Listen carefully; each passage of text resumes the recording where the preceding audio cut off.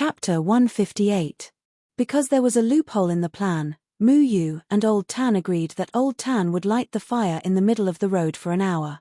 If Mu Yu did not return in an hour, he would think of a way to get rid of the demonic beasts and return to the cave.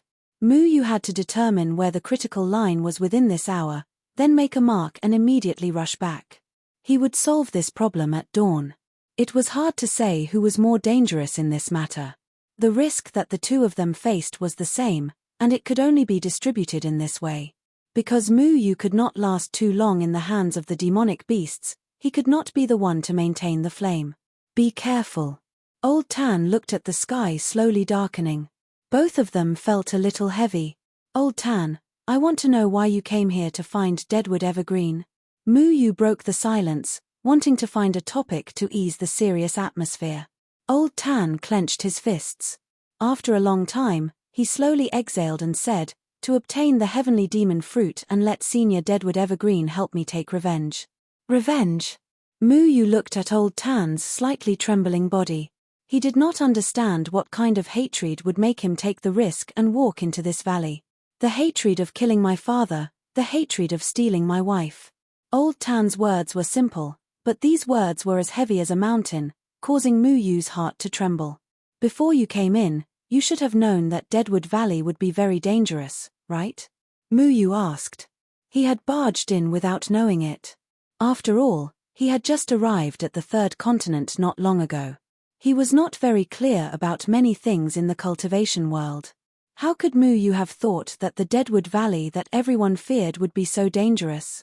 Old Tan's face revealed an unconcealable loneliness. He said, forget it, this matter has nothing to do with you.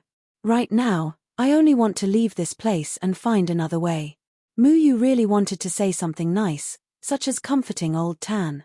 If he needed his help, he would definitely generously help.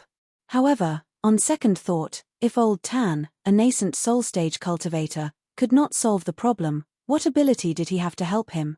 The curtain of night finally fell, and the tranquil river during the day began to emit bursts of splashing sounds. Many demon beasts began to become restless, and even some muffled low roars could be heard. It was especially frightening in the night. Remember, don't get entangled with the demonic beasts for too long. That will attract even more demonic beasts. Old Tan said. Mu Yu nodded, and then the two of them jumped down the stone wall. Old Tan used the pill flame stone to start a fire in the area designated by Mu Yu, while Mu Yu quickly ran forward. As he ran, he paid attention to the flames behind him. The flames had a strong penetrative power. Even though they were blurry in the fog, he could still see them clearly. He advanced with his back facing the flames and his body facing the darkness. As long as he could see the flames in front of him, it meant that he had reached the border. This way, the mission would be considered half completed. Mu Yu could hear the sparse sounds of crawling and the splashing of the demonic beasts from the water. He could vaguely feel that many demonic beasts were quickly moving towards Old Tan's flames. He had to speed up. Hiss. There seemed to be a feeling of something being torn apart in front of him, causing his ears to ache. The sound was extremely ear-piercing, followed by the sound of teeth grinding and terrifying chewing. Mu Yu carefully circled around the source of the sound. He did not know what kind of demonic beast it was, but he prayed that no matter what it ate, it would not discover him. 825 step. He ran forward with all his might, calculating the number of steps in his heart. As long as he ran another 500 steps or so, he should be near the border. At this moment, Mu Yu stepped on something soft and sticky, almost tripping him. Mu Yu, there's a demonic beast. Little Shuai suddenly shouted. As expected, a low roar sounded behind him. Mu Yu had only run a few steps when he felt something wrap around his feet. He staggered and fell to the ground. What the hell is this? Mu Yu's flying sword broke through the air and slashed at his feet based on his intuition. The demonic beast seemed to groan in pain and its feet loosened. Before Mu Yu could be happy, his arm was wrapped around and his entire body was lifted off the ground as he was pulled up. Mu Yu took out the pill firestone and used the light of the fire to let him see a disgusting scene. It was a huge octopus, 5 to 6 meters tall. It had 8 sticky tentacles and his hand was wrapped around by one of the tentacles. The octopus's body was a deathly grey, as if it was rotten. It was like a puddle of mud and a rotten smell assaulted his nose. It almost made Muyu faint. It had 2 ferocious eyes that stared at the fire in a daze. It seemed to be unable to react to the sudden appearance of the fire. Muyu hurriedly waved his flying sword to cut off the tentacle that was wrapped around him. He landed on the ground and rolled around, throwing the pill firestone in his hand far away. Only then did the octopus monster react from the pain. Its other tentacle wanted to wrap around Muyu again, but Muyu had already disappeared into the darkness. The pill firestone could only burn for a short while without spiritual energy. Muyu had to leave before the other demonic beasts gathered. A body as thick as a water bucket slid past him. Muyu felt that it was a huge snake. It didn't notice him and rushed towards the fire. Muyu saw that Old Tan's flame was still there in the distance. He immediately ran in the opposite direction. However, he had only run a few steps when he suddenly bumped into something head-on. He was sent flying. Muyu crawled up in pain. He felt that all the bones in his body were about to fall apart. He didn't know what demonic beast had collided with him. Following that, he saw 2 basin-sized balls of yellow light. At first, he thought that they were 2 small lanterns, but the lanterns suddenly extinguished and lit up again. Following that, he realized that they weren't lanterns, but the eyes of a demonic beast. The extinguishing of the yellow light meant that it had blinked its eyes. Holy shit! What demonic beast is this? Big-eyed monster? If its eyes were already so big, how small could its body be? Muyu's heart turned cold. This was really a pain in the ass. The 2 eyes flashed with light. Its eyes could actually emit 2 beams of light. The 2 beams of light swept around the surroundings, as if looking for something to hit it. Muyu hurriedly stood up to avoid the 2 beams of light. He didn't understand why the 2 beams of light were so bright, but why didn't any demonic beasts come looking for trouble with it? Muyu carefully moved. The pill firestone he had thrown out earlier had already been extinguished. Old Tan's light flickered. It should be fighting with the demonic beasts, and he wasn't in a good spot either. Suddenly, the 2 beams of light stopped on Muyu's body, giving Muyu a fright. He couldn't care less and ran away. A whistling sound came from beside his ears. Something swept over. Muyu crouched down to dodge, but his back hurt. He had been cut by something sharp. The 2 beams of light stared at Muyu again, and then a flame suddenly shot over. Holy shit! You can even spit fire when you live in the water, Muyu cursed as he rolled. His clothes were burning, and he hurriedly extinguished the flames. Muyu, blind its eyes. Little Shuai shouted from Muyu's embrace. Just now, Muyu was lying on his stomach, and he was almost squashed flat. I have to stab it too.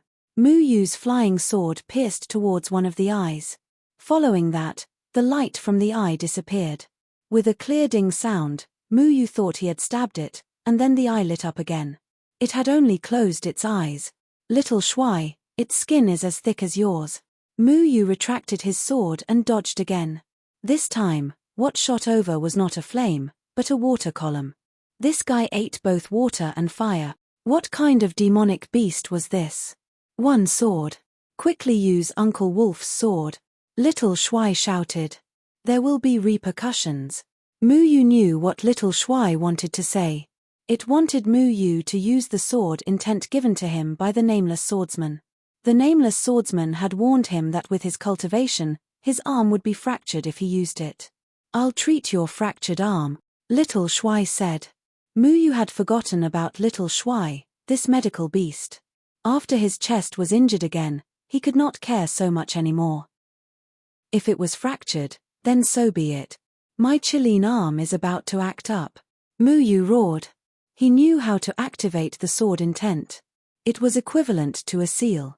As long as he poured his spirit energy into it, the sword intent would automatically fuse with Muyu's flying sword. Go eat shit. Muyu felt that his arm was filled with explosive power. He urgently needed an outlet to channel the power out of his arm. The sword intent's power was too great. His arm began to ache faintly. His blood vessels seemed to be stretched open and his bones were also being squeezed. The nameless swordsman was right. With his current cultivation, he was unable to withstand this sword intent. Mu Yu clenched his teeth. At this moment, he could not care so much. The sword intent's power multiplied the power of the shadow clone in his hand. The sword intent was constantly rising. He knew that if he continued to accumulate power, his entire arm would explode.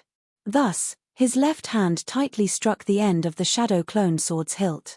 Then, the shadow clone sword in his hand flew out. With the power of 1,000 catties, it pierced towards the pair of eyes. "Did you hit it?" Little Shuai asked softly. "It seems to be crooked." Mu Yu discovered that the two beams of light were still there. This time, the demonic beast did not even close its eyes. "You can even stab it crooked. If you can do it, then do it. I can't control that power." The two beams of light stopped moving. Then, they began to flicker as if they were blinking. In the end, they began to sway left and right. A loud sound rang out as the pair of eyes completely lost their light. The surroundings returned to darkness. "It's dead." Mu Yu was a little surprised. Wasn't its skin so thick? Why was it so weak? "What are you waiting for? Run," Little Shuai reminded. Mu Yu felt that Little Shuai's words made sense. He looked at Old Tan's fire and ran with his back towards it. After running a few steps, a piercing pain came from his arm. He felt as if his arm had been smashed by a rock. His bones had already cracked. His entire arm was burning with pain and he could not move it. "It really is fractured." Mu Yu broke out in a cold sweat. He had never experienced such pain before. His eyes were filled with tears. "What? A comminuted fracture. You are too weak." Little Shuai's little claws touched Mu Yu's arm. It was so painful that Mu Yu almost threw him away. "Weak your sister. Hurry up and heal." Mu Yu ran a few more steps. In the end, he was in so much pain that he could not run anymore and stopped. "It's fine. It can be healed," Little Shuai said casually. "How long will it take?" Mu Yu asked. "It will recover in 2 or 3 days." "What? 2 or 3 days? Then what if we encounter another demonic beast later?" Mu Yu wanted to cry but had no tears. This Little Shuai was too deceitful. He thought that it could be healed immediately. Because he had experienced a fight, he had no idea how many steps he had taken. Swish. Chapter 159. Mu Yu's arm was already fractured, so he could only hold the flying sword with his left hand. Usually, he could split the shadow clone sword into 5, so he could use both his left and right hands. However, using his left hand to wield the sword was not as smooth as using his right hand. Once his right hand was fractured, the strength he could unleash would be reduced by 50%. The sound behind him seemed to come from the water, as there was the sound of water splashing. Judging from the sound, the demonic beast's body should not be very large. It was more like an agile demonic beast. When the tentacle-like thing wrapped around Mu Yu wailed in his heart. It was over. It was the octopus monster again. However, something was wrong. The moment the tentacle wrapped around Mu Yu felt a familiar feeling. This feeling was so joyful and real. He did not feel the aura of death, but instead, he saw a glimmer of hope. It was water grass. He never expected that the thing that attacked Mu Yu this time was a moving water grass. No matter how moving the other party was, it was still a plant. Mu Yu could control a plant. This water grass was also unlucky. It only came to join in the fun, but who knew that it would kick an iron plate? The moment the water grass came into contact with Mu Yu, he knew that it had met its nemesis. It did not even have a chance to resist before it was taken down by Mu Yu. "We're saved," Little Shuai said happily. Mu Yu was also sweating profusely. There was a glimmer of hope at the end of the tunnel. He immediately pulled the water grass out of the water by the roots. He estimated that the water grass had a round body and was about 2 fingers thick. It was covered in barbs and was about 10 meters long. It could be considered a powerful killing weapon. If there were any blind demonic beasts that came to cause trouble later, he would directly merge with the water grass. There shouldn't be any accidents. Mu Yu realized that Old Tan's fire had not been extinguished, but it was flickering. Furthermore, he could hear Old Tan's angry roar. Old Tan was definitely fighting a bloody battle with a large group of demonic beasts. He knew that he could not afford to delay any longer, so he hurriedly ran forward. His body was wrapped in water grass as he looked into the darkness ahead, on guard at any time. At this moment, Mu Yu's eyes lit up. He saw a light in front of him. Delighted, Zhongxian immediately stopped. Old Tan's flame had indeed run from behind Mu Yu to in front of Mu Yu. In other words, Mu Yu had just crossed the boundary of the maze. Mu Yu took a step back, but the flame was still in front of him. He took another step back, and the flame disappeared. This is the place. Mu Yu squatted down. He could not see anything in the darkness, nor could he see the ground. Mu Yu took out Xiao Shuai's leftover bones and made a cross on this side. Then, he moved a few pieces of cobblestones to make a mark. Finally, he groped for the wall and carved a mark on the wall. With everything marked, Mu Yu stood up. Just as he was about to run towards Old Tan and return to the cave with him to wait for dawn, a loud roar came from Old Tan. Mu Yu, if you break the maze, you must bring my corpse out. I don't want to stay here even after I die. Following that, the flame flickered a few times before extinguishing. The surroundings returned to darkness, and only the roars of the demonic beasts could be heard. Mu Yu's heart sank. Old Tan was surrounded by many demonic beasts and could no longer hold on. At this moment, he was probably doomed. Mu Yu wanted to run over to save him, but it was dark. Even if he went, it would be useless. He had no idea where Old Tan was. He felt a wave of sorrow. Something had happened to Old Tan, and he felt terrible. Old Tan had been trapped here for more than half a year. If he were to die here in such a manner, then the heavens would be too unfair to him. Mu Yu did not dare move. If he continued walking, he would definitely encounter more demonic beasts. He had to find a suitable place to rest and wait for dawn to decide. Mu Yu controlled the water grass and made it stick firmly to the wall. Then, Mu Yu made the water grass make a hammock and he laid on it. He pricked up his ears and listened to his surroundings vigilantly. From time to time, there would be strange rustling sounds from the riverbank below, as if some demonic beasts were crawling rapidly, or as if some demonic beasts were rolling around and playing. These demonic beasts shouldn't be climbing up, right? Mu Yu silently prayed that nothing would happen to Old Tan. He also prayed that the demonic beasts would quickly return to the river to sleep. Why would they come out so late at night to join in the fun?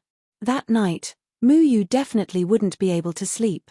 He lay on the water grass and felt a little apologetic. From time to time, he would listen to see if Old Tan's cries for help could be heard from afar. He really wanted to hear Old Tan's cries for help, but at the same time, he was afraid of hearing them. This was because even if Old Tan was crying for help, Mu Yu had no way to save him. It would only add to his worries. I've fixed your fracture. It should be fine by tomorrow morning. Little Shuai wagged its large tail. Its high efficiency made Mu Yu heave a sigh of relief. This was the only thing that made Mu Yu feel fortunate. At the very least, if there were any more demonic beasts attacking, he would be able to barely deal with one or two of them. The valley at night was extraordinarily lively. These demonic beasts didn't dare to come out of the water during the day, but at night, it was as if they were having a gathering. They were tearing and roaring at each other, making all sorts of sounds. Finally, dawn arrived. Mu Yu saw splashing sounds coming from many places. The sound of flowing water began to echo. It was likely that the demonic beasts had crawled back to their underwater lairs. Mu Yu waited until there were no more sounds of demonic beasts below before carefully jumping down. He didn't put the water grass back into the river. He thought that if a lone demonic beast came to attack, the water grass would probably be of use. However, the water grass suddenly showed a hint of panic. As the sky grew brighter, the sense of urgency it conveyed to Mu Yu grew stronger. It was as if the water grass was very afraid of the day. Are you saying that there's some strange poisonous miasma in the valley during the day that makes you feel uncomfortable? Mu Yu nodded thoughtfully. No wonder he couldn't see a single demonic beast during the day. It turned out that there was a poisonous miasma that the demonic beasts feared spreading throughout the valley during the day. Presumably, this poisonous miasma was the white fog. However, Muyu was also very curious. This was because he and Old Tan didn't feel anything strange in the fog. Furthermore, it was said that Old Tan had been here for half a year and nothing had happened to him.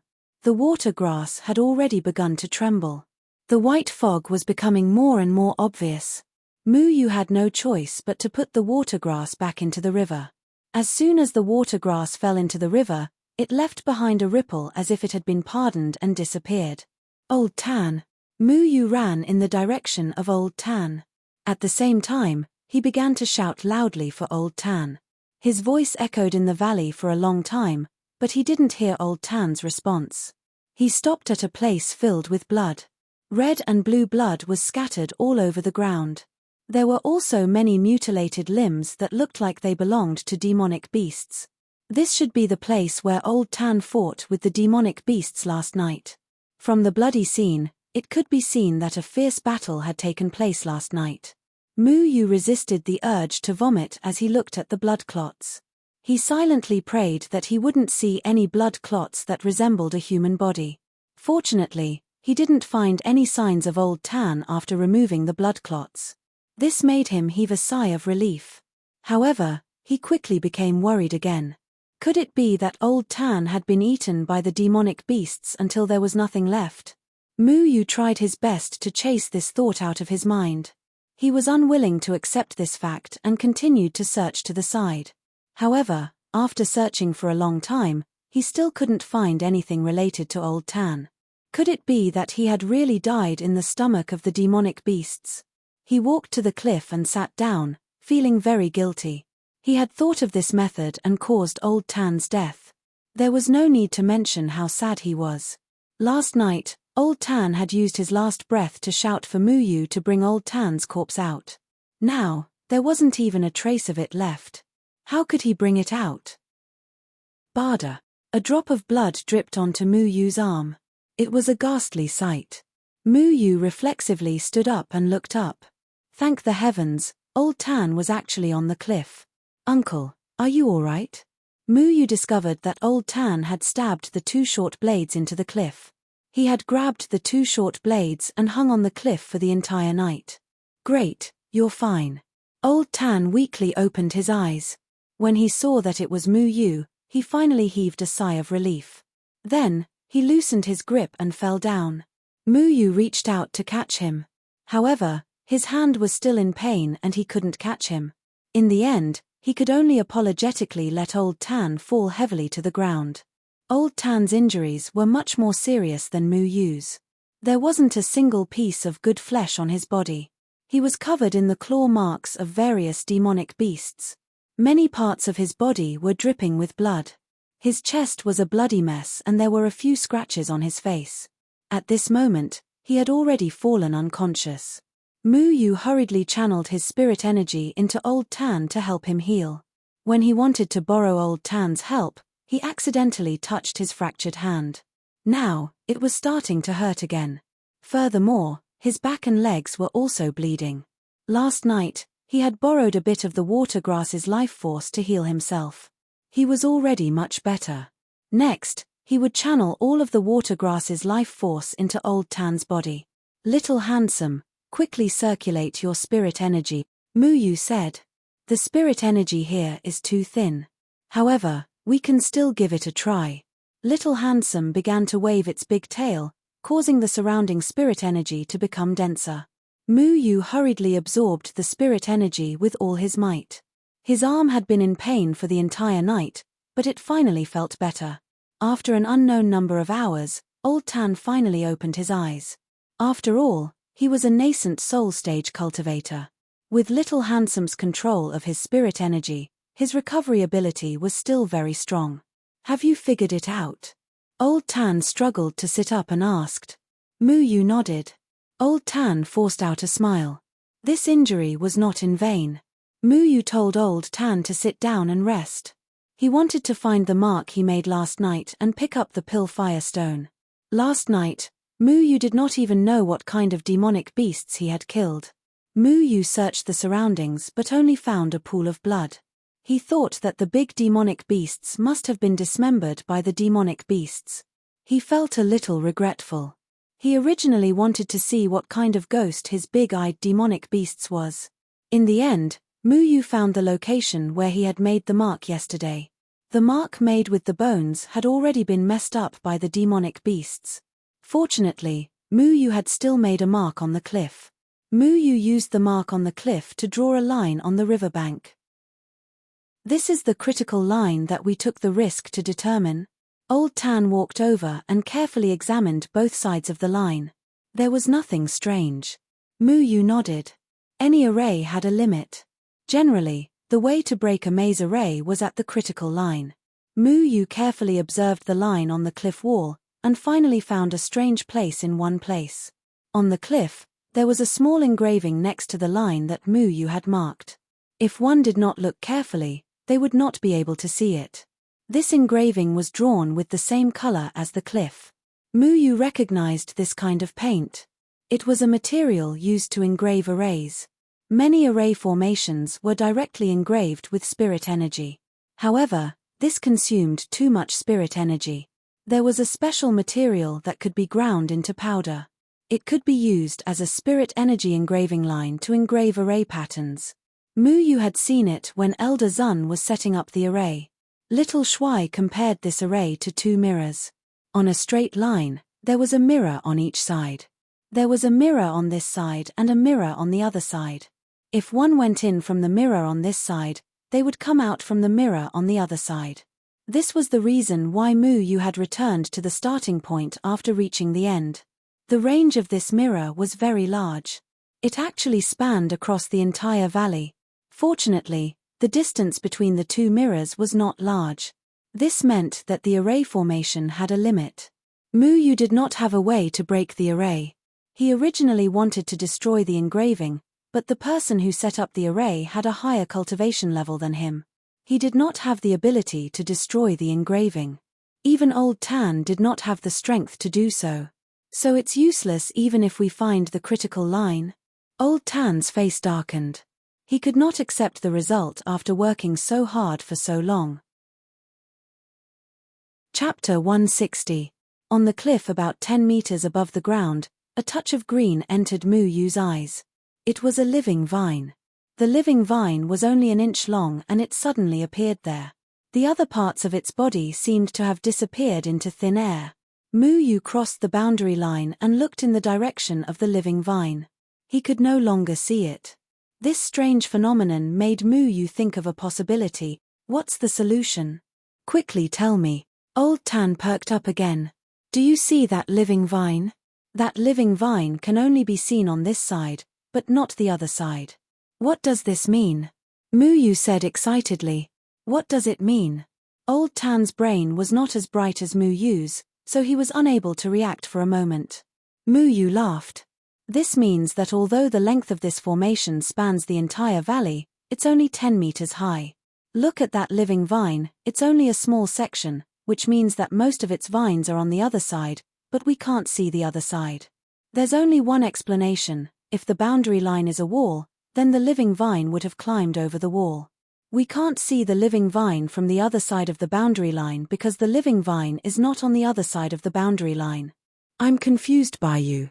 Didn't you say that it climbed over the wall? Why are you saying that it's not on the other side?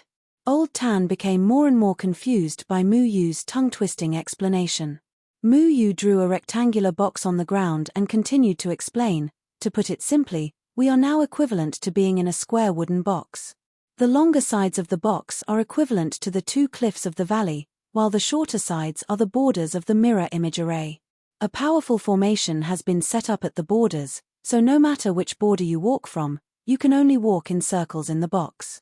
If you want to leave this box, you can't walk around in the box.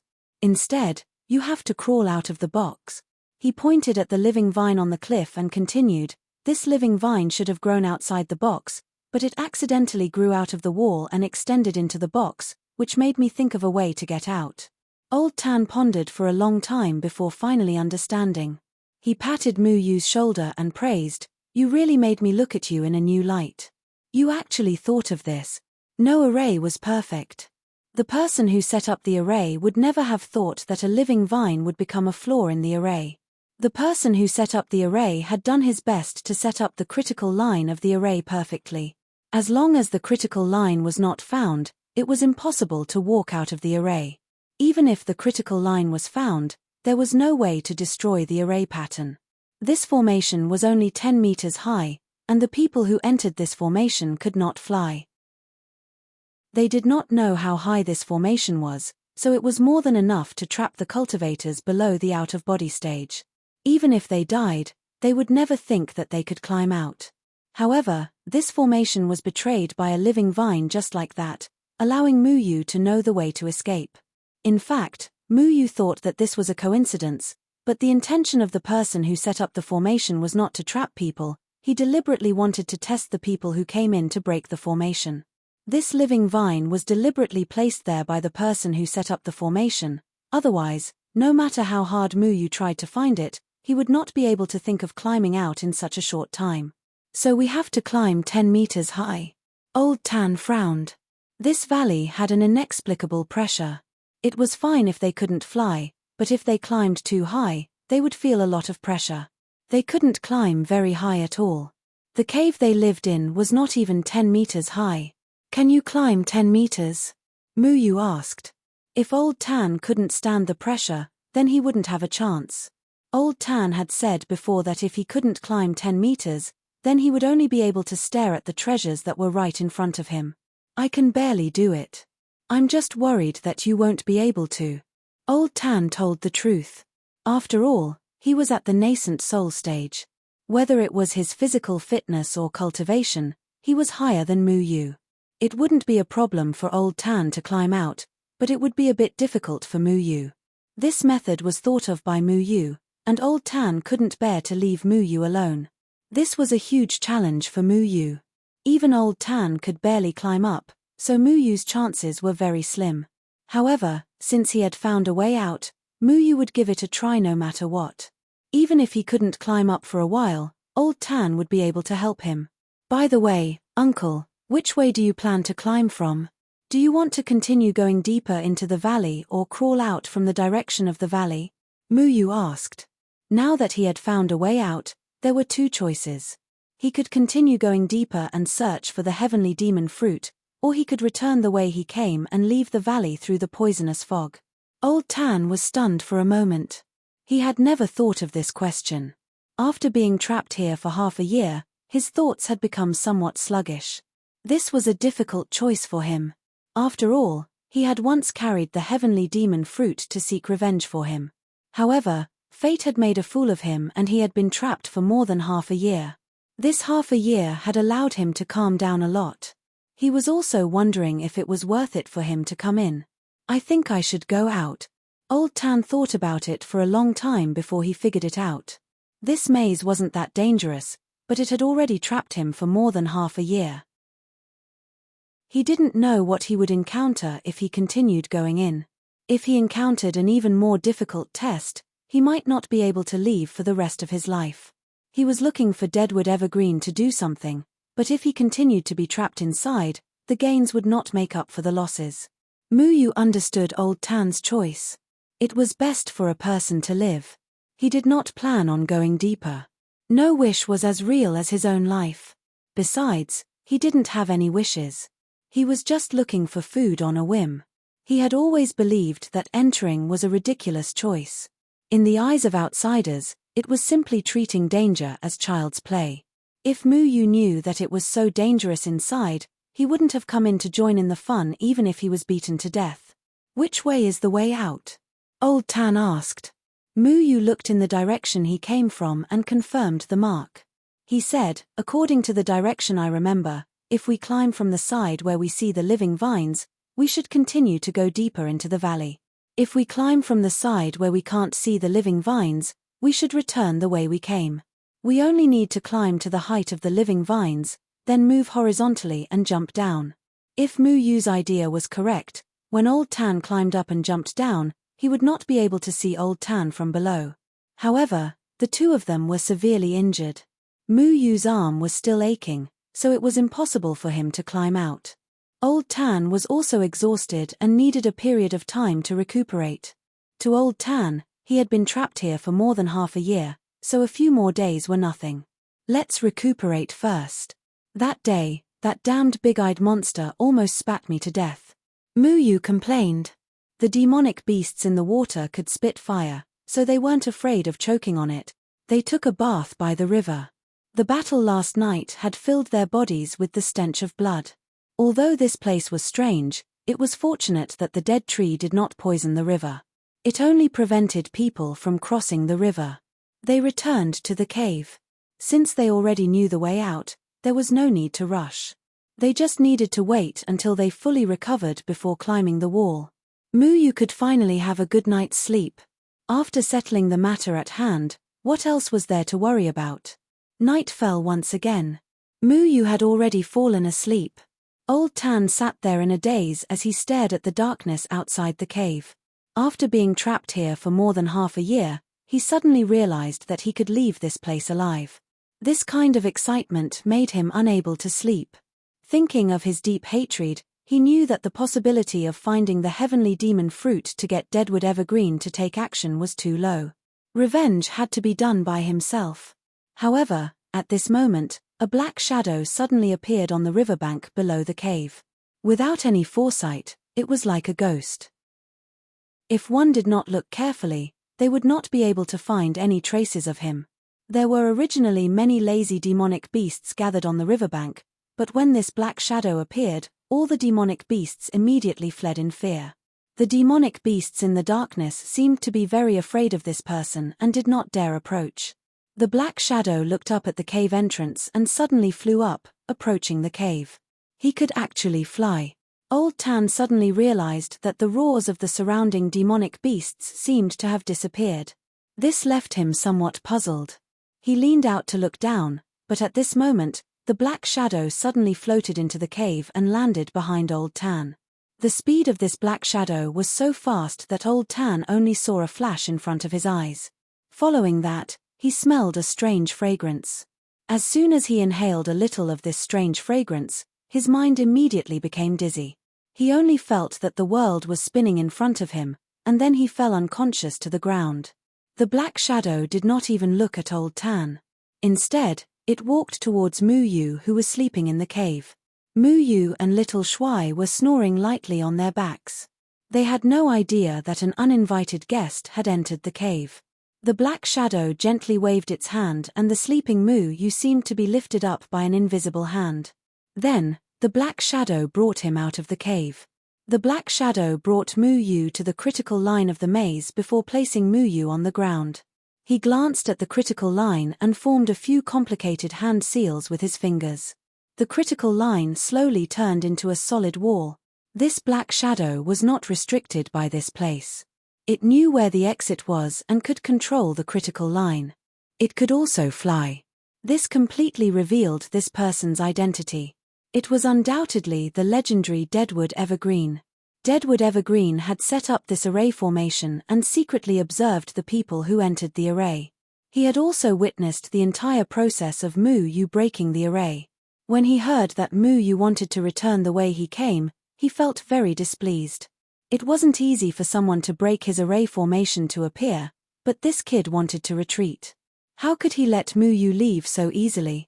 Deadwood Evergreen had helped Muyu so that Muyu didn't have to climb the wall. However, the price was that he had to go deeper into the valley. Furthermore, the way in was blocked by Deadwood Evergreen. This way, Muyu had no choice but to obediently walk deeper. Deadwood Evergreen glanced at Muyu. In the darkness, his figure appeared particularly sinister. He couldn't see his appearance clearly. Then, a strange sneer came from the darkness. Then, the black shadow began to sway on the spot and gradually merged with the surrounding darkness. In an instant, it disappeared without a trace. Our Muyu didn't know any of this. He slept soundly and even turned over, scratched his thigh, ground his teeth, and muttered a few words. Little Shuai also slept like a dead pig. From time to time, it smacked its lips as if it was dreaming of a delicious drumstick. It curled up on Muyu's shoulder. Deadwood evergreen also brought little Shuai over. Chapter 161. After Muyu woke up, his worldview was a bit messed up. He still couldn't figure out what had happened. Little Shuai, wake up. We seem to have transmigrated. Muyu pulled little Shuai's tail and rubbed his head. He looked at the damned wall beside him. The river was actually cut off by the wall. What's wrong? What's wrong? Is it time to eat? Little Shuai sleepily opened his eyes and rubbed his eyes with his little paws. You only know how to eat. You don't even know that you've been kidnapped. Muyu scolded in annoyance. Little Shuai quickly understood what had happened. He made a fuss and shouted, "Weren't we sleeping in the cave? Why are we here? Did Uncle sell us out?" Muyu initially thought that Old Tan had abandoned them and ran away, but there was no need for Old Tan to do that. He already knew the way out, so was there a need to bring him out of the cave? Besides, Old Tan's strength was higher than theirs. If Old Tan wanted to kill them, there was no need for him to do it secretly. Muyu quickly realized that he might have been plotted against by someone else. Thinking back, they weren't the only ones in this valley. There were other people who had entered as well. Could it be that someone else had done something? However, it was impossible for the other people who had entered to discover the cave in the cliff so easily. Even if they had discovered their hiding place, there was no need for them to mischievously throw Muyu into this godforsaken place, right? Then there was only one possibility. The person who had kidnapped Muyu was the owner of this valley. Perhaps the person called Kumu was unhappy when he saw that someone had broken through his array but didn't continue moving forward, so he forced them to move forward. Muyu touched the wall. He knew that his guess wasn't far from the truth. The height of the wall didn't allow him to climb over it. At least, he didn't have any hope before he stepped into the nascent soul stage. From the looks of it, there was only one path in front of Muyu, which was to continue moving forward until he plucked the heavenly demon fruit. When I get the heavenly demon fruit, I will eat all of it and pull out the tree that grows it. Little Handsome rubbed his shriveled stomach with tears in his eyes. Muyu didn't approve of it uprooting the tree, but it had to leave an unforgettable memory for the guy named Withered Tree, Evergreen, or Short Green. As Muyu walked forward, he cursed Deadwood Evergreen, whom he had never met before. He cursed Deadwood Evergreen's ancestors, and at the same time, he kicked a stone while cursing. There was still nothing out of the ordinary along the way. The surroundings were eerily quiet. If not for the sound of his own footsteps, Muyu would have thought that he was deaf. However, Muyu discovered that the further he went, the thinner the white fog became. The light also became brighter, and the visibility became clearer. After walking for a while, he actually saw the sunlight that he hadn't seen in a long time sprinkling on his body. To be honest, it hadn't been 5 days since Muyu entered the Withered Tree Valley. However, in these 5 days, he had either been running around in the white fog, or in the cold and damp cave, relying on the fire of the pill firestone to provide some warmth. Sunlight was a luxury to him, and suddenly being bathed in sunlight made him very happy. The warm air made him feel refreshed. On days without sunlight, his whole body was wet, and he would get rheumatism sooner or later. He lay down comfortably under the sun for a while, drying off the moisture on his body, and then continued moving forward. After walking for a few steps, he suddenly saw a red pillar in front of him. This pillar was as thick as a wrist, and there were deep red stripes on it. It was curved, and vaguely seemed to be flowing. However, upon closer inspection, there was nothing out of the ordinary. A thick and pungent smell of blood assaulted his nostrils. This smell of blood was not like the stench of demonic beasts, but was mixed with a pure aura of slaughter. It was as if there was an endless amount of blood watering the pillar. 2 dried corpses fell below the pillar. Each of them had a hand tightly gripping the blood pillar. Even in death, they were unwilling to let go. It looked as if they were snatching something. It turned out that Muyu wasn't the only one who got rid of the maze. There were other people who also came here. Unfortunately, for some reason, they still died here. Looking at the degree of weathering of these 2 dried corpses, they had been dead for at least half a year. Muyu cautiously approached the pillar. As he got closer and closer, an indescribable feeling of irritation rose in Muyu's heart. A strange feeling welled up in his heart. That pillar seemed to be calling him, asking him to come over. The red pillar thirsted for blood. It wanted to use blood as a sacrifice to the spirit of slaughter. Yu actually had the idea of collecting blood for the blood pillar. How about going to kill someone, and then pouring that person's blood on this pillar? This wasn't a bad idea, but there was no one around. Who should he kill? The blood pillar emitted a sour whisper. It was like the sound of fingernails scratching against a bright wall. It made one's eardrums hurt. That whisper kept urging Yu to find blood. Yu didn't want to reject the blood pillar's request, but where was he going to find blood to sacrifice to the spirit of slaughter? There was only Little Handsome beside him, but Little Handsome's blood wasn't enough to fill the gaps between his teeth. He might as well use his own blood. Yes, use his own blood. Yu, what are you doing? Little Handsome saw Yu suddenly pull out his flying sword and then stare at his own arm. Blood, I want blood. Yu muttered. He cut his palm with the sword. Little Handsome didn't have time to stop him. Blood immediately flowed out and dripped onto the ground. Yu, are you stupid? Your eyes have turned green, your hair has also changed. Did that pillar do something to you? Little Handsome quickly covered the wound on Yu's palm. A strange body tree pattern appeared on Yu's right hand. Yes. Why do I need to feed this pillar blood? Because this pillar is your master. You need to use your blood to serve it. It's not my master. I don't need any master. This pillar can help you eliminate all the cultivators in the cultivation world. Don't you wish that there were no cultivators in your heart? Why do I want to eliminate the cultivators? Only a portion of them deserve to die. As long as the cultivation world doesn't exist, there won't be so many innocent lives lost. This pillar can help you do that. Then who should I kill first? Start with the cultivators around you. Yu felt that there were two people talking in his mind.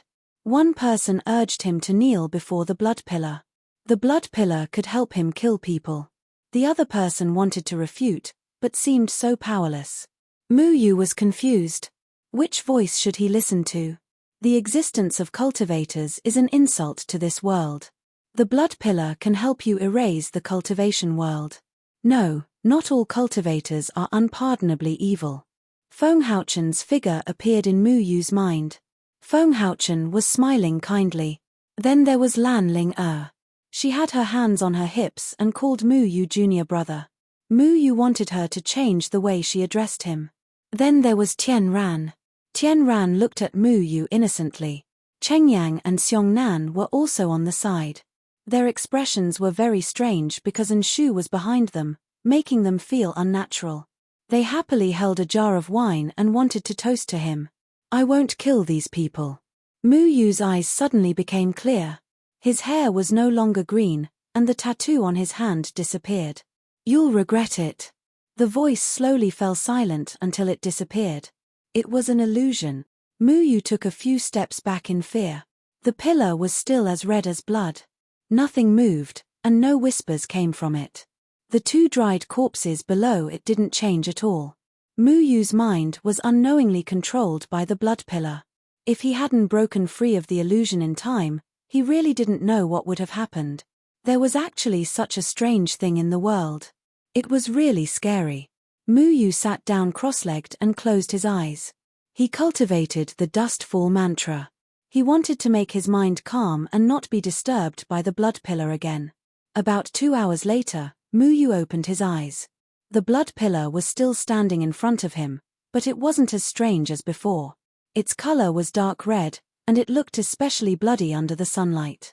Damn, if I wasn't smart, I would have fallen for it.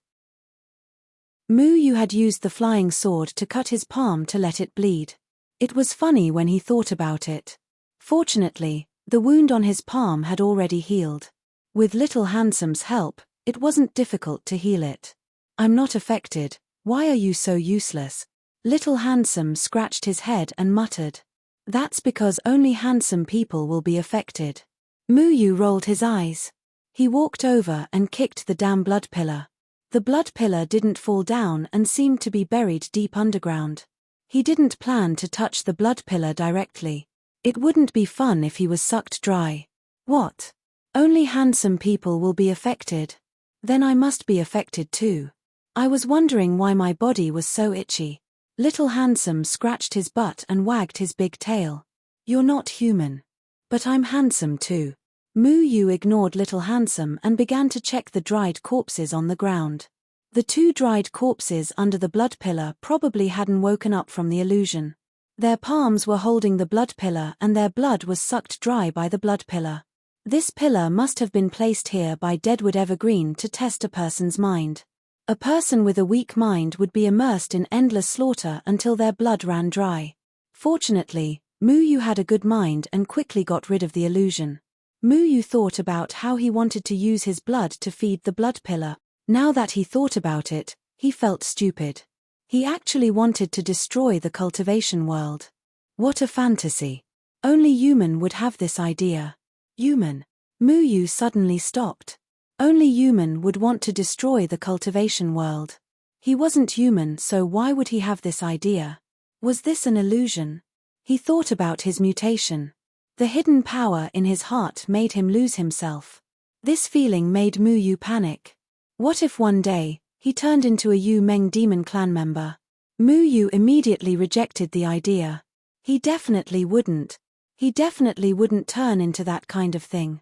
He was a human, a real human.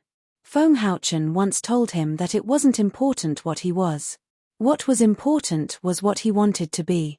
Moo Yu had a choice. He could choose to be a human. What's wrong? Little Handsome cautiously shrunk into Moo Yu's clothes. He thought they encountered something again. Nothing. Moo Yu lied. He led Little Handsome around the pillar and continued to walk forward. After walking for 2 hours, Moo Yu actually saw an exquisite wooden bridge that spanned across the river. There were many lotus flowers under the bridge, and they were in full bloom at this time. This gave the silent valley a trace of vitality. A huge tree grew out of the river, and its canopy covered the sky and the sun, filling the entire valley. The tree crown was filled with huge fruits that swayed gently in the wind. The middle of the wooden bridge led to a tree trunk that would take 10 people to hug. There was a gap in the tree trunk and a door was stuffed in it. Chapter 162.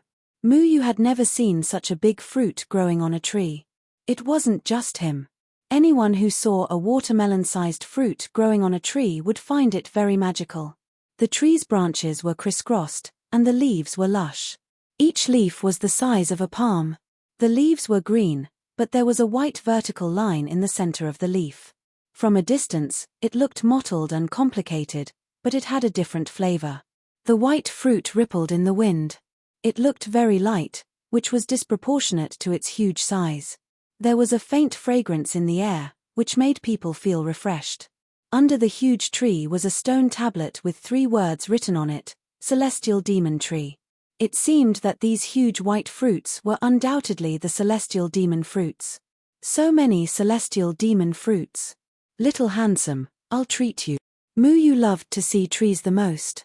It was an innate feeling of intimacy. Wherever there were trees, it was his world. The celestial demon tree was a plant, so it was unavoidable for him to control it. Moo Yu walked onto the wooden bridge and walked towards the trunk. There was a door on the trunk. The color of the door was similar to the trunk, but it was protruding. The trunk of the celestial demon tree was so thick, so there must be a huge room behind the door. Moo Yu couldn't wait to go in and take a look. I'm starving. I'll pick one for you to try. Little Handsome happily looked at the celestial demon fruit hanging above his head. He jumped from Moo Yu's shoulder and swung his tail. His 2 little claws grabbed the celestial demon fruit. While his 2 little legs were still swinging in the air, Little Handsome opened his mouth and bit down. Moo Yu was about to laugh at Little Handsome's ugly eating manners when a crack appeared in the middle of the celestial demon fruit. The crack suddenly widened, revealing 2 rows of sharp teeth. It bit down on half of Little Handsome's body. Little Handsome's tail was shaking and his hind legs were flailing. He didn't know what was happening to him. F***CK, Little Handsome. Are you eating the celestial demon fruit, or is it eating you? Moo Yu hadn't expected the heavenly demon fruit to be alive, and it had a big bloody mouth. It looked like it was a self-defense mechanism. It was designed to bite people who wanted the heavenly demon fruit. With the speed and strength of the heavenly demon fruit, Muyu estimated that even a rock would be crushed by it. Fortunately, Little Handsome had thick skin and flesh. It looked like he was just bitten and didn't suffer any real damage. Don't worry, don't worry. I'll save you. I already said that you'll choke if you eat too much. Muyu held back his laughter and grabbed the tree trunk in front of him. As long as he touched the tree trunk, the tree should be obediently controlled by him. However, another heavenly demon fruit suddenly bit at Muyu's arm. Muyu instinctively dodged. Then, Muyu remembered what he was hiding from. He could have just let it bite him. It didn't matter if he was bitten. Just as he was thinking about letting the heavenly demon fruit bite him again, a branch violently swung at him.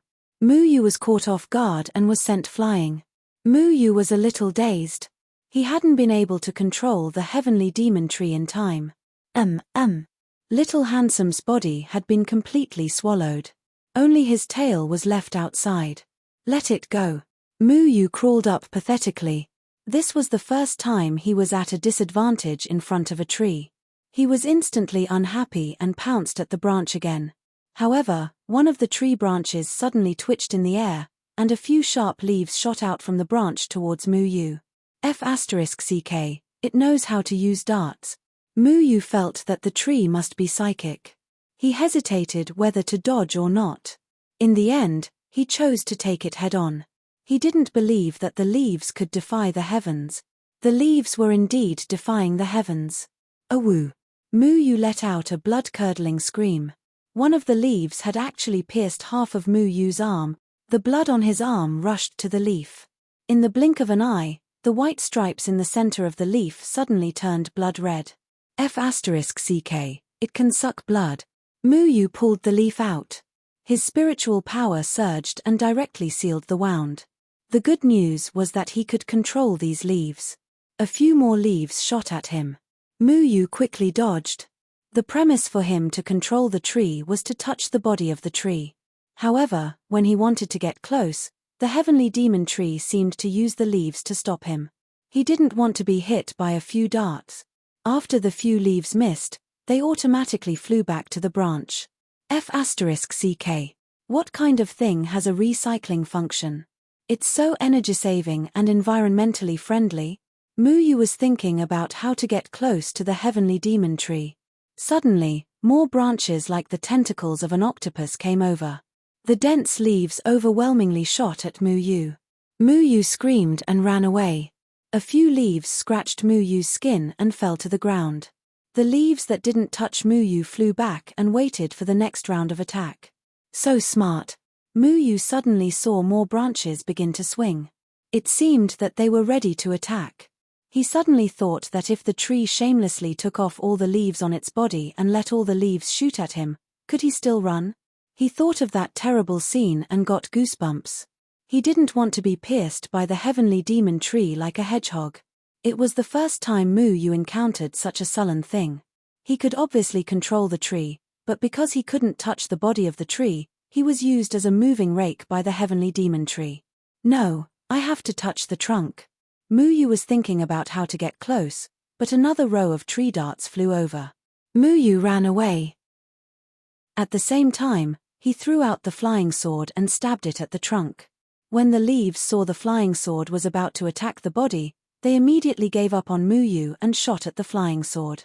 The flying sword was suddenly knocked to the ground. It also has a sense of protection. To what extent has the heavenly demon tree evolved? It has its own ability to move, but it also has a simple mind. Muyu, are you going to save me or not? Muyu saw Xiao Shuai open the mouth of the fruit by himself. He poked his head out and shouted with difficulty. Obviously, it was not easy to open the mouth. I also have to have a way. Muyu responded helplessly. As the ancestor of plants, he actually couldn't do anything to the heavenly demon tree. This made Muyu feel very humiliated. This is not a fruit at all. It's full of corrosive acid. If I wasn't handsome, I would have been digested. Xiao Shuai said in a huff. It's obviously thick-skinned. Mu Yu muttered. He controlled the flying sword to stab the trunk again. He also ran toward the trunk. As long as he touched the trunk, the heavenly demon tree would be obedient. But this time, the heavenly demon tree wrapped the flying sword with a branch, and another branch whipped at Mu Yu. Mu Yu did not dodge. He hugged the branch head-on. The huge force almost made Mu Yu vomit blood, but he still hugged the branch. He was happy. Let's see if you still won't be obedient. The heavenly demon tree is really not obedient. Mu Yu's hand had already hugged the branch, but when Mu Yu wanted to send his spiritual power in, he encountered a resistance. That resistance bounced off Mu Yu's spiritual power. Mu Yu was horrified to find that he could not control the heavenly demon tree. Could it not be a plant? Mu Yu looked at the tree in bewilderment. With his sensitivity towards plants, it was undoubtedly a plant. Although it was a moving plant, Mu Yu had already taken down the moving aquatic plants. Why couldn't he take down this fellow? Mu Yu had already come into contact with the heavenly demon tree, but he had failed to merge with it. What was going on? Mu Yu immediately thought of Deadwood Evergreen, the owner of this valley. Could it be that he was secretly controlling the tree? If he had no way of seizing control, he would really become a hedgehog covered in leaves today. But that's not right. Just now, he could clearly control the leaves that stabbed into his arm. What was going on? Mu Yu didn't even have time to think before he was flung out. He fell heavily into the water, splashing a lot of water. Thankfully, Mu Yu knew how to swim. He glanced at the bottom of the river and couldn't see the bottom. He didn't know how deep the river was. He recalled Old Tan saying that there was a whirlpool in the river and immediately became nervous. He knew how to swim, but if he had to deal with a whirlpool in the river, he could forget about it.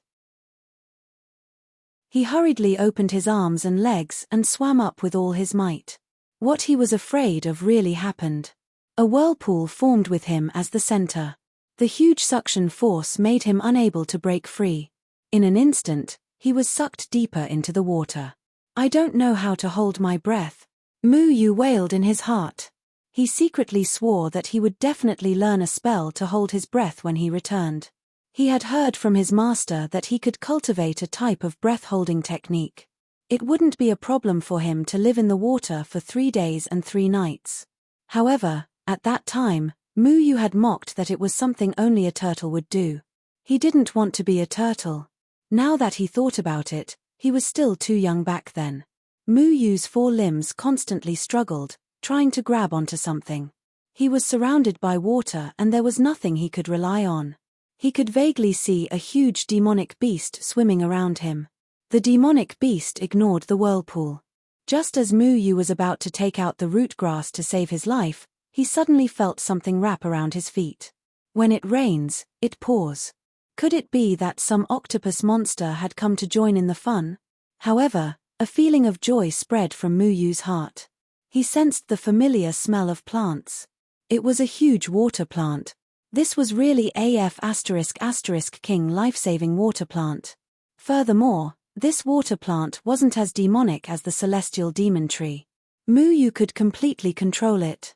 The moment he touched the water plant, Mu Yu's body immediately fused with it. He immediately felt the pressure on his body lighten. The advantage of fusing with the plant was that he didn't have to worry about breathing. As he was a plant, he could assimilate the way plants lived. Mu Yu controlled the water plant to swim to the surface of the water. However, when it was about to reach the surface of the water plant didn't seem to want to go out. Mu Yu knew that the fog in the valley had a restraining effect on the water plant. They were afraid of the white fog. However, the sun was bright here and the fog had disappeared long ago. So, what was the water plant afraid of? Sunlight. You're afraid of sunlight? Mu Yu rolled his eyes. This was the first time he heard that plants were afraid of sunlight. He didn't make things difficult for the water plant. He controlled the water plant to swim to the shore. Then, he separated from the water plant and poked his head out of the water. The water plant immediately swam to the bottom of the river. Hu Hansan, Embark. Chapter 163. Hu Hansan, when did you change your name? No matter what your name is, Come and save me. Xiao Shuai's voice sounded again, shouting between the teeth of the celestial demon fruit. Mu Yu decided to ignore this thick-skinned guy. This guy would not be digested by the celestial demon tree. He had to concentrate on finding a way to deal with this celestial demon tree. When the celestial demon tree saw that Mu Yu was not dead, it immediately swung its branches again, filling the sky with tree darts to serve Mu Yu. Mu Yu roared and ran. The leaves stirred up dust under his feet. The force of the attack was very strong, directly piercing into the ground, scaring him. There must be a way to cure this celestial demon tree. Mu Yu ran in the direction he came from, distancing himself from the celestial demon tree. When the celestial demon tree saw that Mu Yu ran far away, it just threatened him and did not shoot any more leaves. Mu Yu could finally take a breather. He sat down on the ground and gasped for breath. He was exhausted from all the tossing and turning. He could not get close to the celestial demon tree at all. Even if he got close, there was no way to deal with it. What was wrong with the withered tree evergreen that made people pick the celestial demon fruit? What was the use of this sharp-tongued celestial demon fruit? Was it used as a watchdog to bite people? Besides, it was impossible to pick it. The celestial demon tree shamelessly shot its own leaves for fun. Looking at its formation, it was estimated that it would not blush even if it took off all the leaves on its body.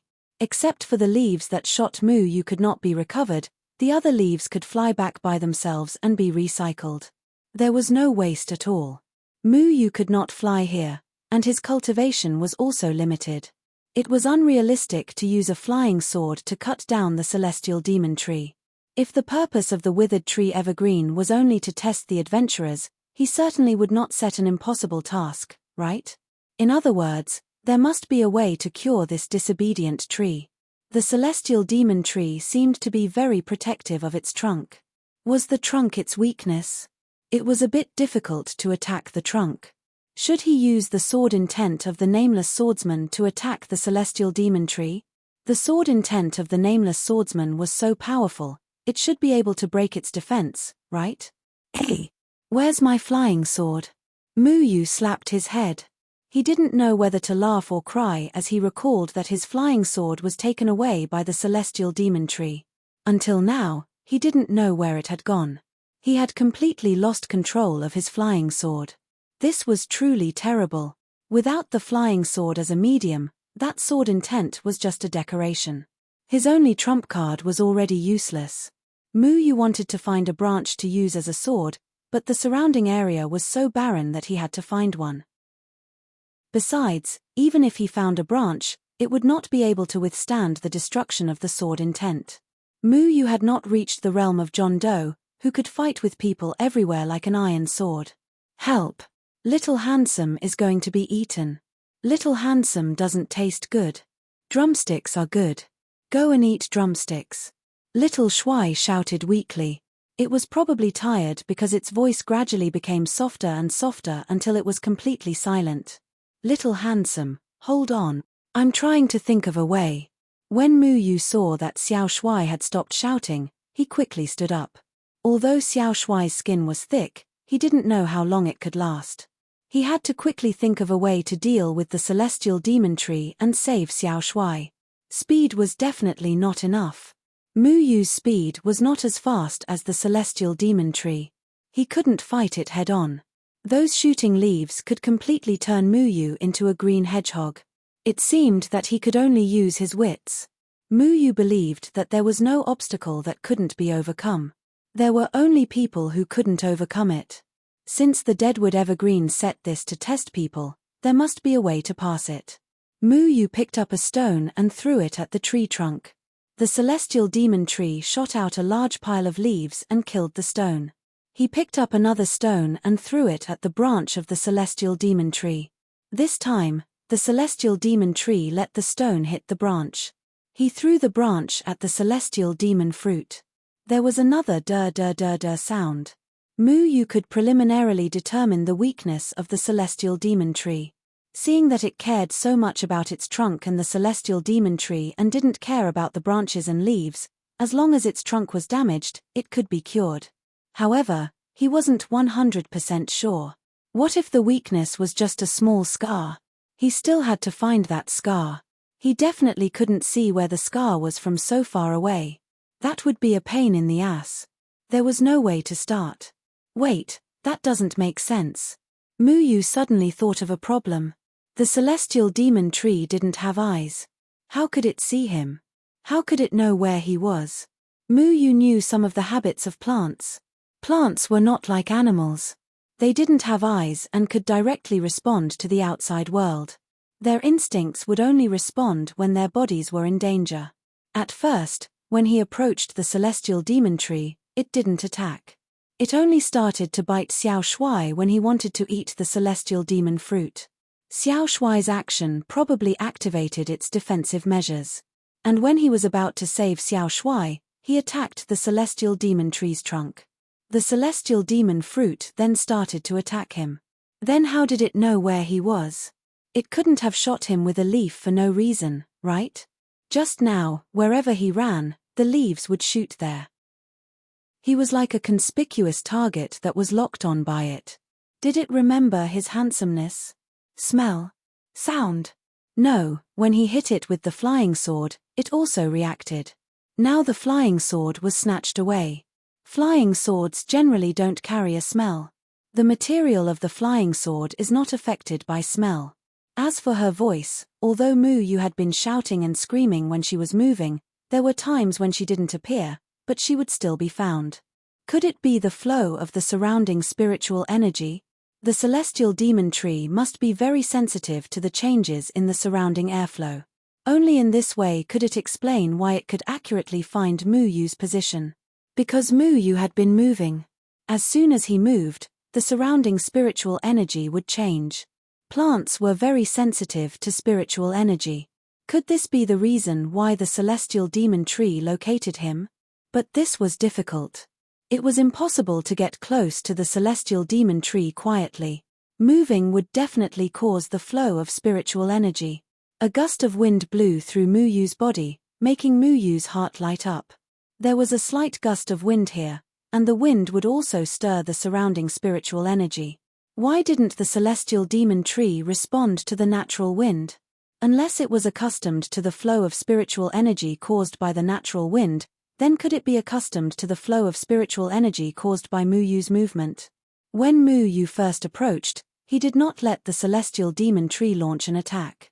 Before the celestial demon tree felt danger, it was estimated that it would not attack for no reason. In the subsequent entanglement with the celestial demon tree, it should have remembered the flow of spiritual energy caused by Muyu's movement, so it used it to determine the human target of Muyu. If Muyu wanted to get close to the celestial demon tree without being attacked, he must make the celestial demon tree mistakenly think that Muyu was a newcomer. He carefully approached the celestial demon tree. After being shot several times, he finally determined the minimum distance for the celestial demon tree to react. Then he began to move back and forth in that range. While moving, his whole body trembled as if he had epilepsy, trying to disrupt the flow of spiritual energy generated by his movement. After a while, Muyu moved a little inside half a step. The branches of the celestial demon tree shook a bit, but there were no tree darts shot. It was effective. Muyu was happy. He had just been shot several times in this place. He now had several wounds all over his body. Fortunately, he stopped the bleeding. However, he did not dare to be careless. In case there was a change, he had to run away immediately. He swayed for about a quarter of an hour, and then moved forward again. This time, the celestial demon fruit shook a few times, and there was no other movement. It was estimated that it was now very confused whether this approaching person was dangerous to it. After all, a plant was a plant. Even if it could move, it did not have a brain and could not think, only instinct. Muyu's movement did not give it a sense of danger, so it did not launch an attack. In this way, Muyu moved back and forth like a lunatic every time he took a step, making a posture to paralyze the celestial demon tree. He could not make the first few movements, otherwise, the celestial demon tree may attack him again. After a few hours, Muyu was tired to the point that he was about to become a dog. Finally, he approached the damn celestial demon tree. This time, He learned to be smart. He did not touch the celestial demon fruit, nor did he want to hurt the trunk of the celestial demon tree. He gained the initial trust of the celestial demon tree. It was estimated that many people were like him at the beginning, able to get close to the tree when they first came. As soon as he saw the celestial demon fruit, he began to feel excited. His eyes lit up, and he could not help but directly pick it. The result was that he was eaten by the celestial demon fruit and became nutrients for the celestial demon tree. His whole body trembled as he looked up to see where little Handsome was, but he was immediately dumbfounded. There were hundreds and thousands of white heavenly demon fruits here. He didn't know which heavenly demon fruit had swallowed little Handsome. He hoped that little Handsome hadn't been digested. Yu began to walk around the branches of the celestial demon tree. The celestial demon tree was so concerned about its trunk, so there must be something mysterious. Could it be the door? Yu pushed the door, but it did not open. The door was made of wood, so he did not dare to try to enter. He did not want to be treated as a dangerous item by the celestial demon tree. Yu carefully looked at the trunk of the celestial demon tree and did not find anything wrong with it.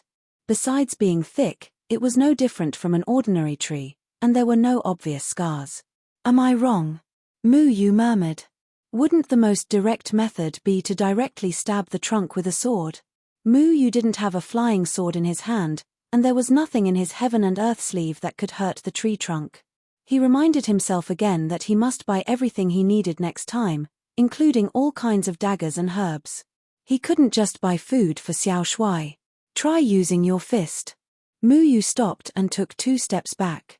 But before he could reach out his hand, a tree branch suddenly grabbed him by the waist. Yu cursed. When he had retreated, he had used his initial posture. He had been marked by the celestial demon tree. It was over. Yu kept struggling. He did not expect that he would fail at the most critical moment. He had been smart all his life. This was a joke. Yu looked around, and he was shocked to find that the celestial demon fruits had gathered around. Every one of them opened their mouths, revealing sharp teeth. The teeth reflected white light under the sun, and they looked like tigers eyeing their prey. A celestial demon fruit took the lead and bit Yu's butt. What the F***CKUR? Do you dare to bite somewhere else? Chapter 164. Yu closed his eyes. In the past, when he was in danger, someone would come to save him, such as his master or his senior brother. But this time, he was afraid that even if they came, they wouldn't be able to do anything to this damn celestial demon tree. Damn it! Being bitten by a monster was one thing, but who would have thought that he would be bitten by a tree? Most importantly, he was originally the ancestor of plants, but he couldn't do anything to this damn celestial demon tree. Being bitten was too humiliating. Yu imagined the bloody end of countless celestial demon trees scrambling to bite his body. His stomach twisted, and he thought that even if he died, he would die tragically. So he began to sing, "The wind is bleak, the water is cold, the warrior will never return.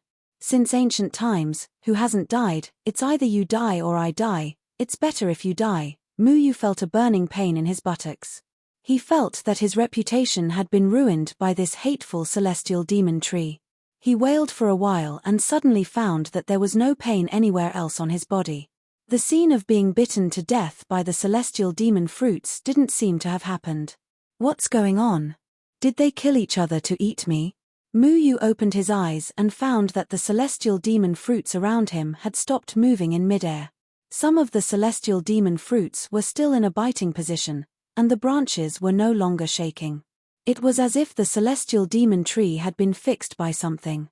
After Yu determined that the celestial demon fruits were no longer moving, he tried to pull his hand out, but the branches were too tightly wrapped around him, and he couldn't pull it out. No, what's wrong? Yu was surprised to find that he seemed to be able to control the celestial demon tree. What was going on? Just now, the celestial demon tree had used him as a target and wouldn't let him control it even if he was beaten to death. How could it be controlled after biting his buttocks? Could it be that my buttocks are too elastic, so I subdued it? Although Yu was bewildered, he quickly merged with the celestial demon tree and came out from the other end of the branch. He stood on the branch and kicked the heavenly demon fruit that had bitten his butt. The heavenly demon fruit's mouth was still slightly open, and Muyu's blood could be seen between its teeth. Muyu rubbed his buttocks in pain. He looked at his hand, which was covered in his own blood, bleeding profusely. How many red dates do I have to eat to make up for it? Muyu sullenly stepped on the branch angrily. Wait a minute. Blood. Muyu was stunned. The celestial demon tree made him bleed, so he could control it. Was his blood really that useful? Muyu recalled the time when he fought with the wooden human in Mist Breath City. Initially, he couldn't control the wooden human. However, he was scratched by a rock and his blood seeped into the wooden human. After that, he was able to control the wooden human. Also, the leaves that shot at him just now had also caused him to bleed, which was why Muyu was able to control them. Could it be that the blood flowing in his body was the nemesis of plants? So my blood is actually that precious. Muyu nodded thoughtfully. At this moment, he remembered little Shuai's whereabouts and quickly merged with the tree. Through the celestial demon tree's senses, he released little Shuai from a heavenly demon fruit. Muyu didn't know whether to laugh or cry when he saw little Shuai gnawing on the inner wall of the heavenly demon fruit, trying to eat it from the inside out. Moreover, he was almost crushing the heavenly demon fruit. What a glutton! Muyu didn't know whether to laugh or cry as he looked at little Shuai. He was right not to worry about this guy. Even the 5-blow thunderstruck couldn't kill this guy with thick skin, so what was a biting celestial demon tree? It was just scratching an itch. Why is the heavenly demon fruit so disgusting? Little Shuai said angrily as he spat out a mouthful of fiber. He had always thought that the heavenly demon fruit was at least on the same level as an apple, or at least on the same level as the tasteless dragon fruit. I'm afraid these fruits aren't the real heavenly demon fruit. Muyu received a piece of information from the celestial demon tree that surprised him. These biting heavenly demon fruits were actually defensive weapons used by the celestial demon tree to confuse people who wanted to pluck the celestial demon tree. There were only 2 real heavenly demon fruits, and they were hidden among the biting heavenly demon fruits. Then where are the real heavenly demon fruits? Little Shuai was impatient. I said that fruits shouldn't be so disgusting. Follow me. Little Shuai jumped onto Muyu's shoulder, and Muyu merged with little Shuai into the celestial demon tree, rushing towards the location indicated by the celestial demon tree. When Muyu came out, there were only dense leaves around him, and 2 golden fruits were quietly growing in the middle of the branches. These were the real heavenly demon fruits. Muyu learned from the celestial demon tree that the surrounding leaves could move on their own. In order for the heavenly demon fruit to receive sunlight and absorb nutrients, these leaves would move with the sun to reveal gaps, allowing sunlight to enter. It was quite like a sunflower's habit. The heavenly demon fruit only bore fruit once every 100 years, and there were only 2 fruits each time. As for the specific effects, Muyu didn't know. After all, the effects were relative to humans, and the celestial demon tree didn't know what effects its fruits had on humans. It smells so good. Xiao Shuai greedily took a deep breath and felt refreshed. Its saliva flowed down again. If I eat it this time, will it bite me? Aren't you afraid of being poisoned? Muyu chuckled, then remembered that little Shuai was immune to poison. Since he had been hungry for a few days, he might as well find something to fill his stomach first. Besides, his skin wasn't much thinner than little Shuai's, so he wasn't afraid of being poisoned. 1 each. I want this one. Oh, no, that one. That one is bigger. Little Shuai happily jumped onto the watermelon-sized heavenly demon fruit and bit into it without plucking it. Wow! Little Shuai closed its eyes in satisfaction, its mouth wriggling as it reveled in the taste of the heavenly demon fruit. Muyu also plucked the heavenly demon fruit, but it was too big for him to eat. He wasn't a foodie like little Shuai, who was born with a face that liked to eat. He immediately had the celestial demon tree return his flying sword, then used the shadow clone sword as a fruit knife to cut the heavenly demon fruit into slices, and ate it with relish. Muyu was probably the only one who could use the shadow clone sword, one of the celestial swords that shocked the 3 continents, as a fruit knife. The two foodies swept up the heavenly demon fruit into their stomachs. They had been starving for the past few days, and the heavenly demon fruit had undoubtedly helped them recover a bit of their vitality. The heavenly demon fruit melted as soon as it entered their mouths, turning into a sweet juice that flowed down their throats. Then, a warm current spread throughout their body, flowing through their meridians. Muyu was surprised to find that the wounds on his body began to heal at an astonishing speed, and even the flow of spiritual energy in his body became smoother. After eating, Muyu immediately felt that he was full of energy and had the strength of 9 oxen and 2 tigers. Even if he fought 300 rounds with the celestial demon tree, it wouldn't be a problem. This trip wasn't in vain. Little Shuai wiped its mouth, then stuck its claws into its mouth and sucked, not leaving a single residue. Its gluttonous nature was undoubtedly exposed. Right, where's that guy called Deadwood Evergreen? Why don't I see him? We've already plucked the heavenly demon fruit, so shouldn't he be here to fulfill our wishes? Muyu burped. Who cares? Anyway, now that we've finished eating the heavenly demon fruit, shouldn't we think of a way to get out? Little Shuai lay on Muyu's shoulder contentedly and rubbed its round belly. However, its belly still didn't swell. One had to know that the heavenly demon fruit was bigger than Little Shuai, but it couldn't fill its belly at all. Don't worry. There's still a place we haven't gone yet. Muyu smirked.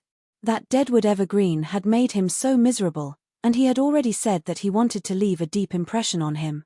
Besides, since they were already here, wouldn't it be too polite to go back empty-handed? We're still going. Little Shuai also burped.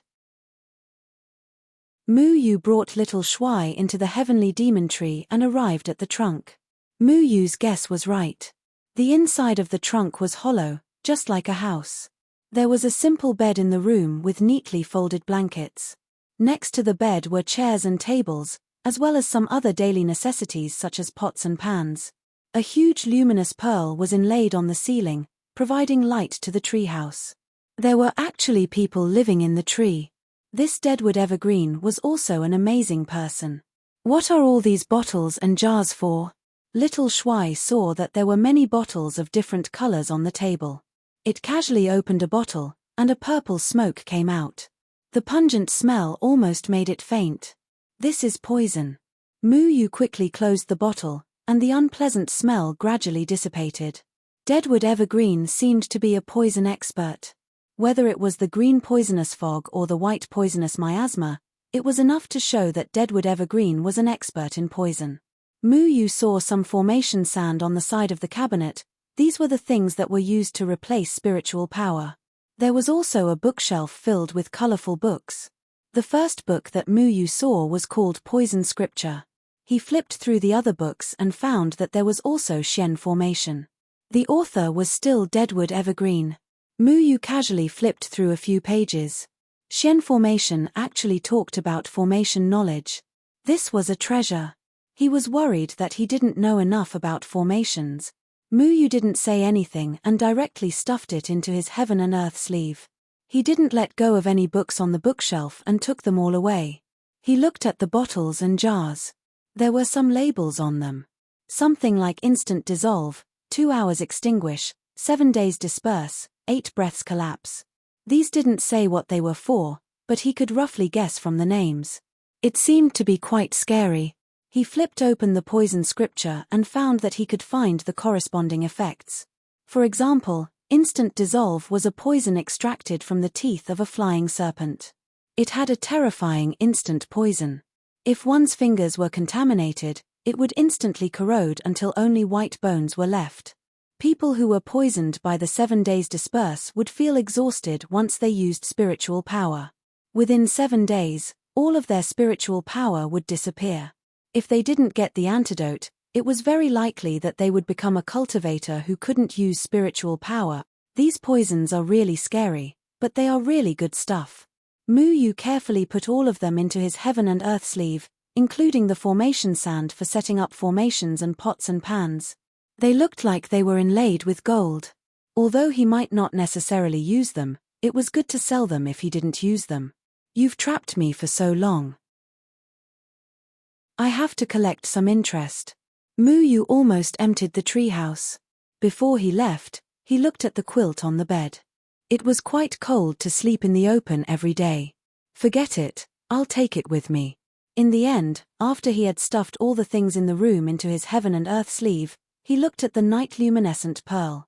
It should be able to sell for a lot of money. He might not have to worry about money for the rest of his life. Then, the night luminescent pearl was dug out and taken away. The treehouse fell into darkness. Moo vented his anger by looting everything. Even if Deadwood Evergreen came back and found that the things were stolen, it was useless. He already knew how to get out. As long as he ran far away, how could Deadwood Evergreen catch him? Moo took Little Shuai and climbed to the top of the celestial demon tree. The top of the celestial demon tree was connected to the two mountains next to the valley. These two mountains would be obstructed from entering from the outside, but there was no obstruction from leaving from the inside. This was because other than Deadwood Evergreen, no one could fly in the valley. To climb up the celestial demon tree, other than a weirdo like Moo, no one else could do it. I'm finally out, Moo shouted happily. When he found that he had regained the ability to fly, he immediately rode on his flying sword and flew into the distance. Along the way, the wind blew and he felt relaxed. 2 days later, a figure descended from the sky and landed in the valley. It was an old man with green hair and beard. He looked very scary. The old man looked like a serious person. He was Deadwood Evergreen, the one who had thrown Moo over. Deadwood frowned and looked at the celestial demon tree.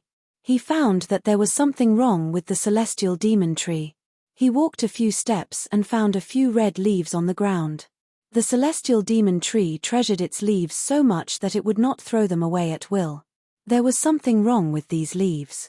The white line in the center actually appeared red. This was unprecedented. He frowned and quickly flew to the celestial demon tree to check. Then, his expression changed drastically. The celestial demon fruit was gone. Deadwood's face sank. Someone had taken the 2 celestial demon fruits. Then who could this person be?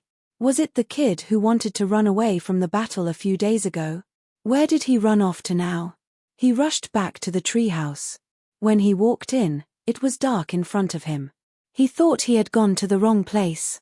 In his impression, there was enough light in the treehouse. There was a shining night pearl on the ceiling. Deadwood waved his hand and the flying sword lit up with a green light, illuminating the entire treehouse. The moment he saw it, he almost spat out a mouthful of blood.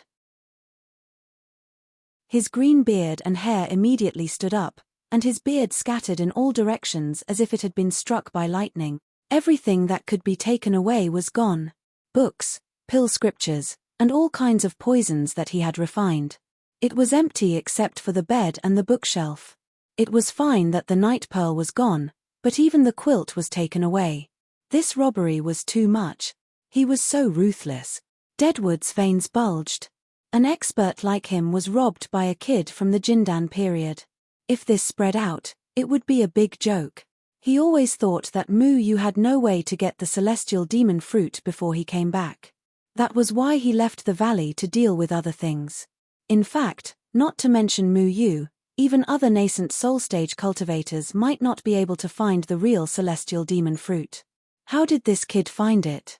Deadwood flew to the cliff and took the Mirror Beast's demon spirit from the cliff. The Mirror Beast's demon spirit was a very magical thing. It could record everything that happened around the demon spirit. As long as spiritual power was injected, the scene it saw would be played back on the demon spirit. Everything that happened to Moo was clearly recorded, including how he approached the celestial demon tree that had entered a state of self-protection, as well as Moo's ability to merge with the celestial demon tree. Moo never thought that his ability to control trees would be exposed in front of Deadwood. Chapter 165. Is it this brat? Looks like it. Should we make a move? There are too many people here. Let's wait and see. Moo sighed. Someone was watching him again, which gave him a headache. He quickly quickened his pace and ran into the forest. Before anyone caught up, he immediately blended into the trees. This was already the 3rd group of people following him. Ever since he successfully robbed Deadwood's lair and escaped from the valley, He was so pleased with himself that he ran in the wrong direction and ended up in a city called Ning City. He stayed there for a few days, preparing to adjust his condition before going to Fujian Island. However, the day before yesterday, he was inexplicably attacked by a group of people. The other party seemed to know Mu Yu and wanted to catch him. The most terrible thing was that there were 2 Yuanying stage cultivators, which was not something he could contend against. He used the trees to escape. Just as he escaped from the city, he met another nascent soul cultivator who wanted to catch him. He was almost caught. Fortunately, there was a grassland under the ground. He just hid behind a rock and disappeared into the grassland. The nascent soul cultivator was still wondering why Mu Yu's aura suddenly disappeared.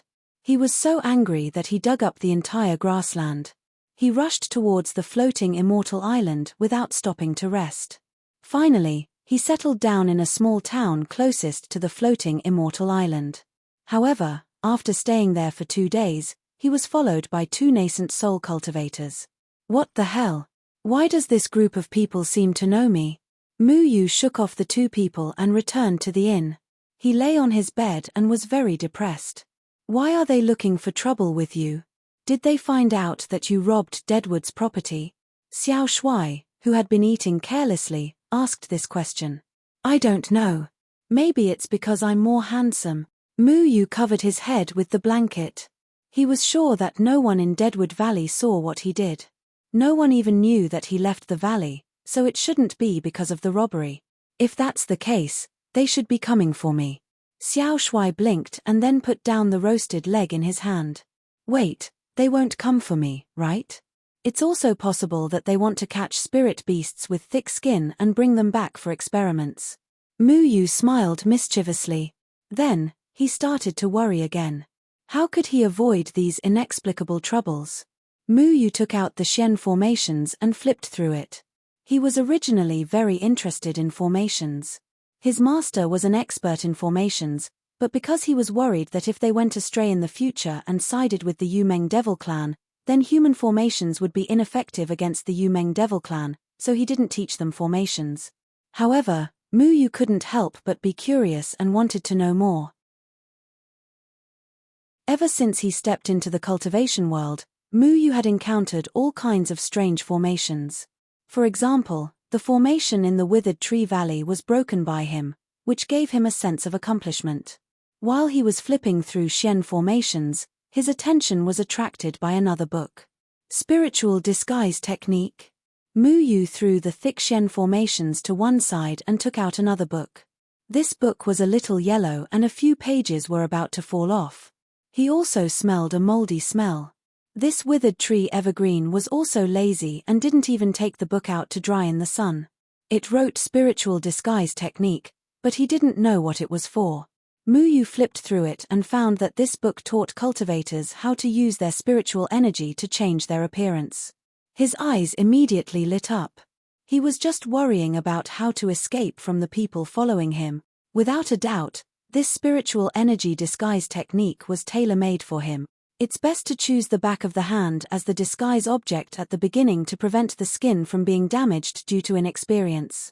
Disguise is to change the shape of the skin. Gather your spiritual energy in a certain acupuncture point to change the shape of the skin and change it into another appearance. Mu Yu felt that this was very novel. So spiritual energy could be used like this. But as a cultivator, he knew what would happen if spiritual energy ran amok in different acupuncture points.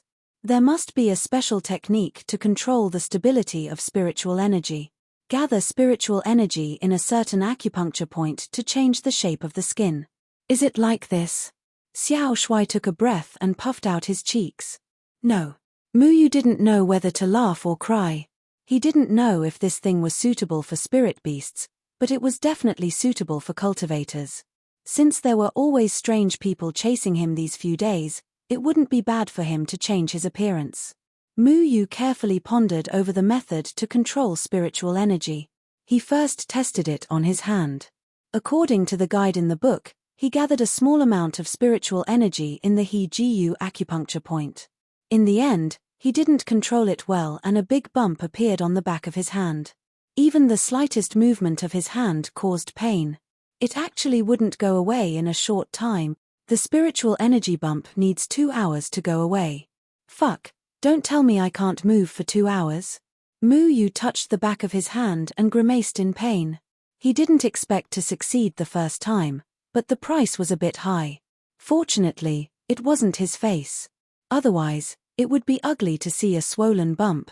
Mu Yu didn't plan to disguise himself as a peerless handsome man to go out and charm thousands of girls. However, he also didn't want to become an ugly freak and scare people away. He had to master the condensation and dissipation of spiritual energy in order to restore his original appearance. This is the result of spiritual energy being blocked in the body. You're really stupid. Let me help you guide this spiritual energy. Xiao Shui put the drumstick in his hand to the side and raised his greasy hand to rub the back of Mu Yu's hand. Mu Yu frowned in disgust. This little paw was still stained with minced meat. Xiao Shui's paw scratched the bump. The back of Mu Yu's hand was also rubbed until it was smooth and shiny. However, the spiritual energy on the bump suddenly accelerated. The spiritual energy that was originally blocking the meridians slowly flowed into the muscles and the bump also disappeared. Mu Yu didn't find it strange. As long as it was something related to spiritual energy, Xiao Shui always had a way to mess around with it. Although his hands were covered in grease, at least the problem was solved. With Xiao Shui, the process of learning how to disguise himself was much easier. Mu Yu tested it on the back of his hand dozens of times and finally found some feeling. He decided to try it on his face. I'll make double eyelids first. Mu Yu took a mirror and tested it in front of the mirror. The two eyes are not the same size. Did you get stung by a bee? Xiao Shui laughed until he was convulsing. Don't talk nonsense. This is a new trend. Make the tip of your nose a little higher. Make your mouth a little cherry. Do you want to make your chin a little sharper? Make it a snake face or something? That's for girls. You're a big guy. Who do you want to stab with your chin if you make a snake face?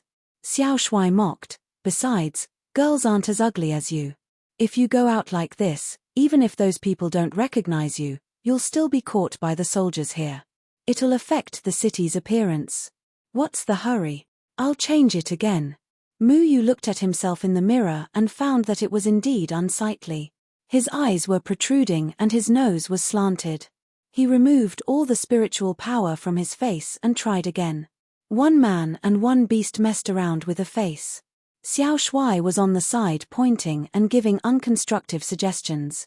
Mu Yu was also not satisfied with her disguise. She kept changing it, and after a long time, she finally managed to create a face that was barely passable. Not as handsome as my original one. A little dull. Mu Yu shook his head. He narcissistically thought that his original self was better looking. What about the hair? Do you want to dye it? Xiao Shui asked. There must be a hair and eyebrows disguise. Let me see. Mu Yu opened the book again. There was only one line at the end. Regarding the hair disguise, it is recommended to use hair dye. Hair dye can be extracted from plants. Mu Yu shook his head. The art of disguise was not perfect. It couldn't do anything about hair, but being able to change one's appearance was already very good. At least it could deal with the trouble in front of him. Mu Yu looked again. Regarding the technique of condensing spiritual power at the Adam's apple to change his voice, he tried it for the first time. In the end, he made himself unable to speak. Xiao Shui laughed until he couldn't speak. In the end, he held his stomach and helped Mu Yu solve the problem. The second time, Mu Yu directly changed his voice into a sweet sissy voice. His words were so shocking that it felt like it could give people goosebumps. Xiao Shui was already rolling on the ground laughing. Disguising is really troublesome. This won't do. I think we can't just keep running away. We have to catch those people and interrogate them as to why they're following us. Mu Yu said seriously. He couldn't figure out who he had offended to be followed by people. What was the purpose of those people looking for trouble with him? Do you want to catch those nascent soul cultivators and interrogate them? Xiao Shui tilted his head and asked. Mu Yu weighed his cultivation during the Jindan period, then picked up the mirror as if nothing had happened. Forget it, Let's talk about the disguise. He tied his hair into a chamate style. After wetting it with water, he tried his best to make his hair stand up. Later, he realized that it was too eye-catching, so he simply put on a hat and changed his clothes. After doing all this, he packed his things and left the inn. On the street, he saw the two nascent soul cultivators who were chasing him come out of another inn.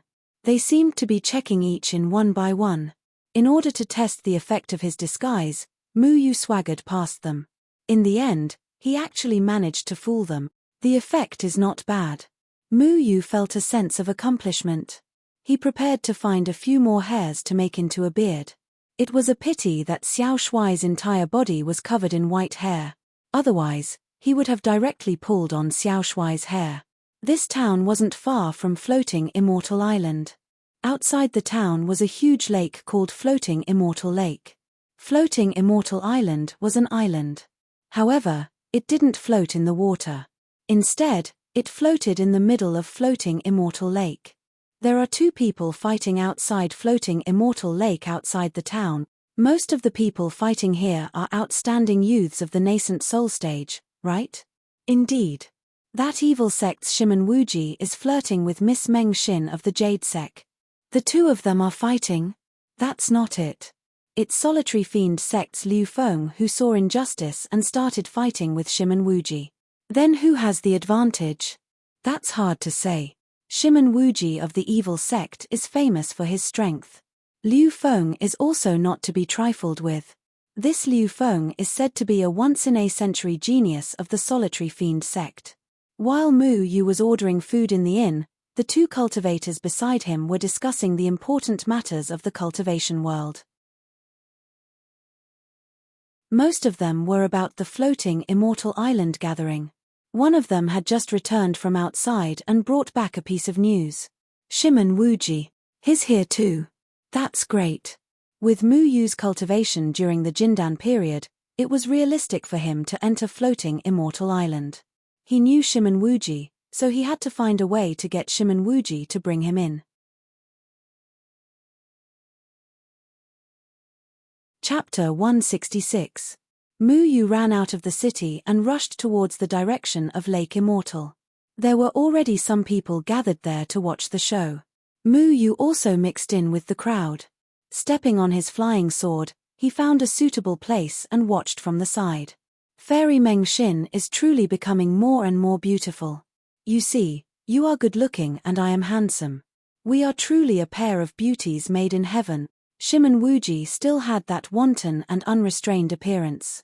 His expression was tired and his eyes were fiercely glancing at certain places on Meng Xin's body.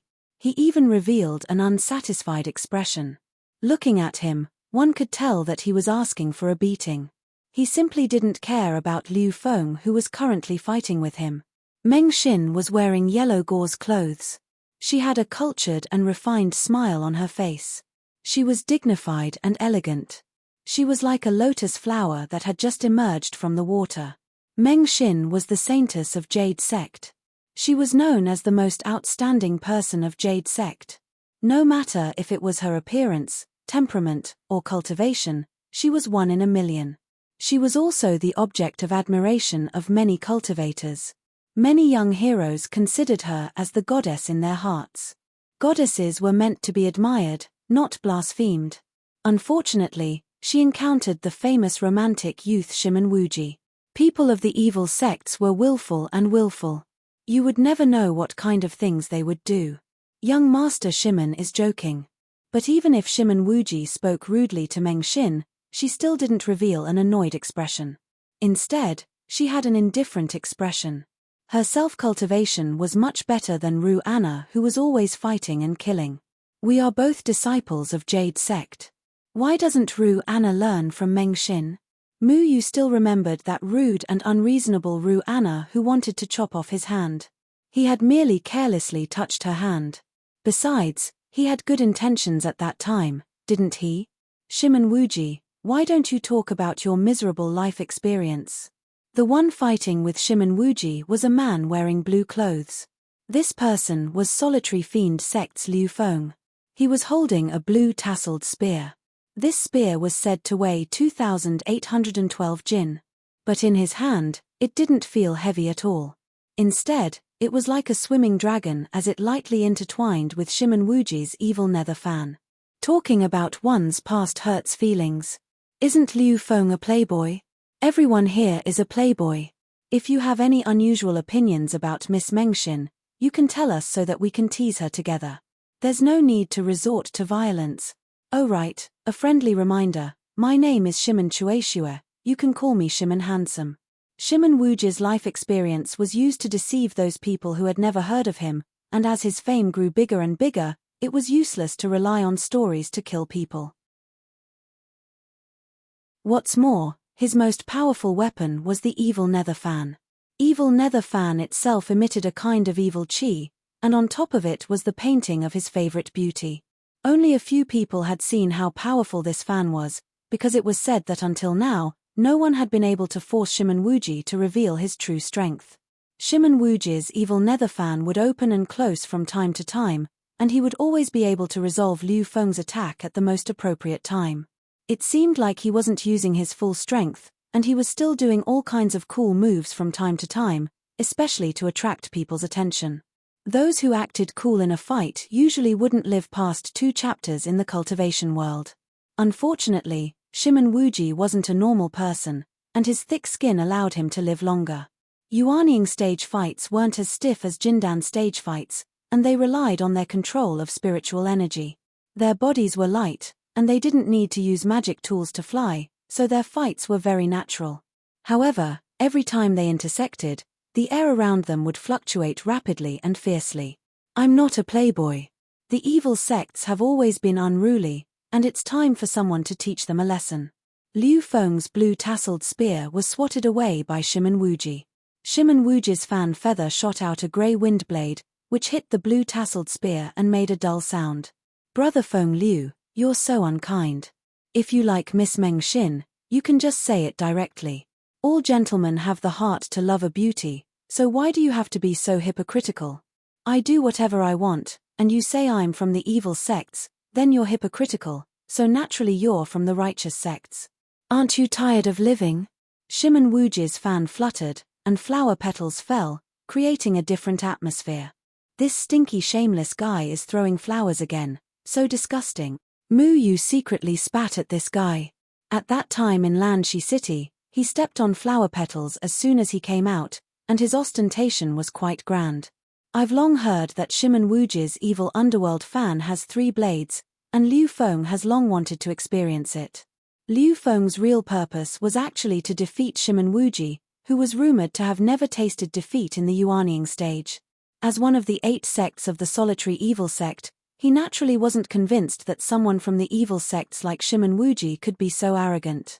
He was young and full of vigor, so naturally he wanted to compete.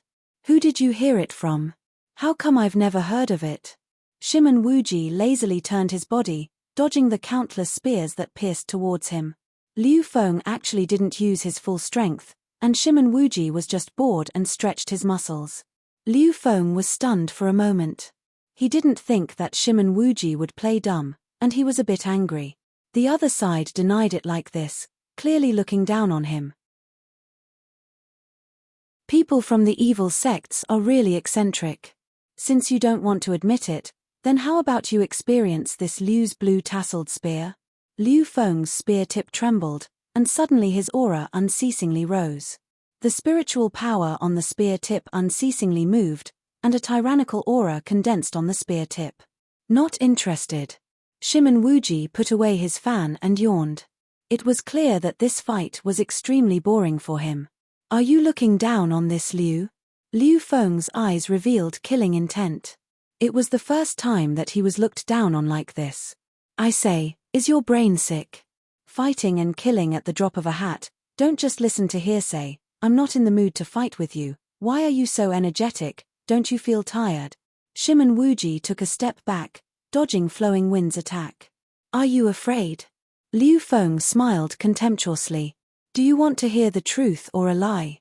Shimon Wuji opened his fan and gently fanned it. Please advise. Liu Feng didn't attack again. If Shimon Wuji refused to fight with him for real, then today's matter would spread out. Everyone would think that Shimon Wuji disdained to fight with him. After all, Shimon Wuji was already famous, and he was just a rising star. His influence was not comparable to Shimon Wuji. Please advise, do you want to advise me the truth or a lie? Shimon Wuji rolled his eyes. I hate people like you the most. Full of benevolence and righteousness. Pretending to be a literary talent, but people don't understand. Liu Feng restrained his anger. He wanted to use provocation to force Shimon Wuji to fight, but he was ridiculed. Naturally, it's from the bottom of your heart. Truth is truth, but I won't pour out my heart to you. Shimon Wuji slightly shook his head, then turned his gaze towards Meng Xin Fairy and said gently, I will only pour out my heart to a goddess like Meng Xin Fairy. If you love someone, you shouldn't hide it from them. What do you think, Meng Xin Fairy? Meng Xin Fairy smiled, but didn't reply. Shimon Wuji, if you have any moves, then go ahead and use them. Liu Feng was being looked down upon by Shimon Wuji time and time again, which made him extremely angry. In any case, this was a duel between experts. Couldn't he be a bit more serious? I say, are you crazy? Are you so impatient to be beaten? I am really afraid that I will accidentally beat you until half your body is paralyzed or half dead. If Meng Xin Fairy sees this, she will think that I am a violent person. Meng Xin Fairy, you can rest assured, I am a good family man. After you and I are together, this kind of domestic violence will absolutely not happen. Shimon Wuji stretched out 4 fingers and swore, ignoring Liu Feng again. You are so sure that you can defeat me? Liu Feng was also a proud and arrogant person. He didn't get angry, instead, he laughed, and the aura around his body had already begun to faintly rise. Enough. You really are someone who will feel uncomfortable if you don't get beaten. Let me say this first, after I beat you until you are crippled, don't let the shameless seniors of your sect find trouble with me. Shimon Wuji discovered that Liu Feng was like a dog-skin plaster, stubbornly insisting on having a duel with him. The disputes of our younger generation naturally won't involve the seniors. A loss is a loss, my Jiu Sha sect's seniors won't bicker with you. Liu Feng said. Who knows? The 8 gates are the best at using their power to bully others, and they are famous for being overbearing. In reality, I am also not in the mood. Shimon Wuji looked at Liu Feng, but his eyes suddenly glanced at another person behind Liu Feng. That person was flying over their heads, heading towards floating Immortal Island. Hey, old brother Luo Shong, you came so early? What everyone didn't expect was that when Shimon Wuji saw that person, he suddenly flew over with a mischievous smile, completely forgetting that he was still talking to Liu Feng. In the blink of an eye, he threw Liu Feng to the back of his mind. It was truly rare to see someone as careless as him. Luo Shong. Mu Yu opened his eyes wide. It really was Luo Shong. His goal this time was to find Luo Shong, but he didn't expect to meet him here. As long as he could stop Luo Shong now, he wouldn't have to waste his time thinking about how to sneak into floating Immortal Island. Who is this person? Why is Shimon Wuji so eager? I don't know, Luo Shong, I've never heard of him. A young man who can make someone like Shimon Wuji care so much is definitely not ordinary, but why haven't I heard of him before? The surrounding people whispered to each other. None of them actually knew who Luo Shong was. What was going on? Mu Yu was a bit confused. Logically speaking, those who were invited to floating Immortal Island were all famous people. Since his cheap second senior brother was a nobody, why was he also invited? Liu Feng saw that Shimon Wuji actually ignored him and went to chat with an unknown person. He was instantly enraged. This feeling of being ignored made him feel very humiliated. In the sect, he was the moon surrounded by the stars, but today, he was looked down upon by someone from the evil sect. How could he tolerate this? Eat my spear. Liu Feng swung his blue tasseled spear, and his body flashed rapidly. The tip of his spear transformed into several spear flowers, and he rushed towards Shimon Wuji at lightning speed. Your problem is not solved yet. Luo Shong stopped and said impatiently. I say, brother, it's really not easy to find you. I just don't understand. Someone as low-key as you is actually looking for you.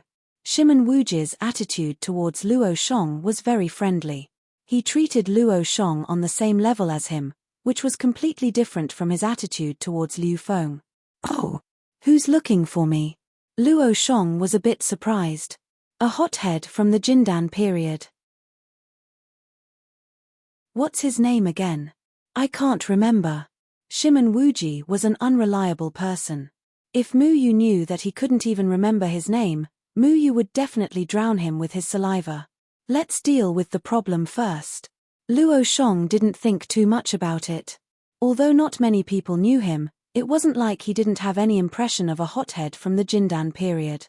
He didn't think that his cheap junior brother had already arrived at the third layer of the continent and was planning to look for him. "Help me block him, let me see your strength." Shimen Wuji smiled, and suddenly his figure moved and arrived behind Luo Shong. Luo Shong didn't want to get involved in this matter, but Liu Feng's spear was already in front of him. He didn't have any room to dodge. Luo Shong just indifferently glanced at Liu Feng, then his right hand slightly moved. Two of his fingers clamped the tip of the blue-tasseled spear, and Liu Feng couldn't move even an inch forward. A trace of fear flashed through Liu Feng's eyes. He wanted to pull back his spear, but he found that he couldn't do it. The strength of the opposite party was far above him.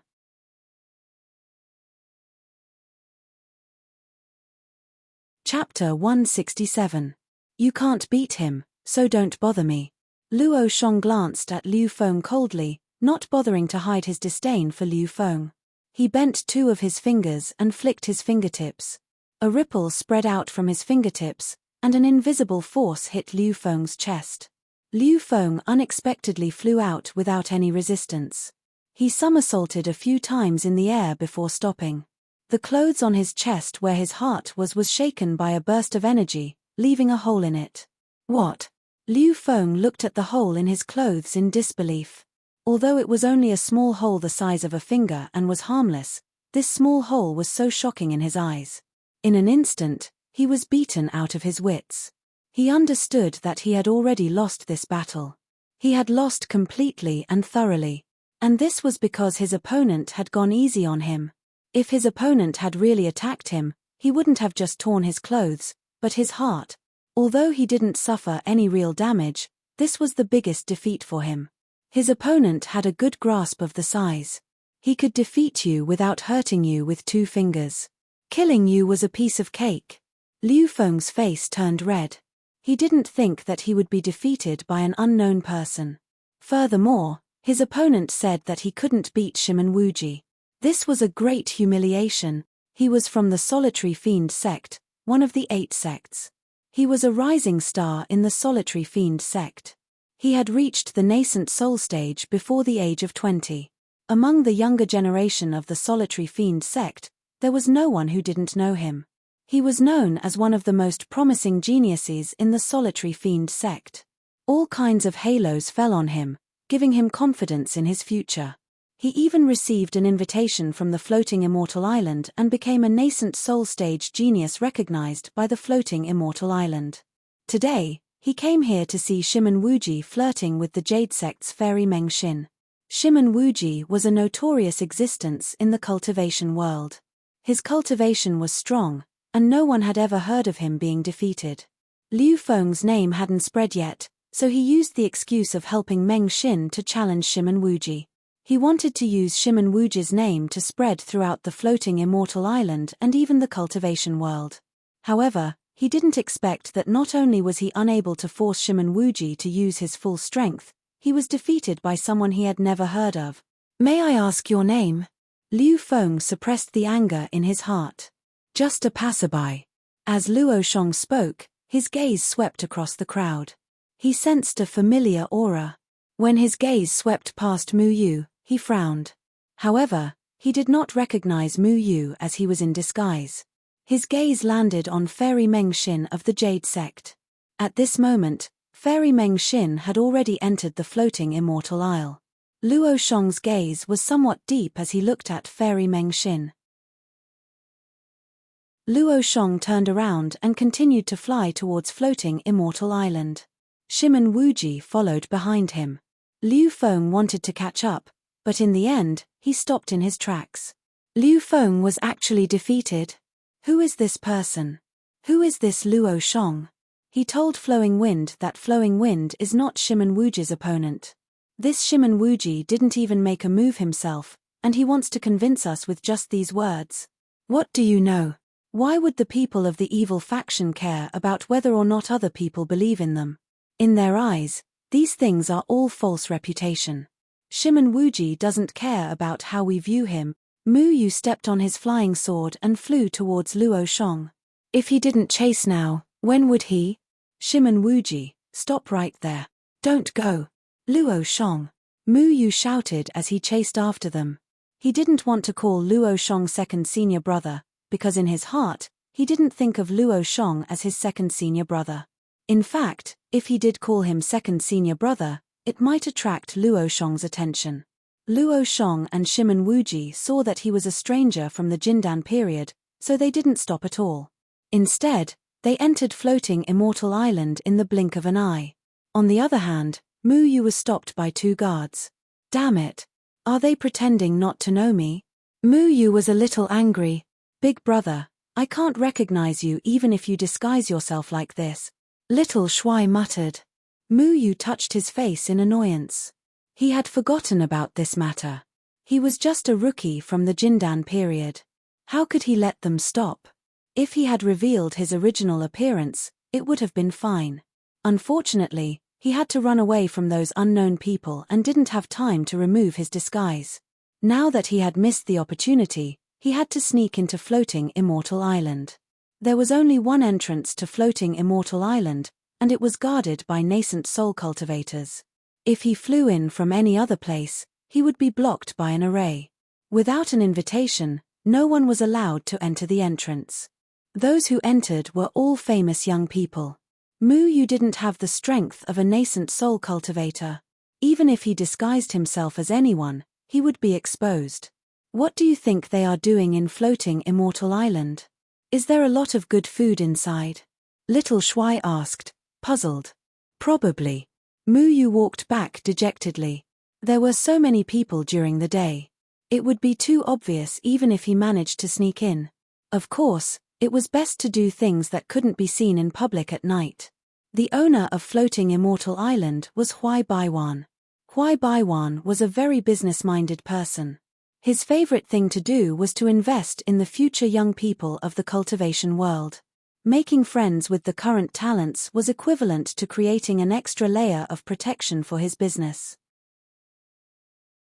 After all, these young talents were basically the pillars of the cultivation world in the future. If he owed Huai Baiwan a favor, it would be a huge fortune for him. Huai Baiwan didn't hesitate to spend a huge amount of money to build this man-made island. He auctioned off all kinds of rare treasures on the island. Even rare herbs that were hard to come by in 100 years could be found here. Sometimes, when he saw the potential of someone, he would even give the item away.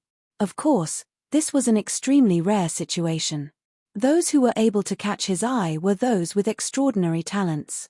They were geniuses among geniuses. Many things that were hard to find in the world could be found here. Because only nascent soul youths could enter this place, many of the invited youths came with the mission of purchasing certain treasures from their sects. Mu Yu turned into a forest. After passing through this forest, he would be able to return to the town.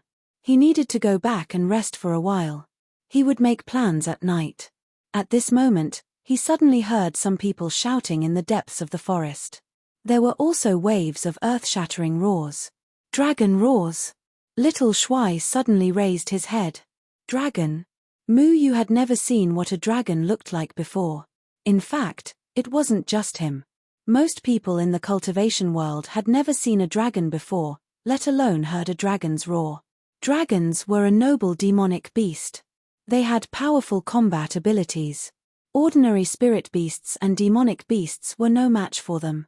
However, they had always existed in legends. No one had ever seen a real dragon. It was said that the demon race once had a demon king who was a dragon.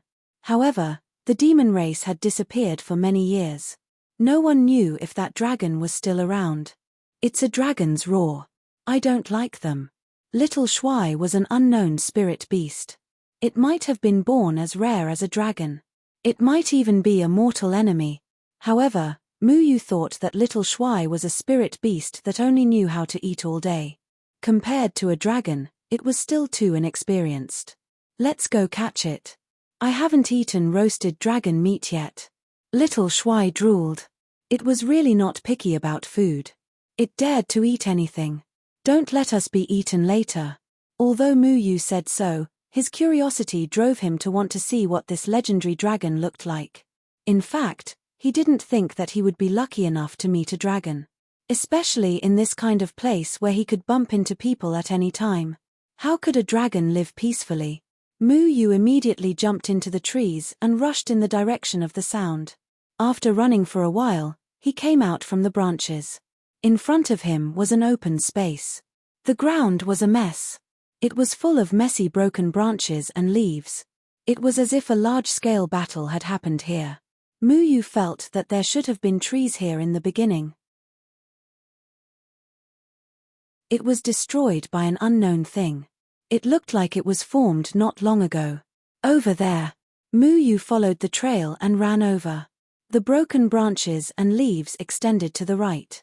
He also saw some bloodstains. He didn't know what kind of creature it was. Catch it. Don't let it escape. No, this dragon vine is too strong. Go to Floating Immortal Island and get help. We can't subdue it alone. It actually turned into a dragon. We need to get an out-of-body stage expert to help. They should be on their way. A chaotic sound came, mixed with some people's angry shouts. Muyu pushed away the leaves in front of him. He was stunned by the scene in front of him. He was shocked to see 4 or 5 middle-aged nascent soul stage cultivators attacking a huge green dragon. The huge dragon roared and swung its long tail from time to time. This huge dragon was 10 meters long and as thick as a pillar. Its body was huge. It had a fierce head with 2 horns that pointed to the sky. It had a pair of large green eyes and 4 dragon claws. There were many deep wounds on its body, but no blood flowed out. On the contrary, the nascent soul stage cultivators who tried to subdue it were all injured. Muyu was not surprised because it was his first time seeing a dragon. It was because he realized that this dragon was actually a dragon vine. In other words, a dragon vine that had lived for an unknown number of years had cultivated into a living dragon-shaped monster beast. Plants that could move were very rare. The living vines and aquatic plants in the withered tree valley, as well as the celestial demon tree, were very rare in the cultivation world. Needless to say, this dragon vine was very precious. Muyu had heard of the dragon vine from his master before. The dragon vine was a plant that grew into the shape of a dragon as it grew older. Normally, dragon vines would not move. They only had the shape of a dragon but could not move. It was a very rare herb, but it was not hard to find. Legend had it that after 10,000 years of growth, the dragon vine would transform into a real moving dragon. The 10,000 years of life force that it had accumulated gave it an extremely powerful combat strength. As long as it could survive the weak period of transforming into a dragon, it could fight with an out-of-body stage cultivator right from the start. This was an antique that had lived for 10,000 years. These people found this dragon vine deep in the mountains. At that time, it was still immobile and had not reached the stage of transforming into a dragon. Unexpectedly, on the way to the Floating Immortal Island to be auctioned, the dragon vine suddenly transformed into a real dragon. Although it had just transformed into a dragon and did not display its full strength, it was still not something that these nascent soul stage cultivators could deal with. A dragon vine that has lived for 10,000 years. I'm afraid that not many people in the world have seen it before, Muyu muttered. This was a good thing. He did not expect that Muyu would come across it. I'm sure no one has eaten it before. Little Shuai happily gestured at the dragon vine's thick thigh, wondering if it would taste better if it was roasted whole or boiled. Raw. Although the dragon vine was not afraid of these nascent soul stage cultivators, it had just transformed and its form was not stable. These nascent soul stage cultivators were also very strong. Their quick attacks caused the dragon vine to suffer a great loss. At this time, it was already seriously injured. It was afraid that it would be captured even before the out-of-body stage cultivators came. The dragon vine suddenly turned its head towards the dense forest where Mu Yu was. Mu Yu was shocked. He did not know how he was discovered. The dragon vine roared again. To others, it was just a loud roar, but to Mu Yu, it was a different sound. Save me. Oh, hey. Save you.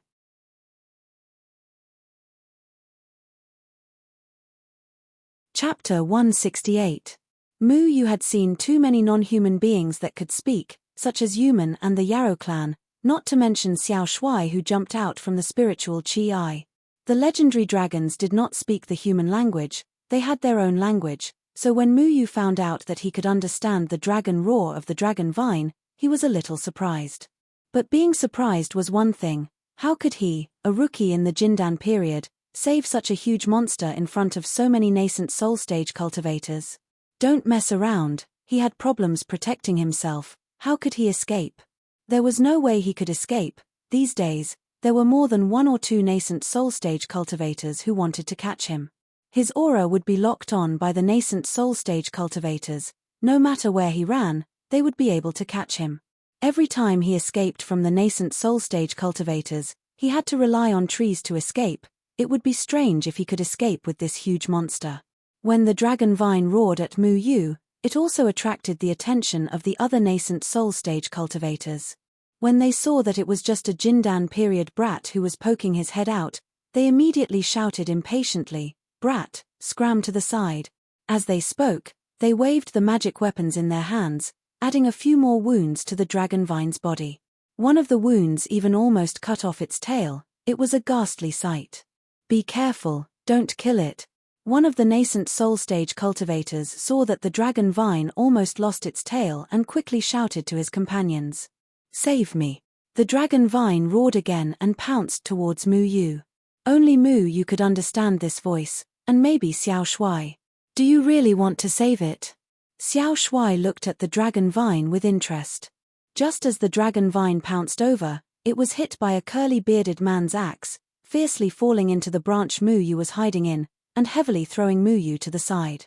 "Brat, if you don't want to die, quickly leave here," the curly-bearded man said fiercely. "Sorry. I was just passing by." Mu Yu crawled up and quickly smiled apologetically. He hated looking for trouble the most.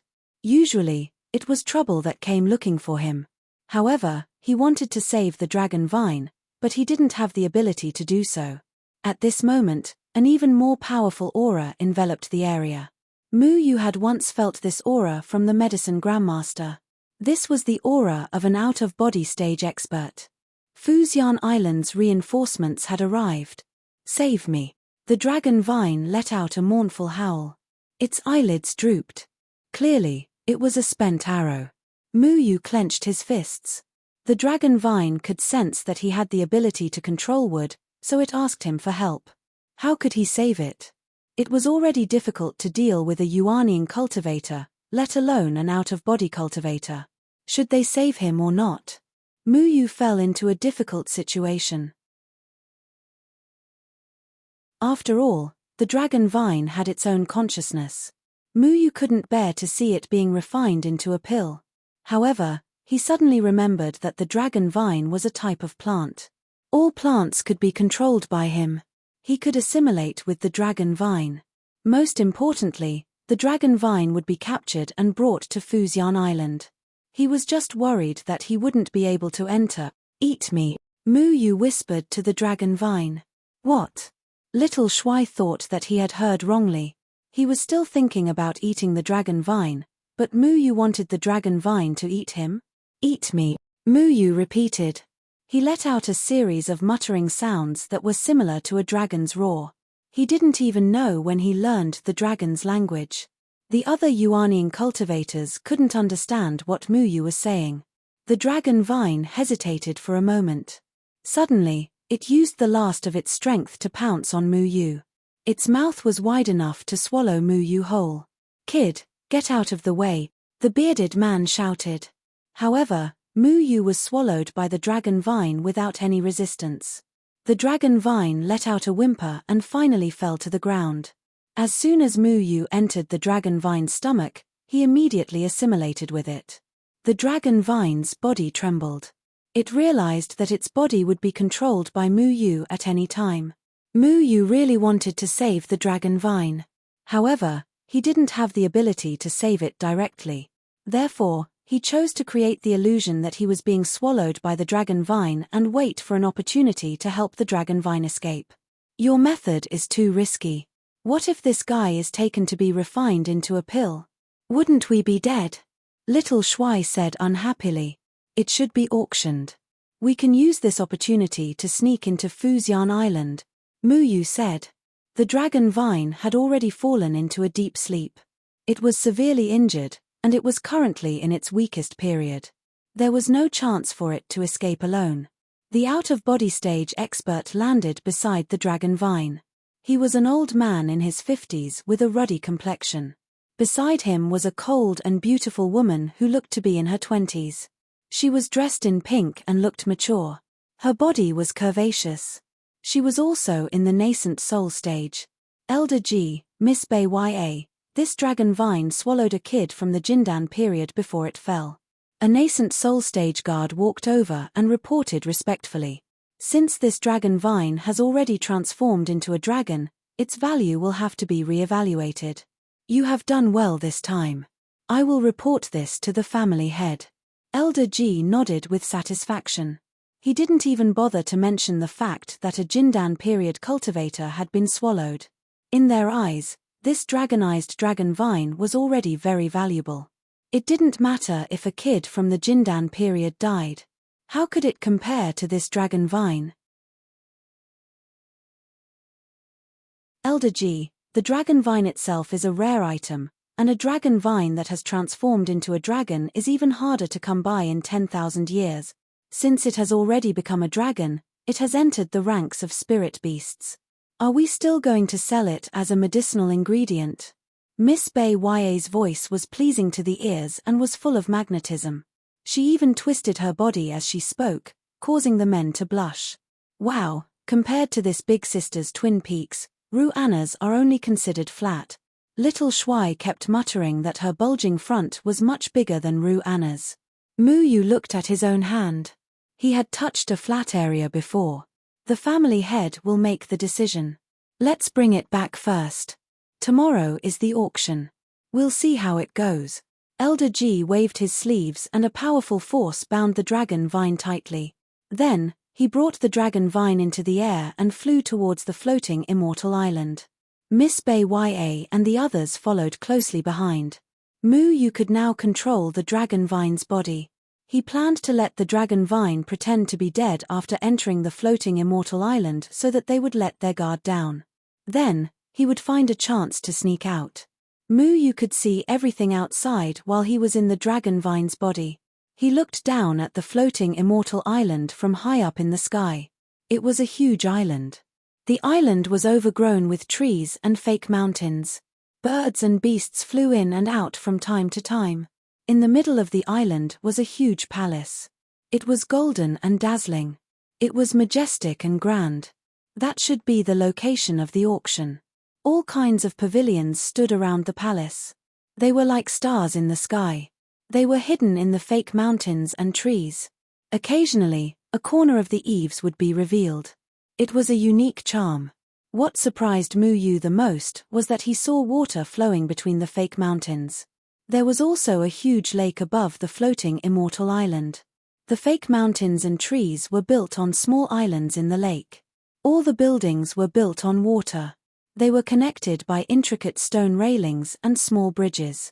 The water flowed from one side of the island to the floating immortal lake below, forming a small waterfall. How extravagant!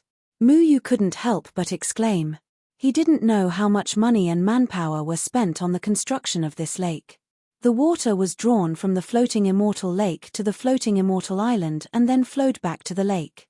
The man-made island itself was supported by a huge amount of spiritual energy. Only the rich Huai Baiwan could maintain such a large island. Mu Yu was brought to an elegant pavilion by Elder G. There was a huge courtyard in front of the pavilion. A willow tree with green branches hung in the middle of the courtyard. There were already 3 people standing under the willow tree. The leader was a middle-aged man wearing a golden brocade robe. He had a big belly and a big smile on his face. He was slightly chubby, but he looked very kind. This person was the wealthy Huai Baiwan. Greetings, family head. Elder Ji nodded slightly and carefully placed the dragon vine in front of Huai Baiwan. This is the dragon vine that has turned into a dragon? Huai Baiwan's face was filled with surprise. He had lived for so long and had seen all kinds of strange beasts. He had seen dragon vines more than 100 times. However, this was the first time he had seen a dragon vine that had turned into a dragon. Father, are you that surprised? Miss Bai Ya was Huai Baiwan's daughter. She frowned. Her father's reaction to Huai Baiwan was a bit strange. Logically speaking, her father who had seen the world would not lose his composure like this. Bai Ya, you don't understand. Do you know what the most mysterious spirit beast in the world is? It's the dragon. The dragon is not a pure species. It is the final form of all spirit beasts. Looking at the world, the number of spirit beasts that can evolve into a dragon can be counted on one hand. The conditions for a dragon vine to turn into a dragon are very strict. Even if it has lived for 10,000 years, it can't turn into a dragon just because it wants to. Huai Baiwan said with a smile. Bah. My final form is not a dragon. What's a dragon? This fatty really doesn't know how to talk. Xiao Shuai scratched his claws in dissatisfaction. Then what is your final form? Mu Yu asked curiously. Me. The final form of my evolution is very handsome. Little mouse. The dragon vine's voice suddenly sounded. Bah. You are the little mouse.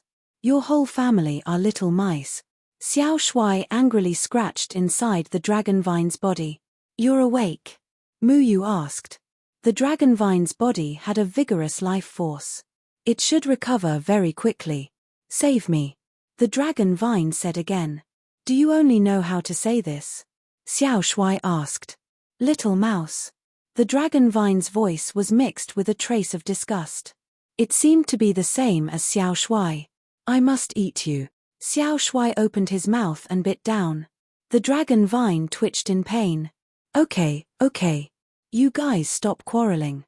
We still have to save our energy and find a chance to escape. Mu Yu pried open Xiao Shuai's mouth. The people outside only heard the dragon vine's dragon roar. They did not know that the dragon vine was quarreling with a strange thing in its stomach. Everyone praised. It was also the first time they heard a dragon roar. It was just that they did not understand what the dragon vine was trying to say. Take good care of it first. Spread the news that the dragon vine will be auctioned in 5 days. Huai Baiwan ordered. Setting the time 5 days later was to attract more attention. Presumably, the dragon vine that had turned into a dragon would make many self-cultivators go crazy. Father, are we really going to sell such a rare spirit beast? Huai Baiya was somewhat puzzled. Baiya, you don't understand. Things like dragons have spirituality. The possibility of them being tamed is very small. Even the people of the Earth Emperor sect could not tame them. They are very arrogant and disdain to be associated with humans. Moreover, it is said that they hold grudges. It is useless for us to raise it. It is a blessing to have seen such a thing. Moreover, we are businessmen. It is in line with our style to auction it. I believe that the auction of a dragon will set off a huge storm in the world of self-cultivators. What we want is this kind of reputation. Reputation is much more valuable than a dragon to a businessman. To a businessman, the most important thing was reputation. He was rich, but there were also people who were as rich as him. The business of self-cultivators was also competing with each other. If the world of self-cultivators knew that he had a legendary dragon in his hands and was going to auction it, then his reputation would surpass other businesses. This was what he wanted.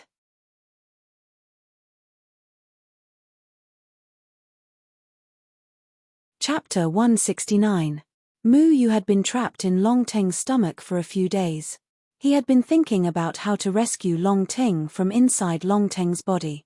This was a very tricky problem. Because if he wanted to rescue Long Teng, It meant that he had to escape from a group of nascent soul stage cultivators and a few out-of-body stage cultivators.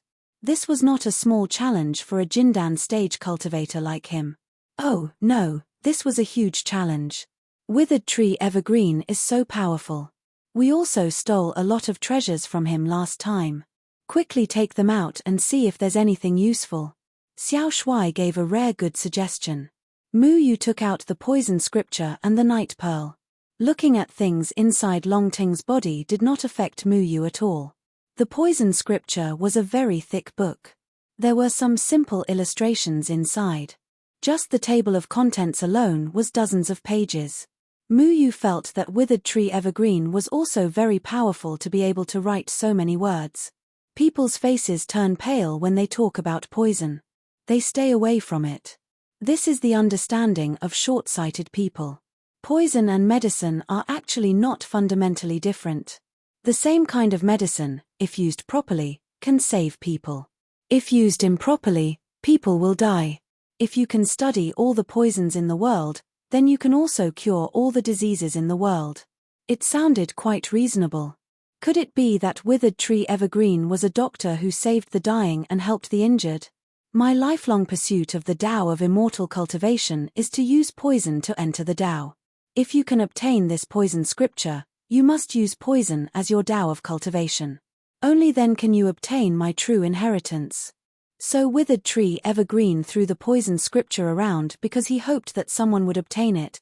However, this was not Mu Yu's original intention. What, entering the Tao through poison? Now, it was more appropriate to use poison to escape. Mu Yu directly skipped the first 7 or 8 pages of Withered Tree's Tao of Poison.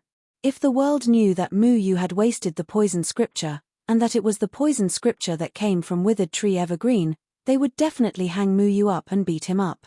If you don't want it, give it to me. Mu Yu did not know what this poison scripture meant to Withered Tree, and what it meant to many cultivators. Deadwood Evergreen was a person with unfathomable strength, and his poison Tao was extraordinary. His poison sutra not only taught people how to use poison, but also recorded in detail how all the rare poisons in the world worked on the human body. Poison could destroy a person's organs.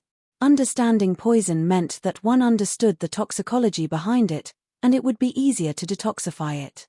However, Mu Yu was not afraid of poison at all. If he was poisoned, he could just hide in the trees and get rid of it. The poison scripture was a precious scripture for doctors. Unfortunately, it was obtained by Mu Yu, who didn't know what was good for him. He didn't even look at Dead Tree's conclusion. He only wanted to know how to use poison to escape. After all, he had moved all of Dead Tree's belongings here. Dead Tree was so powerful. His poison should be a piece of cake to deal with these people, right? Mu Yu took out a small bottle with the words Wind Dissipation Powder written on the label. Hearing the name, there was a hint of artistic freshness, but he didn't know what it was for. Wind Dissipation Powder, Wind Dissipation Powder. Mu Yu looked for Wind Dissipation Powder according to the catalogue of the poison scripture. This was not a simple task. The catalogue of the poison scripture had more than 30 pages, and each page was densely filled with the names of many kinds of poisons. The poison scripture divided poisons into 9 levels. Level 1 was the weakest, and level 9 was the most toxic. Found it. Mu Yu finally found Wind Dissipation Powder in the densely packed catalogue. Wind Dissipation Powder, Level 2 Poison, Green Powder, Composition, Sirius Grass. Mu Yu skipped the composition and toxicology. He only wanted to know the effect. Wind Dissipation Powder, as the name suggests, this poison moves with the wind and becomes colorless and odorless. It drifts in the air. Once a cultivator inhales it, the spiritual power of his whole body will disperse and he can't condense spiritual power. Those below the nascent soul stage will die if inhaled. Mu Yu was speechless. This Wind Dissipation Powder was only a level 2 poison, but it could actually kill cultivators below the nascent soul stage. Wasn't this poison too terrible? Dead Tree didn't seem to be a kind person. This should be used with caution. I'll be finished if I'm poisoned. Mu Yu carefully put it back into his Chenkuan bag. He was not as casual as he was at the beginning. Poison name, Flowing Light. crystal form. When exposed to light, it will emit a dazzling light, which can make people temporarily blind. If it's too close, it will burn and blind people. The thing in this bottle was also a fraud. Dead Tree must have a special method to use it, but Muyu didn't find the right way to use it. If he casually threw this thing, he would most likely be the one who would be blinded. It was better to leave this thing aside first. Muyu took out a bottle of poison called Flame Explosion. This flame explosion was not in the form of powder, but looked like an elixir. He found an explanation of flame explosion in the poison scripture.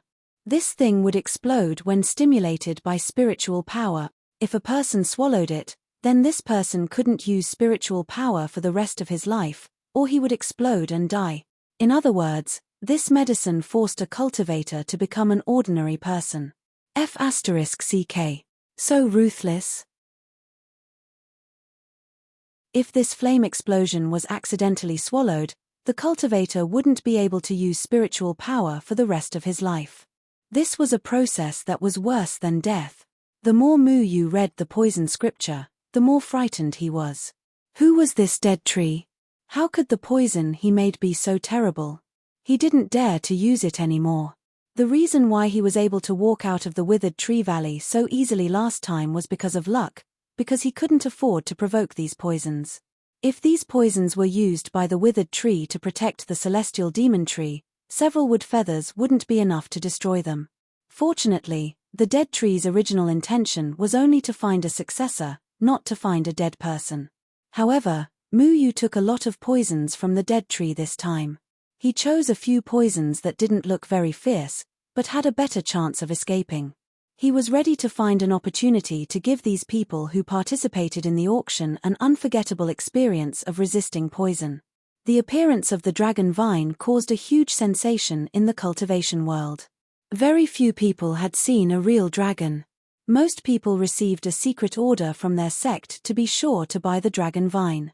The dragon vine was an extremely strong medicinal herb, and it was a necessary ingredient for refining pills. There were many dragon vines that couldn't move, but a dragon vine that had turned into a dragon was not ordinary. Dragon vine? Interesting. In a pavilion on the floating immortal island, Luo Shong looked at the auction invitation in his hand and nodded thoughtfully. Because of the appearance of the dragon vine, Huai Baiwan postponed all the auction items. They knew that if other treasures were auctioned before the dragon vine, people might not be willing to buy them and would leave their spirit stones to the dragon vine. Shimon Wuji was sitting opposite Luo Shong, and he also received the same invitation. Brother Luo Shong, are you interested in this? Luo Shong didn't answer, and he just looked at the auction hall in the distance. I heard that the dragon vine ate a person during the Jindan period yesterday. That person was also unlucky. Shimon Wuji said. This guy was always fearless in the cultivation world. He didn't hold back to anyone, but he didn't dare to act arrogantly in front of Luo Shong.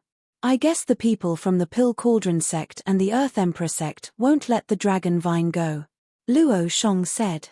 The Pill Cauldron sect was needless to say. The dragon vine was a top-grade medicinal ingredient, and a dragon vine that had turned into a dragon was even more precious. The Earth Emperor sect loved to deal with demonic beasts, and they hadn't tamed a dragon yet. But it's not that easy to get the dragon vine. A dragon vine that has turned into a dragon is very precious. This auction might sell for a sky-high price, Shimon Wuji said. Luo Shong was also thinking about this, but he wasn't too worried. Not far from Luo Shong's pavilion, Meng Xin, who was wearing a thin yellow gauze dress, was looking at Luo Shong's pavilion with a peaceful expression. Although she knew that Luo Shong would come to this island and wouldn't show any mercy when he saw her, she still came.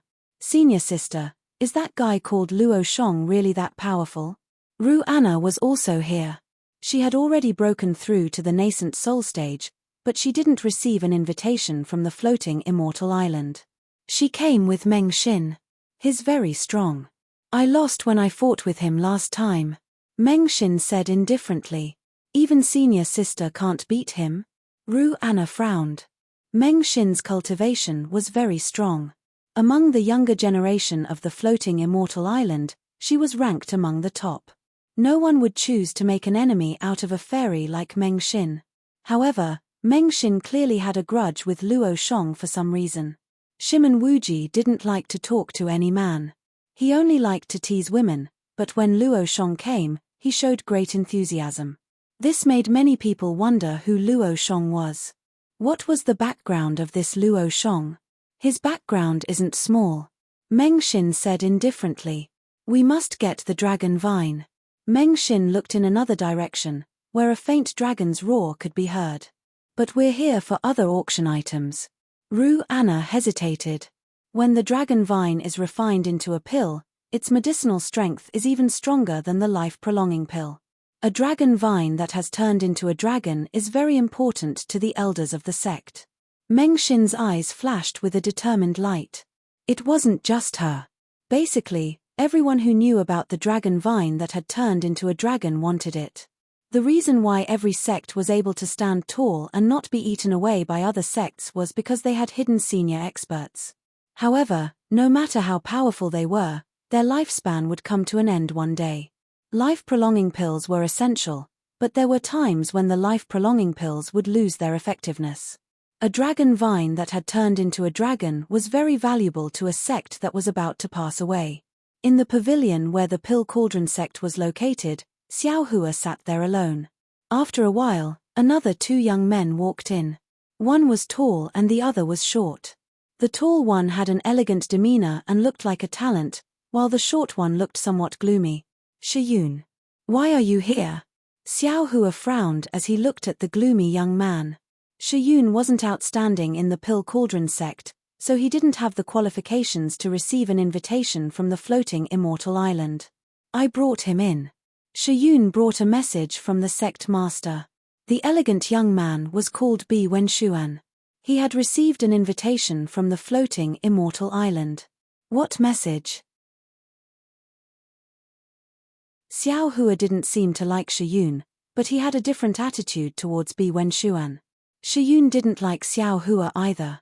He sneered and said, "The dragon vine has appeared. The sect master wants you to get the dragon vine, no matter the price." Xiao Hua didn't say anything. He would try his best to get the dragon vine that had turned into a dragon. In the pavilion of the Earth Emperor sect, an elegant young man looked at the faint dragon roar in the distance. His eyes flashed. Xing Jiao, are we going to get involved with the dragon vine that has turned into a dragon? A young man asked. If Mu Yu was here, he would definitely recognize this young man. This was because this young man was the first to appear on the day Xiao Shuai was struck by lightning. He was Xu Yang from the Earth Emperor sect. As for Xing Jiao, to have this name, he would definitely think of Cai Lai.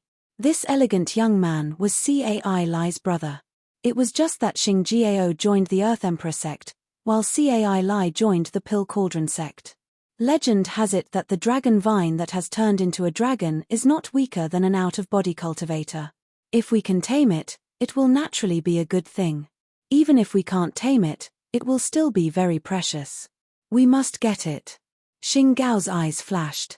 The people from the Pill Cauldron sect and the Earth Emperor sect were drooling over the dragon vine. Needless to say, the people from the Pill Cauldron sect would be very useful in their hands. As for the people from the Earth Emperor sect, they specialized in taming all kinds of demonic beasts. Naturally, they were very interested in the dragon vine that had turned into a dragon.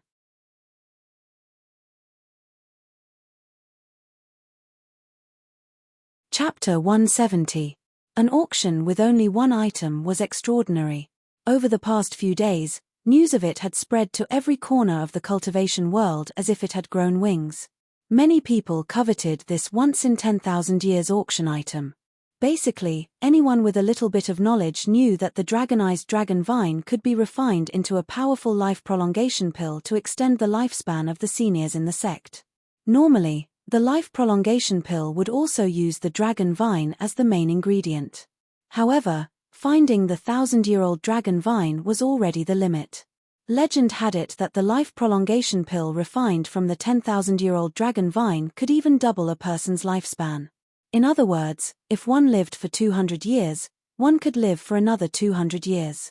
Although legends were legends and no one had verified them, Many people chose to believe them because the real 10,000-year-old dragon vine was right in front of them. Whether it was a legend or not, they would be able to verify it once they obtained it.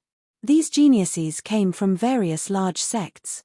They had all received secret letters from their respective sects and came prepared.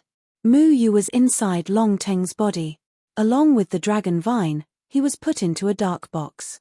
He did not know where it was transported to, but he guessed that it must be the auction hall. Sure enough, after a while, Miss Bai Ya's friendly voice sounded from above. Welcome everyone to today's auction. I am today's auctioneer, Bai Ya.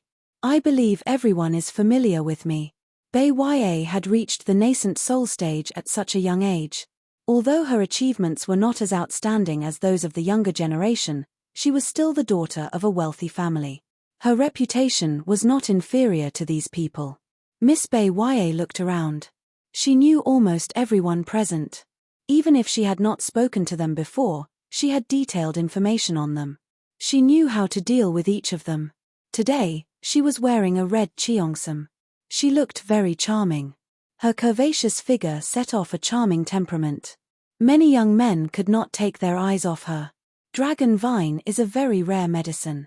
1,000-year-old dragon vine has a huge amount of vitality.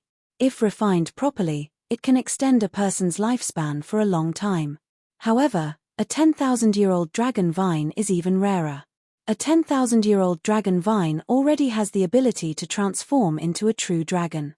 It is almost impossible for people to encounter a 10,000-year-old dragon vine because it has the ability to move and think.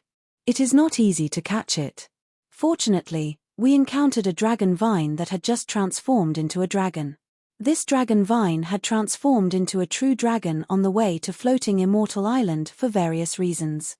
As businessmen, we will sell this kind of thing to the fated person. Many people listened quietly. Everyone couldn't wait to see what the so-called true dragon looked like. Even though Bai Ya was full of charm and her voice was magnetic, and it was already a beautiful thing to admire her figure, there were still people who interrupted her and urged her to quickly put up for sale. Bai Ya didn't delay any longer. She smiled faintly and waved her lily-white hand. The center of the auction stage split open and a huge sandalwood box slowly rose up. This box almost took up the entire auction stage, and even Baya had to retreat. The four sides of the box cracked open, revealing the huge dragon vines that were imprisoned by the spirit chi array. Everyone's eyes widened. Even though everyone was knowledgeable, they couldn't help but exclaim in surprise. However, the dragon vine didn't roar angrily at the crowd as expected. It only looked at the people around it coldly. It didn't even bother to move and just lay there. This is the legendary dragon vine? It's a little different from what I imagined. I thought it would at least hit the spirit chi array furiously. Why is it so quiet? It can't be fake, right? You haven't seen a dragon before. How do you know how the dragon will react? Everyone discussed spiritedly. In legends, dragons had always been domineering and disdained to be associated with humans. Once they saw humans, they would roar at them provocatively. However, legends were legends after all. The dragon vine didn't even think of paying attention to these people. Everyone, don't doubt it. This is the real dragon vine. It's just that it has been imprisoned by us. At first, it was rampaging, but when it found out that it couldn't escape, it probably didn't plan to struggle. This is also good, so everyone doesn't have to work hard to tame it. Bai Ya spoke again to answer everyone's doubts. The auction hall was a round room. There was an auction stage in the center, and it was surrounded by people. There were at least 200 to 300 people here. Even if everyone wasn't looking at Mu Yu still felt a little uncomfortable. With so many pairs of eyes staring at him, would he have a chance to do anything? Then, let's start the auction now. I'm sure everyone knows how precious the dragon vine is. The starting price is 1 million spirit stones, and each increase must be no less than 100,000. As soon as Bai Ya's voice fell, there was an uproar. Many people frowned. The starting price was 1 million. This wasn't a small number. Each increase was 100,000. Wasn't this robbery? 1 million, my God, what kind of concept is that? Mu Yu only had a few tens of thousands of spirit stones in his pocket. It wasn't even enough to fill the gaps between his teeth, let alone participate in the auction. 1 million wasn't a big sum for these people. Everyone came from famous sects, and this time, their sects had sent a secret message saying that they must get the dragon vine. Therefore, they were prepared to spend a lot of money. 2 million. Sure enough, someone called out a price in a short while. There were still many big shots who didn't lack money. In a short time, the price was raised to 2 million. 2.5 million. Big earthworm, you are 2.5 million, Xiao Shuai exclaimed. Mu Yu couldn't help but laugh. 3 million. The bids came one after another. No matter how high the price was, someone would still call out a price. If a sect's ancestor could live for another 100 or 200 years, a few million would be a piece of cake. Wow. 5 million.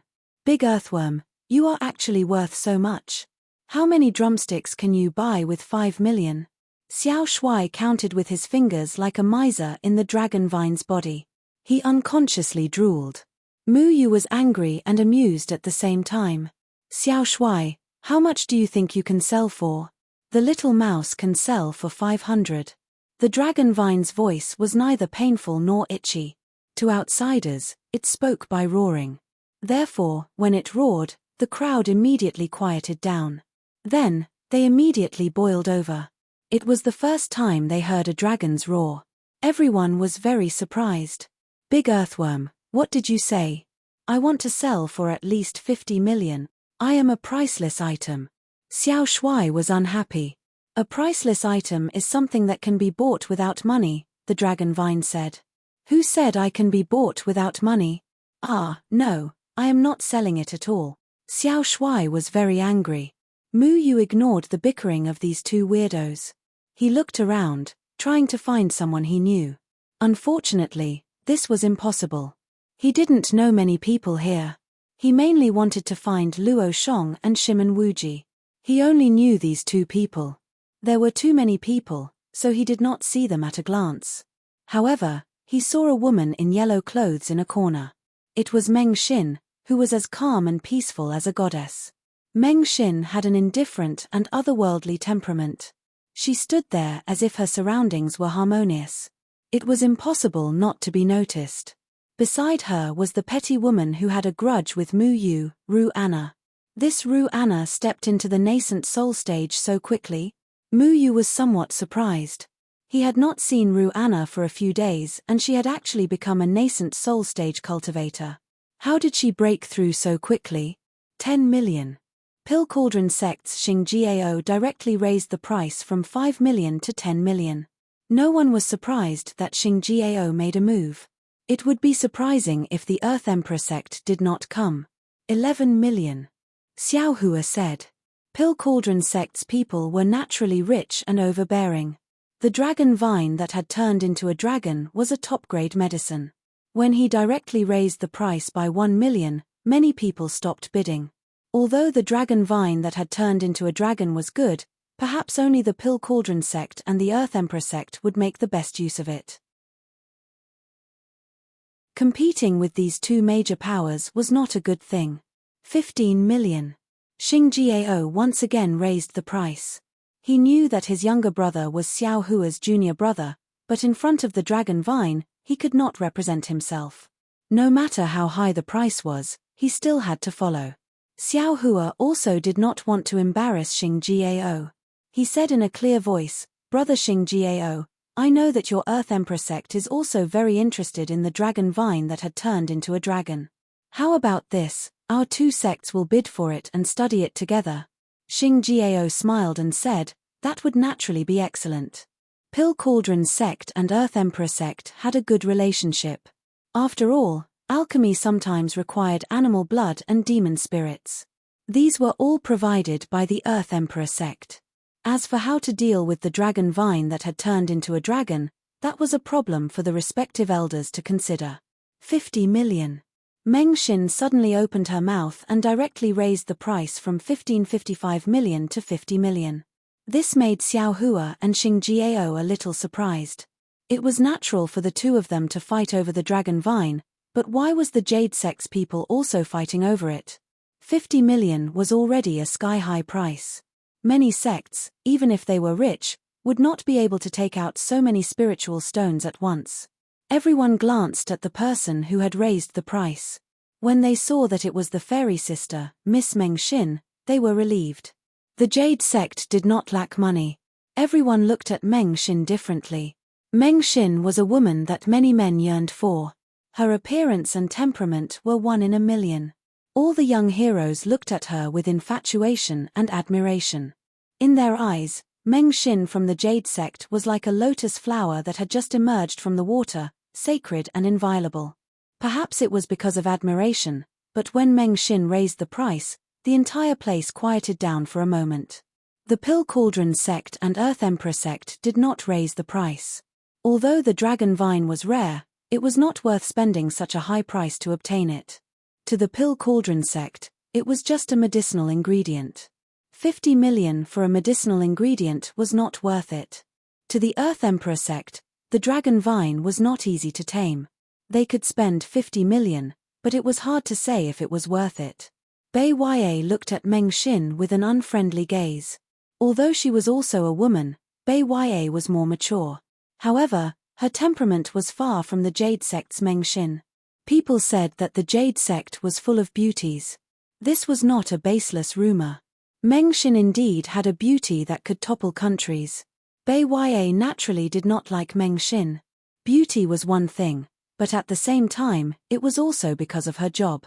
Her goal today was to raise the price of the dragon vine to an unimaginable level. 50 million was far from the price she had expected. If the other young men gave up just because Meng Xin wanted it, how could she be willing to accept that? But even so, as the daughter of a businessman, Bai Ya wouldn't bring her emotions to work. She still had a smile on her face as she looked around and asked, 50 million. Miss Meng Xin from the Jade Gate has bid 50 million. Is there anyone who wants to bid higher than her? If not, this precious dragon vine will be sold to Miss Meng Xin for 50 million.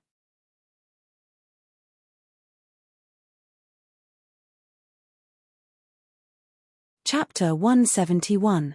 51 million. Someone bid 51 million, which made many people unable to accept. Everyone looked towards the source of the voice. They all wanted to know who actually dared to fight over something with the fairy sister.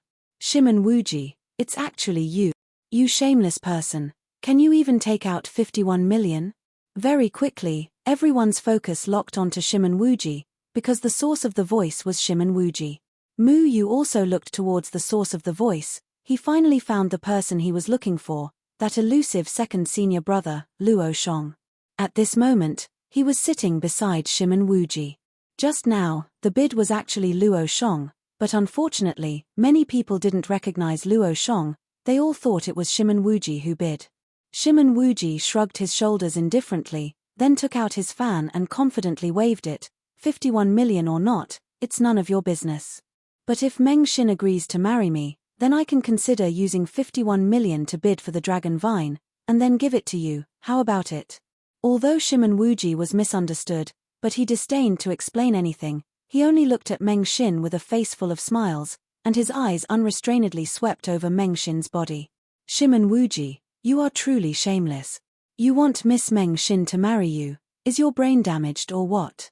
Many people knew how Shimen Wuji teased Meng Xin that day. That day, Shimen Wuji walked in front of Meng Xin, and said that he wanted to marry Meng Xin. His tone was so sincere, as if this was a very simple matter, and he didn't feel awkward at all. In any case, his face was very thick, and he never took other people's words to heart. To be honest, Shimen Wuji could also be considered a very handsome person. If he was together with Meng Xin, then they could be considered a perfect match. Unfortunately, his reputation was too bad, no one liked him, and even more so, no one would let him tarnish the goddess in their heart. Mu Yu already knew that Shimen Wuji was an unreliable person. That day, he even affectionately called him little brother-in-law, wanting to establish a relationship with him, and entangle with Tian Ran, but now, in the blink of an eye, he changed his target, this shameless womanizer. 55 million. Meng Xin didn't care about Shimen Wuji's words, and only continued to bid. 56 million. Luo Shong again. This time, everyone clearly saw that the person who bid was not Shimen Wuji, this loose man, rather an unknown person sitting next to him. Who is he? How dare you snatch something from a fairy? Those who can come here are not simple. 2 days ago, he used 2 fingers to beat back Liu Feng. Interesting. I would like to meet this person.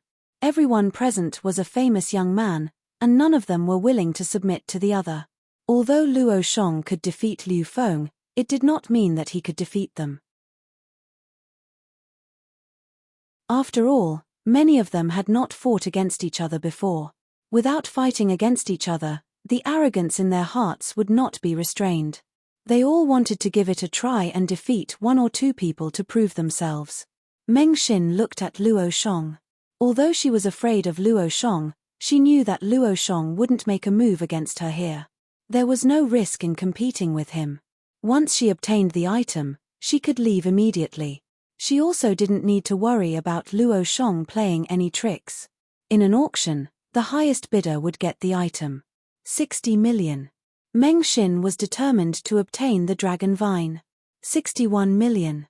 Luo Shong wouldn't give up either. This brat is doing this on purpose, right? He always bids 1 million more than Miss Meng Xin. Can't he be a little more manly and directly bid a higher price? Some people began to feel that Luo Shong was deliberately picking on Meng Xin. Many people looked at Luo Shong with hostility. After all, one was the holy maiden of the Jade sect, while the other was a nobody. Everyone would naturally side with Meng Xin. There were also some people who were watching the show. They weren't like the others who had become simple-minded because of the fairy. A nobody definitely wouldn't be invited by the floating immortal island. Luo Shong definitely had his reasons for coming here. The price had already soared to 91 million. This had already exceeded Bai Ya's expectations. She was happy to see the 2 of them continue to raise the price. No matter who obtained the dragon vine in the end, her auction house would benefit the most. That was 91 million. She had never auctioned an item for such a price. Not to mention her, even her father's auction house had never auctioned such a ridiculous price. 91 million. Miss Meng Xin might be able to take it out, but does this Luo Shong really have that many spirit stones? Some people began to mutter. 90 million was already a huge expenditure for many sects. Some sects couldn't even take out that much. Just where did this Luo Shong come from? If he couldn't take it out, he would be fooled by everyone here. At the very least, those with 1 million spirit stones wouldn't let him off. Luo Shong is that rich? Mu Yu's eyes widened. How could it be that not only was his master a low-key tycoon, but even his second senior brother was extremely wealthy? If that was the case, then he would have to go hungry every day. How much suffering would he have to suffer from the gluttonous Xiao Shuai? If he had known this would happen, he would have thrown Xiao Shuai to Luo Shong. He would have definitely raised Xiao Shuai into a pig.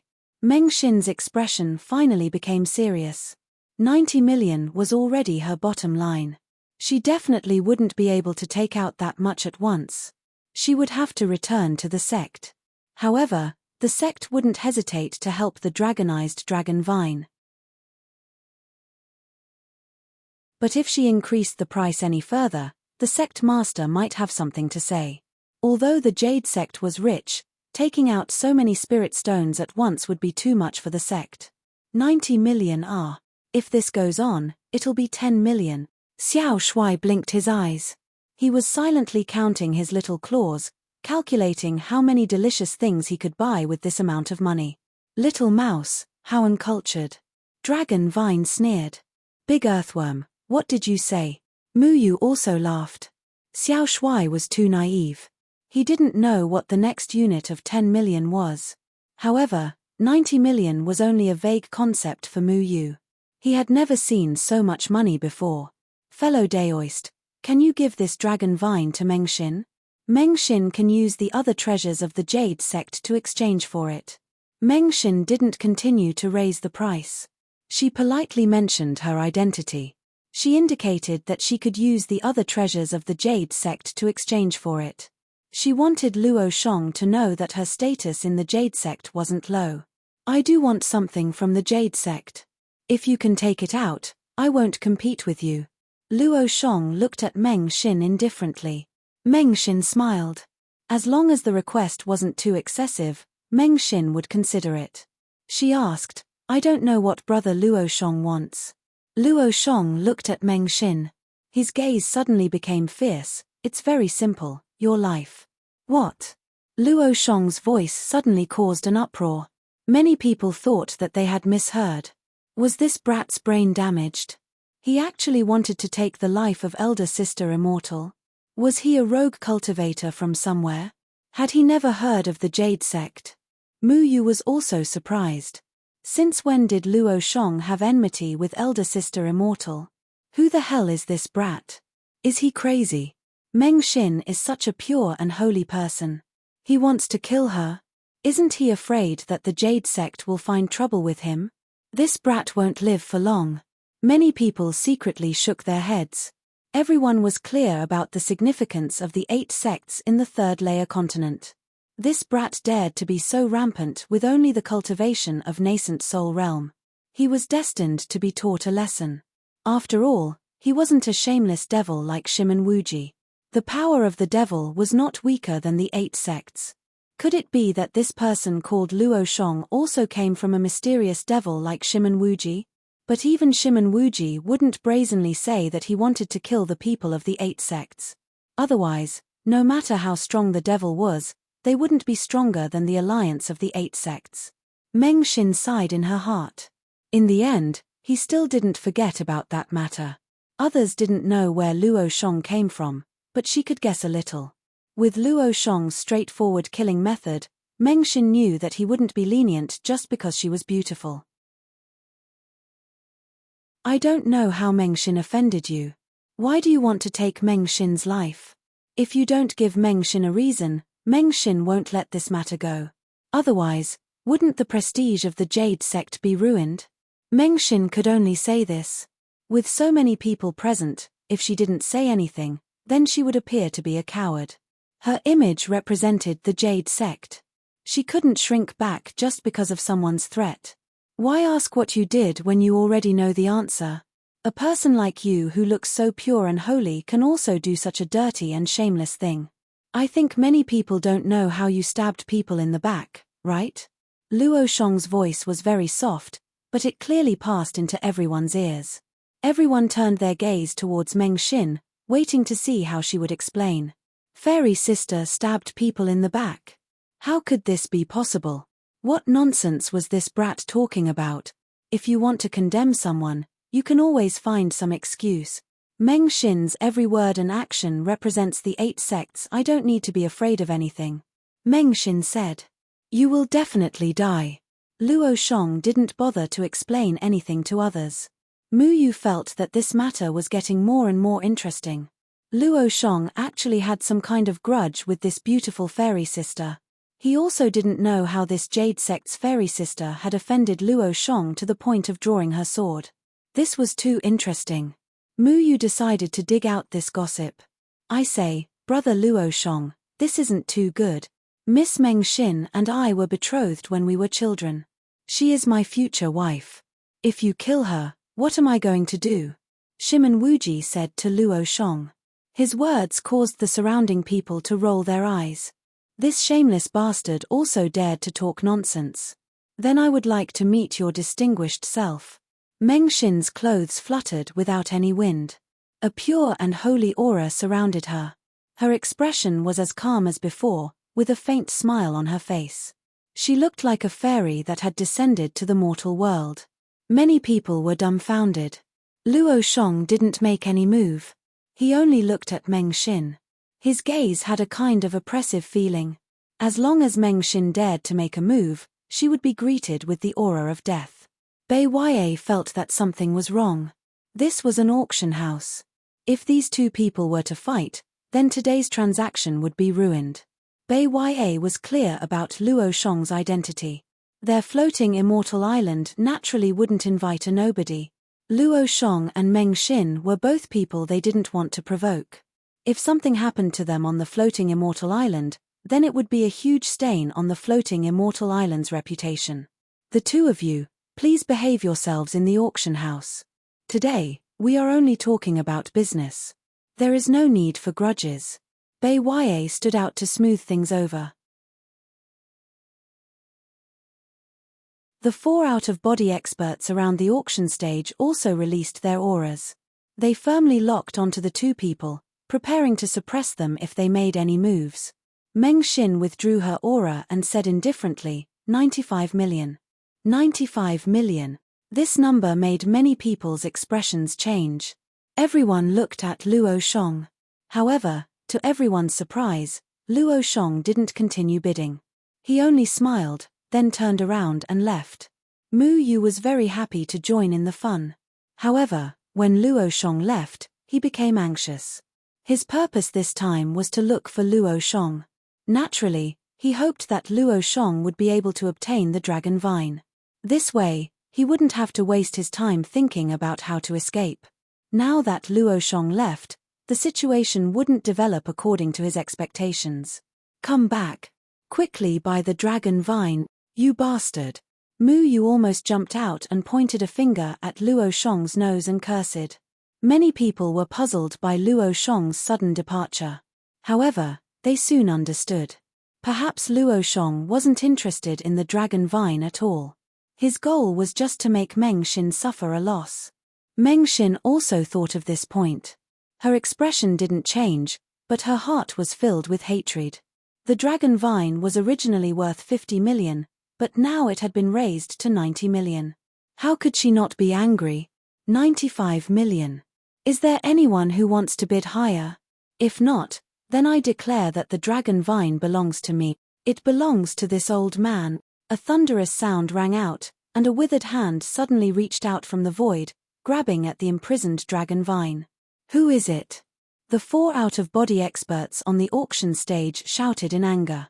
However, before they could react, the 4 of them were sent flying.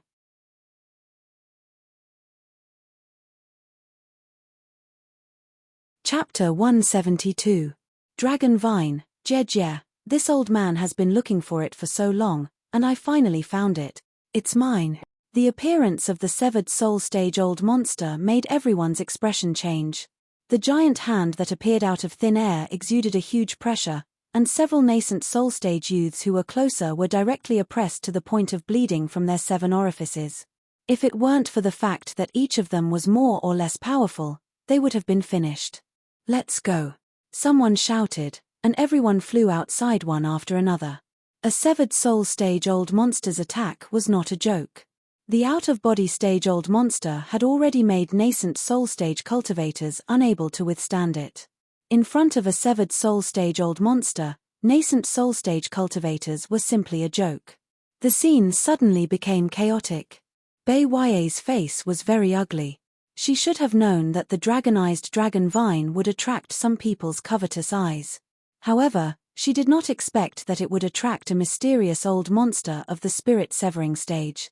Even if her father appeared, he could not control the situation. Just when the huge withered hand was about to grab the dragon vine, suddenly another ugly crutch flew out from the other side of the void and repelled the withered hand. The majestic spiritual power shot out and destroyed the entire auction hall. You can't take the dragon vine for nothing, old monster Wu. Another severed soul stage old monster also made a move.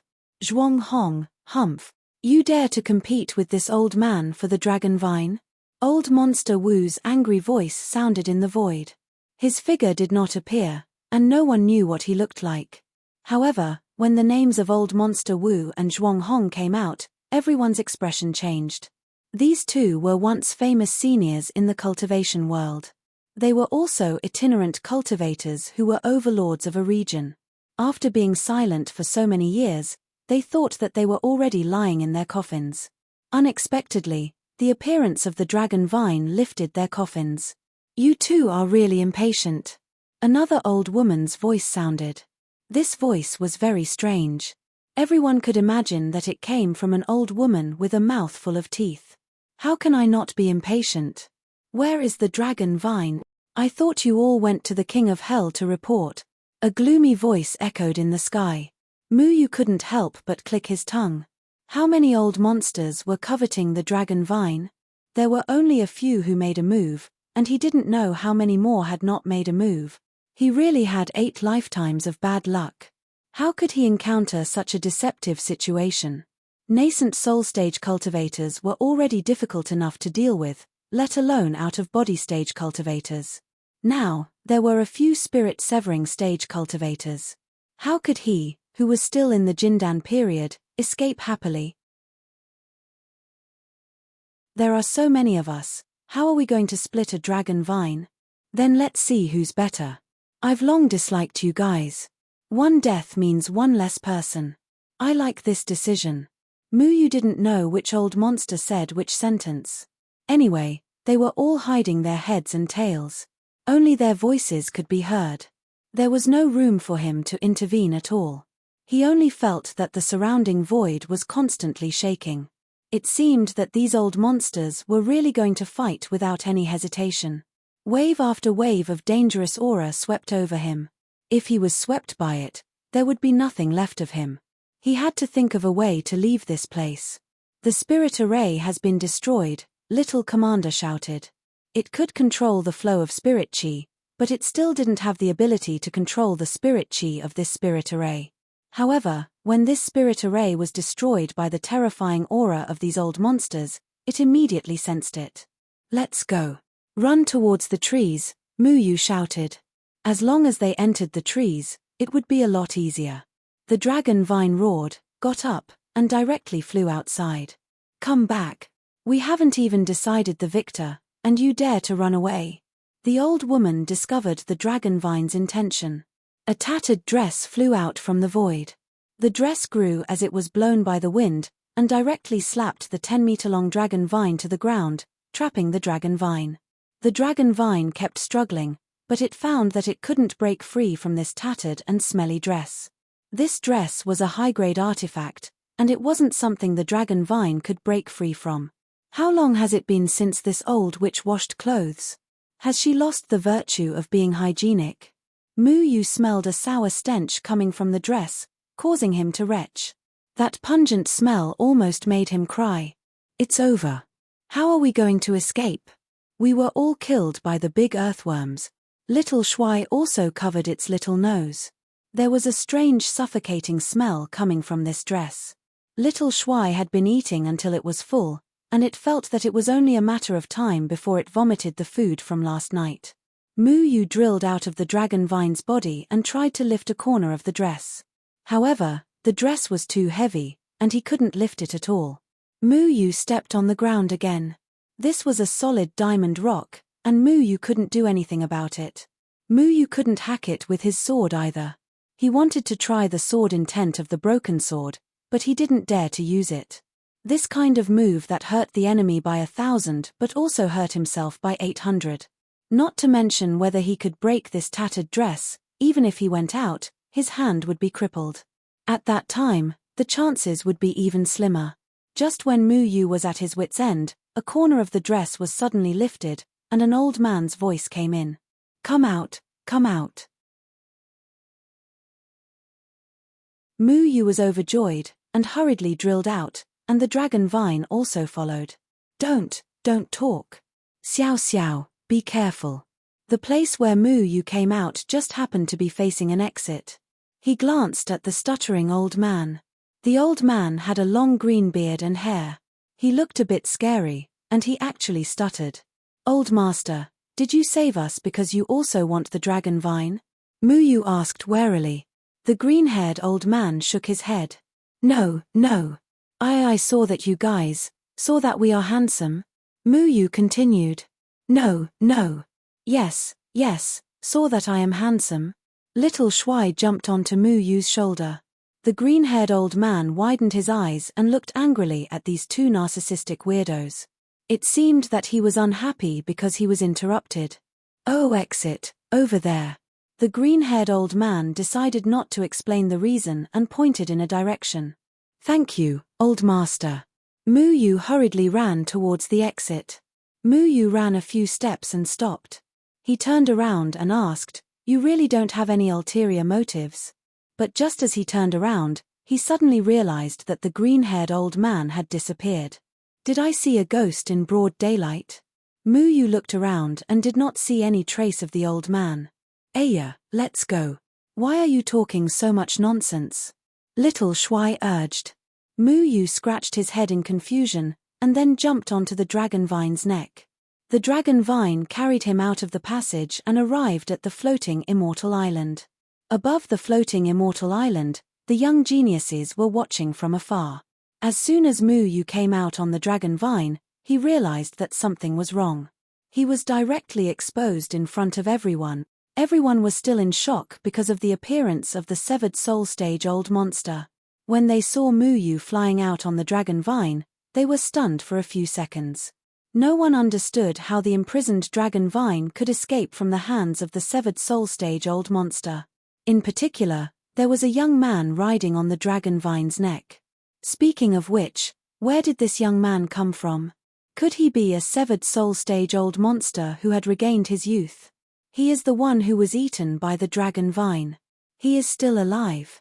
A few of Bai Ya's subordinates had seen Mu Yu being swallowed by the dragon vine. One of them, a burly man with a curly beard, recognized Mu Yu. A young man from the Jindan period was riding on the dragon vine's neck. Who was this young man? He was still alive after being eaten by the dragon vine, and it seemed that he had tamed the dragon vine. Only one of the 8 sects, the Earthly Emperor sect, could do this. Everyone turned to look at Xing Jiao from the Earthly Emperor sect. He was the genius who had tamed the bear of the earth at the 9th heaven of the nascent soul stage when he had just entered the nascent soul stage. Xing Jiao knew what everyone was thinking, but he shook his head and denied it. I don't know this person. Catch the dragon vine. Bai Ya was also watching from the outside. She felt the humble Jindan period spiritual power fluctuation on Mu Yu's body. She was the first to react and rushed towards Mu Yu. Oh. The stuttering old man only said that this was the exit, but he didn't say how many people were here. Mu Yu had a headache. In the face of so many people in the nascent soul stage, even 10 of him wouldn't be enough to escape. Shimen Wuji and Luo Shong were also in the crowd. They also recognized Mu Yu and were very surprised. Brother Luo Shong, this kid wanted to find you when you were in Lanshi City. I didn't expect him to sneak in. Do you know this person? Shimen Wuji asked. Luo Shong frowned. He didn't understand why Mu Yu didn't look for him after leaving the Moyun mountain range. Instead, he appeared here. With his strength in the Jindan period, running into a group of young talents in the nascent soul stage was simply courting death. He is my junior brother. Protect him first. Luo Shong's figure flashed and blocked in front of Bai Ya. Do you really know him? I thought he was joking. Shimen Wuji rolled his eyes. Although he and Luo Shong had extraordinary skills, and could easily defeat everyone present, but if so many people joined hands to deal with them, the two of them wouldn't be able to handle it. However, Shimen Wuji still chose to make a move without hesitation. His temperament was casual. This kid was able to tame the dragon vine, which showed that he was extraordinary. In addition, Luo Shong said that he was his junior brother, so he needed to make a move. Luo Shong, what do you mean? Bai Ya asked. Do you want to snatch the dragon vine? You can't touch this person. Luo Shong said. The dragon vine belongs to our million-star firm. Several people in the nascent soul stage appeared behind Bai Ya. The dragonized dragon vine is intelligent. If it is willing to let someone ride on its neck, it means that it recognizes this person. Luo Shong's tone was very unyielding. It seems that the dragon vine has been tamed by my brother-in-law. Shimen Wuji also appeared in front of Bai Ya and gracefully bowed to Bai Ya. Shimen Wuji, you shameless bastard. How many people have you called your brother-in-law? Mu Yu rode the dragon vine and quickly rushed to their side. He wasn't surprised that Luo Shong was willing to stand up for him. Although this cold and energetic second senior brother didn't have much interaction with him, they were still from the same sect. Especially when Feng Haochen had told them to help each other when they went out. Shimen Wuji flicked his hair and lazily said, how many people want to be my brother-in-law? I didn't agree. You are such a pretentious child. You have taken advantage of me and yet you still want to pretend to be obedient.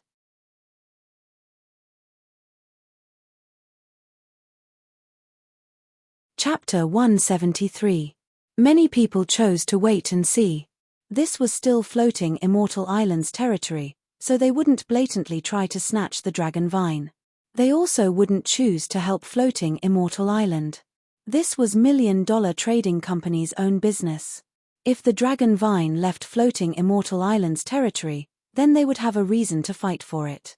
How could Bai agree? She was already a little upset today. It was fine if a spirit-severing stage-old monster came to snatch her things, but even a Jindan stage brat came to join in the fun. How could she endure this? $1 million trading company spent a lot of resources to catch this dragon vine from the mountains. It originally belonged to us. Could it be that you don't treat your wife as your family just because she was kidnapped? Muyu swallowed a mouthful of saliva. Who would have thought that Bai would use such a vulgar excuse? This woman was really fierce. However, this analogy clearly showed her position. The dragon vine belonged to them, and they couldn't just hand it over to someone else just because the dragon vine was taken away by someone else. I will. Shimon Wuji subconsciously said. When Muyu heard Shimon Wuji's irresponsible words, he almost fell down. Was this guy a pig? Shimon Wuji had always said whatever he wanted to say, and his mouth was faster than his brain. After he reacted, he promptly said to the onlooking female cultivators with a mischievous smile, "But for you beauties, I won't." Bah. The beauties spat at Shimon Wuji and then turned their faces away. Two out-of-body stage cultivators appeared behind Bai. They were $1 million trading company's patriarch Huai Baiwan and Mr. Ru. I want to see how you guys are going to walk out of floating Immortal Island today. Bai's attitude was very tough.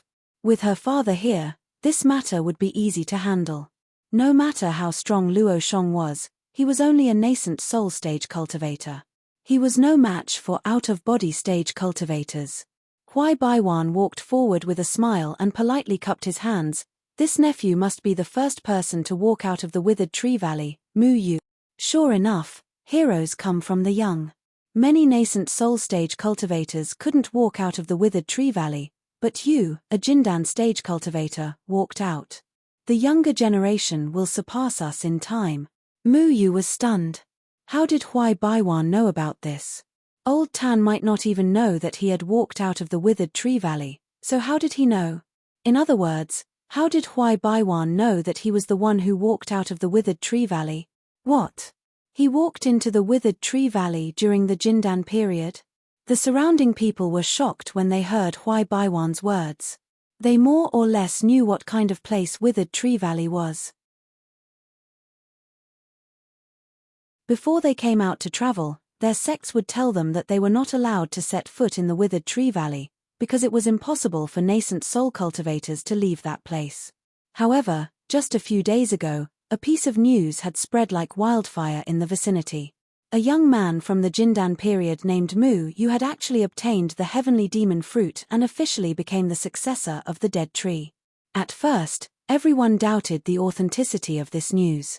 How could a person in the Jindan period do something that even a nascent soul stage cultivator could not do? But today, this sentence came from Huai Baiwan's mouth. Everyone knew what kind of person Huai Baiwan was. As a businessman, he was naturally very well informed. His words also confirmed the authenticity of this news. This kid was able to walk out of the withered tree valley and tame the dragon vine. Is this really something that a Jindan period cultivator can do? Everyone was discussing spiritedly. Everyone was curiously sizing up Muyu. Many people still did not believe it. Muyu himself did not understand how this news had spread.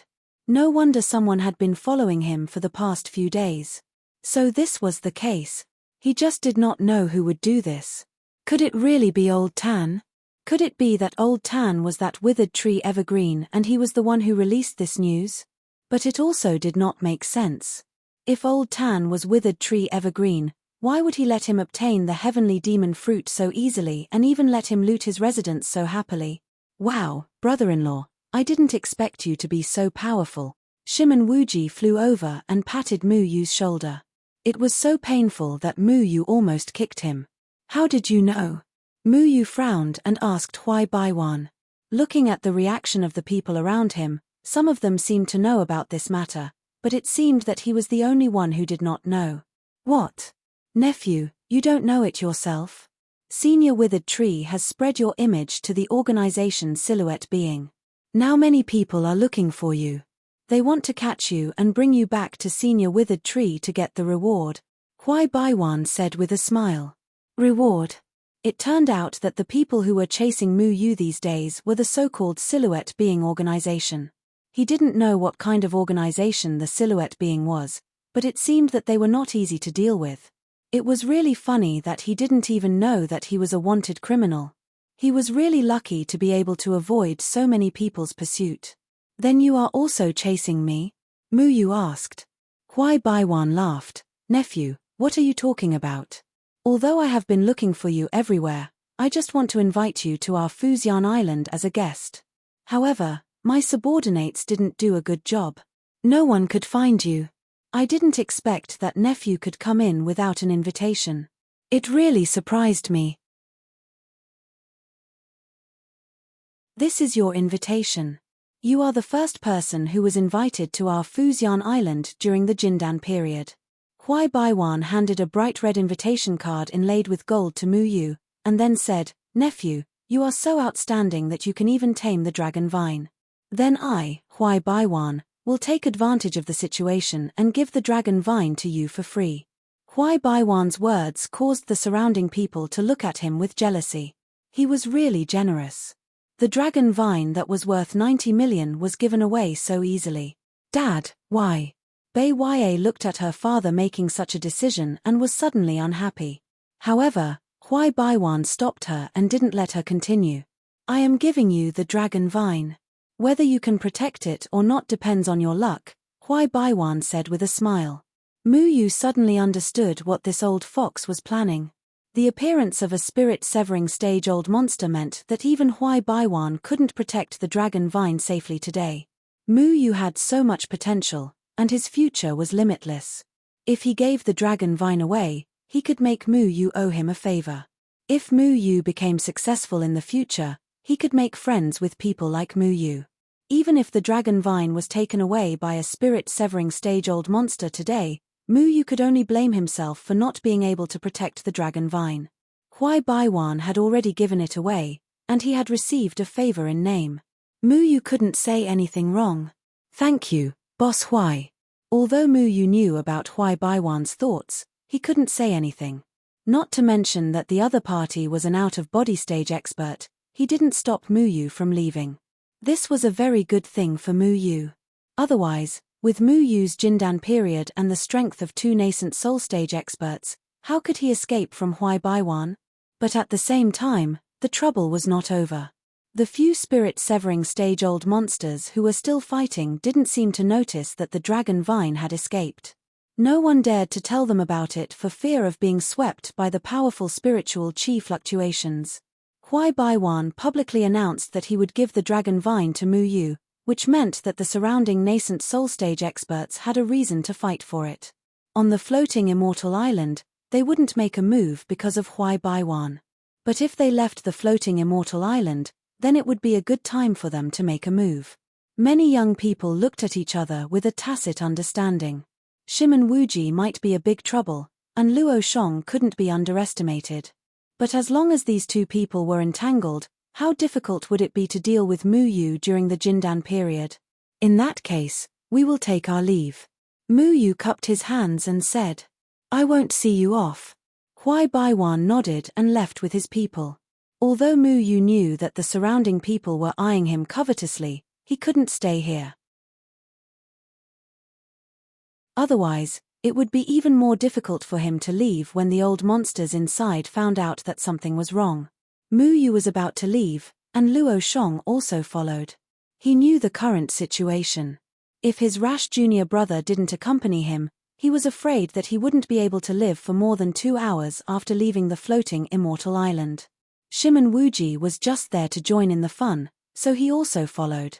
As soon as the three of them left, many people followed. In a short time, some people had already formed an alliance to deal with the three of them. How did you run out? Those old guys at the Severed Soul stage couldn't have found you and escaped, right? Luo Shong looked at the people behind him. He wasn't afraid of being besieged, but he was worried that he couldn't protect his junior brother. I don't know, there was a stuttering old man who secretly helped me. Mu Yu felt that for the stuttering old man to be able to do this, it was certainly not simple. Unfortunately, he disappeared too quickly.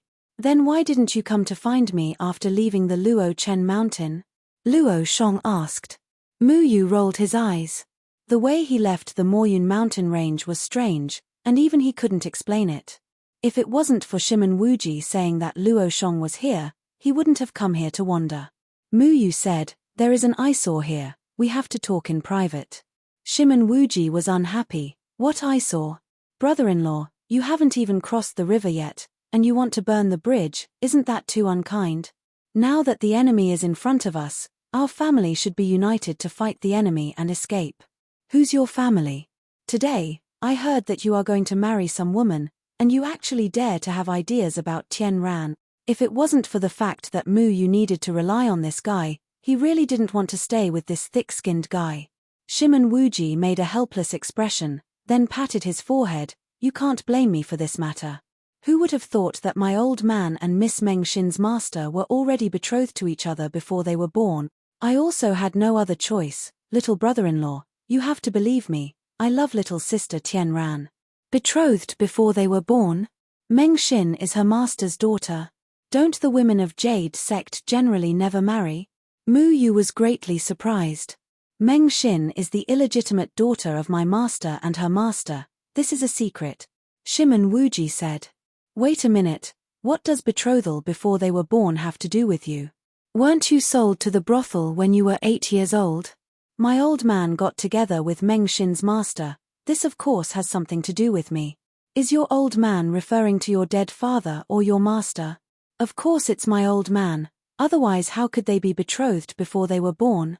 Then aren't you and Meng Xin half-siblings? Oh, no, I was wrong, my old man was referring to my master. Then what does the betrothal have to do with you? Mu Yu knew that Shimen Wuji was talking nonsense again. This person's words were really unreliable, full of loopholes, and even he couldn't justify himself. No wonder his reputation was so bad. If it was anyone else who was splashed with a bucket of dirty water like this, they would definitely explode. Fortunately, Meng Xin's master didn't hear these words, otherwise, she would have chased Shimen Wuji to the ends of the earth with a knife. You too, stop talking nonsense. Be careful, we have already left floating Immortal Island. Luo Shong reminded, there were many people following behind them, keeping a distance from them.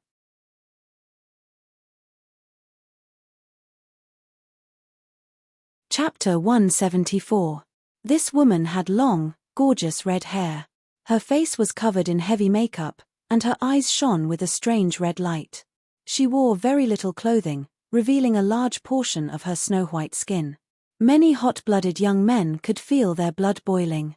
They couldn't wait to press her down and do something big. Shimen Wuji was staring at the woman's long legs with infatuation. He clicked his tongue from time to time and even stretched out his hand to measure the length. He sniffed and almost had a nosebleed. Mu Yu gave Shimen Wuji a hard kick to wake him up. Does the Red Dust sect want to get involved in this mess? Luo Shong asked coldly. The Red Dust sect. She was Tian Ran's senior sister. The women of the Red Dust sect mostly wore revealing clothing. Their cultivation philosophy was different from that of the Jade sect. If the women of the Jade sect were immortal sisters, then the women of the Red Dust sect were more like women of the mundane world. The styles of these two sects were completely different. No one knew how they formed an alliance. The women of the Red Dust sect were also very beautiful. However, their beauty was a kind of enchanting beauty. Moreover, they specialized in seduction techniques. Many men were dead set on them. However, Tian Ran was obviously not the same type as the woman in front of him. He really didn't know how Tian Ran could maintain such a pure personality in the Red Dust sect. Big brother, what are you saying? This little girl also wants to ride this dragon vine. This woman was called Luo. She was also an invited guest of the floating fairy island. It was said that she had once killed an out-of-body stage expert with her bewitching eyes.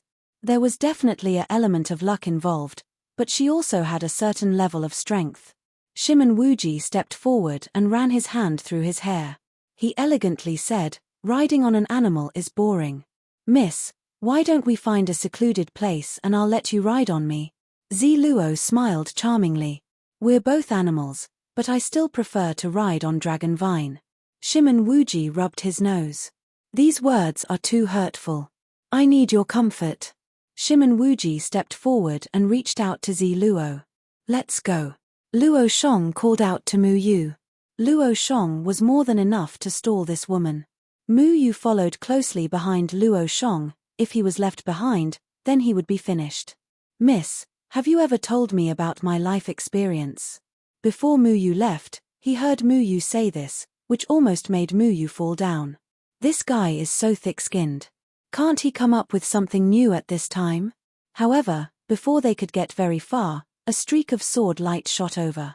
Luo Shong snorted coldly, and the burning heaven sword flew out in response, repelling the attack. He then swung his hand and sent out a streak of sword chi, forcing the person who had launched the sneak attack to reveal himself. "I let you go, but you still want to die." The one who attacked was Liu Feng, who had once been repelled by Luo Shong's 2 fingers. Luo Shong's burning heaven sword swept across, and a scorching aura swept towards Liu Feng.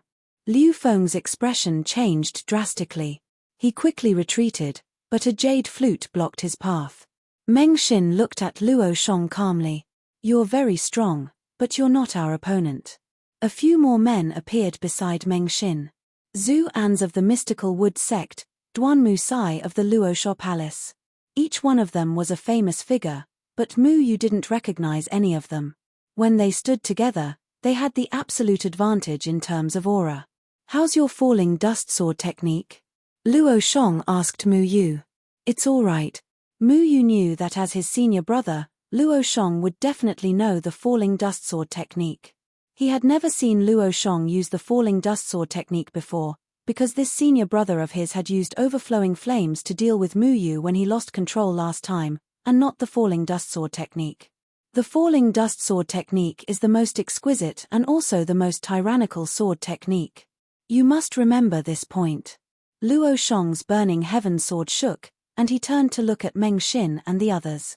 His aura continued to rise, and his entire person was like a dazzling sun that bloomed, causing people's hearts to tremble. For a moment, his aura directly suppressed those people. Then, he simply slashed down with his sword. Tens of thousands of sword images flashed, and then transformed into a single sword. The red light seemed to be able to swallow the world, mountains, and rivers. It was so unstoppable. When the sword slashed down, the heavens collapsed and the earth cracked. The scorching heat wave sent everyone flying. Meng Xin and the others' expressions changed slightly, and they retreated a great distance before stabilizing themselves. One of the young men couldn't dodge in time and was directly swallowed by Luo Shong's sword chi. It was unknown whether he was dead or alive. "Be careful, I'll catch up to you as soon as possible. Hurry up and leave." After saying this, Luo Shong disappeared with a biting cold killing intent. Meng Xin and the others disappeared with him, and they immediately intertwined with each other. Magic treasures shone brightly, and spiritual power violently swept out. No one dared to approach the battlefield. "Run towards the forest." Mu Yu looked at this second senior brother of his, whom he had never interacted with before. The only reason he had helped him was because they were from the same sect. There was no doubt about Luo Shong's strength. Now, Mu Yu had to worry about himself. The dragon vine growled. It had the strength of a nascent soul stage cultivator, and its speed wasn't any slower than the others. However, there were too many nascent soul stage cultivators on the floating celestial island, and they were all elites of the younger generation. It was also in a weakened state, so it didn't fly very far before a group of people caught up to it. The dragon vine swung its tail and violently spat out a breath at the people behind it. Then, it rushed into the forest in the distance. Those people only paused for a moment, but they quickly caught up with it. However, a dozen people appeared in front of it, blocking its path. Needless to say, these people were all nascent soul stage cultivators. One of them shot out a sharp sword chi, and the dragon vine couldn't dodge in time. Its tail was hit, and it rolled a few times before coming to a stop. I'm not interested in the dragon vine, but I want the heavenly demon fruit very much. The person who spoke was an extremely pale man. This reminded Mu Yu of Gui Shenyu from the Gate of Hell. People from the Gate of Hell had very pale skin. This person had a faint aura of death, which was completely different from Mu Yu's aura. He was definitely someone from the Gate of Hell. I've already eaten the heavenly demon fruit, and it's almost digested now. What a pity. Mu Yu grabbed the dragon vine's horn tightly and said, "You ate the heavenly demon fruit directly? Unless you're an idiot, who would believe that?" The pale man's body was filled with ghostly aura. He sneered and a red flag appeared in his hand. Fruits are meant to be eaten. Are they meant to be kicked? Mu Yu thought about it. He really did not know what the heavenly demon fruit was for. However, it was a fact that he had eaten the heavenly demon fruit.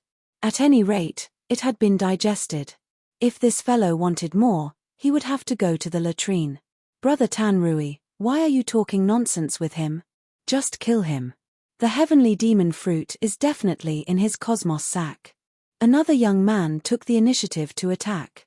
Ghost Tanrui was a genius from the Gate of Hell. He had once fought a nascent soul stage 5th heavenly layer against a nascent soul stage 5th heavenly layer without losing.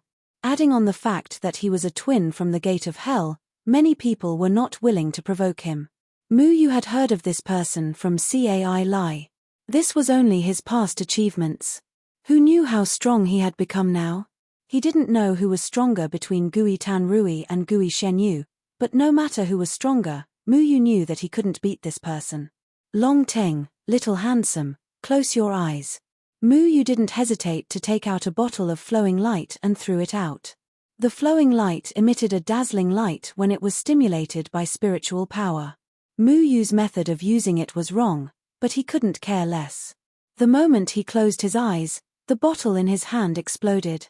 Immediately, crystals flew everywhere, and a dazzling light filled the area. What is that? My eyes can't see. F***CK. Treacherous bastard. Catch him.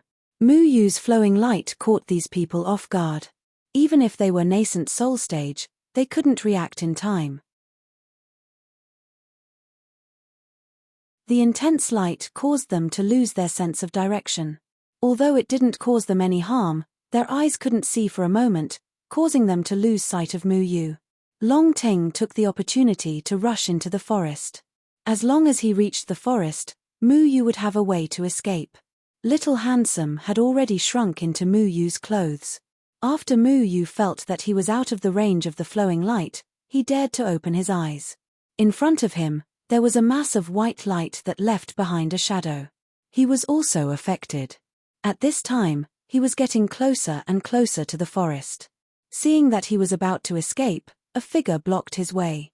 Who are you? Mu Yu blinked his eyes hard and got rid of the shadow in front of him. The person who blocked his way was a young man in navy blue clothes. He held a sharp sword that glowed with orange light, and his whole body was suffused with sword energy. Sword Washing Valley, Slow Jen. The man named Slow Jen said faintly. Speaking of Sword Washing Valley, his tone was very proud. With the reputation of Sword Washing Valley, coupled with his unparalleled swordsmanship, he did have the capital to be proud. Sword Washing Valley? This name sounded familiar. Mu Yu thought for a moment and remembered the night when he met Po Jian. A person named Yuan Jian claimed to be from Sword Washing Valley, but he died in the hands of Po Jian. I remember that there is a person called Yuan Jian in your Sword Washing Valley. Mu Yu asked. Slow Jian was stunned, then he felt relieved. Senior brother Yuan Jian is famous in the world. Since you know his reputation, why don't you give me Dragon Teng and Heavenly Demon Fruit? You people of Sword Washing Valley are all stupid. No wonder he died without knowing why. Mu Yu shook his head, took out a bottle and smashed it at Slow Jian. Slow Jen sneered and raised the sword in his hand. The bottle was split into two. Hiss hiss, the bottle was broken, emitting a green mist. The mist changed into a green snake and bit at Slow Jen. This was a kind of poison called resentment snake. This poison was taken from a snake venom called resentment snake. Its toxicity was very strong. The venom of the resentment snake was related to its emotions. If it died extremely unwillingly, then its snake spirit would be hidden in the snake venom. Once it encountered a person again, it would transform and attack recklessly. Even if a Yuaniing stage cultivator encountered it, it would also be very difficult to escape. Mu Yu had already let the dragon Ting stay away from the snake venom. Before the resentment snake spirit completely dissipated, it was impossible for Slow Jen to break free. The strength of a resentment snake was equivalent to a nascent soul stage cultivator. In order to maximize the toxicity of the snake venom, a special method must be used to torture the resentment snake and let it die extremely unwillingly. Kid, you have some skills. After getting rid of Slow Jen, suddenly another guy with threatening sword chi appeared in front of Mu Yu. Who are you? Mu Yu grabbed a few more bottles of poison and was ready to throw them out. Sword Washing Valley, Fast Jen. The man in front of him was somewhat feminine. His sword flashed with a cold light, and his aura was completely different from Slow Jen.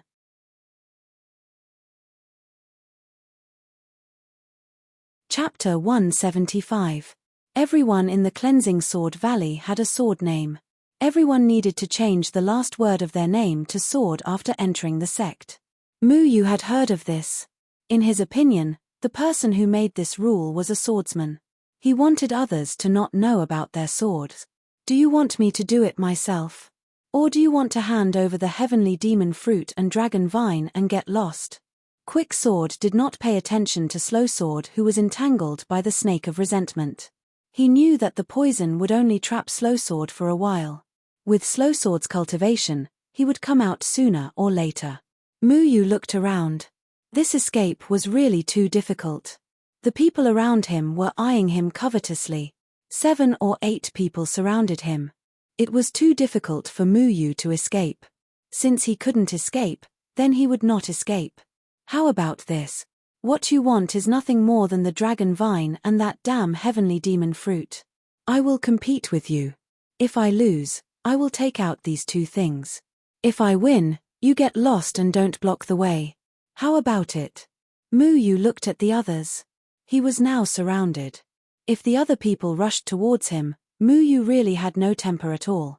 He had to stall for time until Shimon Wuji and Luo Shong arrived. Quick Sword laughed. Just you? A little Jindan period dares to challenge me? What? You don't dare? Mu Yu asked. I will let you use one hand. Quick Sword put his left hand behind his back, and then said to the others around him, since this kid is so arrogant, how about you all watch the fun first? I will educate him first and let him understand that even if he is lucky enough to escape from the Withered Tree Valley, he can't be so arrogant. The people around looked at Mu Yu with ridicule. To be honest, they were not in a hurry. Quick Sword, as his name suggested, his sword was famous for its speed. Even if he only used one hand, many people present had to avoid the sharp edge. Although Mu Yu said it lightly, in fact, his heart was beating like a drum. He had experienced the strength of the nascent soul stage. At that time, Gui Xuanyue's attack made him helpless. Although his strength was not the same as before, he was still facing a nascent soul stage. Quick Sword might not be as powerful as Gui Shenyu, but he was still in the nascent soul stage. There was no way he would appear on Floating Immortal Island for no reason. Anyone who could receive an invitation from Floating Immortal Island was no ordinary person. The only thing Mu Yu could rely on was the sword intent given to him by the nameless swordsman. If this sword intent could not cause trouble for Quick Sword and delay the arrival of Luo Shong and the others, then today was really a bad day. See if you can locate me. Quick Sword was like a cat playing with a mouse, and his figure disappeared. His swordsmanship was fast, but his movement was even faster. He had absolute confidence that Mu Yu would not be able to detect his position. He planned to play around with Mu Yu. Mu Yu landed on the ground and told Long Ting to be on guard against others. When Mu Yu saw the fast sword disappear, his heart calmed down. Feng Haochen had once told him that there were many realms of swordsmanship, fast or slow, simple or complicated. Every sword realm had its advantages, but at the same time, its disadvantages were also obvious. If he pursued speed, then he would not be able to store energy well. His sword was sharp, but its lethality was relatively weak. If he wanted to create the most lethality with his fast sword technique, he had to get close to his opponent. Once he got close, he would expose a flaw in his defense. If he wanted to break quick sword, he had to kill him before his speed could cover up the flaw. 2 inches above your left shoulder, Xiao Shuai reminded him. No matter how fast he was, he would still disturb the spirit qi in the surroundings. This was more than enough for Xiao Shuai to capture his opponent. Mu Yu closed his eyes. He would not doubt Xiao Shuai's judgment. His shadow-splitting sword came out in response, protecting his left shoulder. With a soft ding, Mu Yu took a few steps back. His opponent's strength had decreased because of his speed. But after all, it was the strength of the nascent soul stage, and he could not completely block it. Fortunately, it did not cause fatal damage to him, because Xiao Shuai gave a warning before Quick Sword attacked, giving Mu Yu time to react. Quick Sword was a little surprised by Mu Yu's reaction. However, the first sword attack was just a test, and he did not use his full strength, so he was not surprised. The center of the right chest. The knee of the right leg. The left ear. The temple. Mu Yu's reaction was fast enough, and Xiao Shuai's judgment was also very accurate. He basically guessed the position of Quick Sword's attack. No matter how tricky the attack was, Mu Yu narrowly avoided it. The onlookers gradually saw that something was wrong. If it were them, they would not be able to avoid such a fast sword technique so easily. However, although Mu Yu seemed to avoid it every time, he did not suffer any substantial damage. How could they not be surprised? Quick Sword's face slowly became dignified, and he put away his playful expression. No matter how fast his attack was, Mu Yu could dodge it just right, as if his moves were seen clearly by Mu Yu. But how could this be possible? The person who could see his moves clearly must be faster than him. It was impossible for a boy in the Jindan period to be faster than him. Quick Sword, you've been entangled for so long, but you haven't even hurt him. You can't even deal with a boy in the Jindan period. What a big joke. Your reputation is ruined. Someone shouted. Quick Sword's face was very ugly. This was really a slap in the face.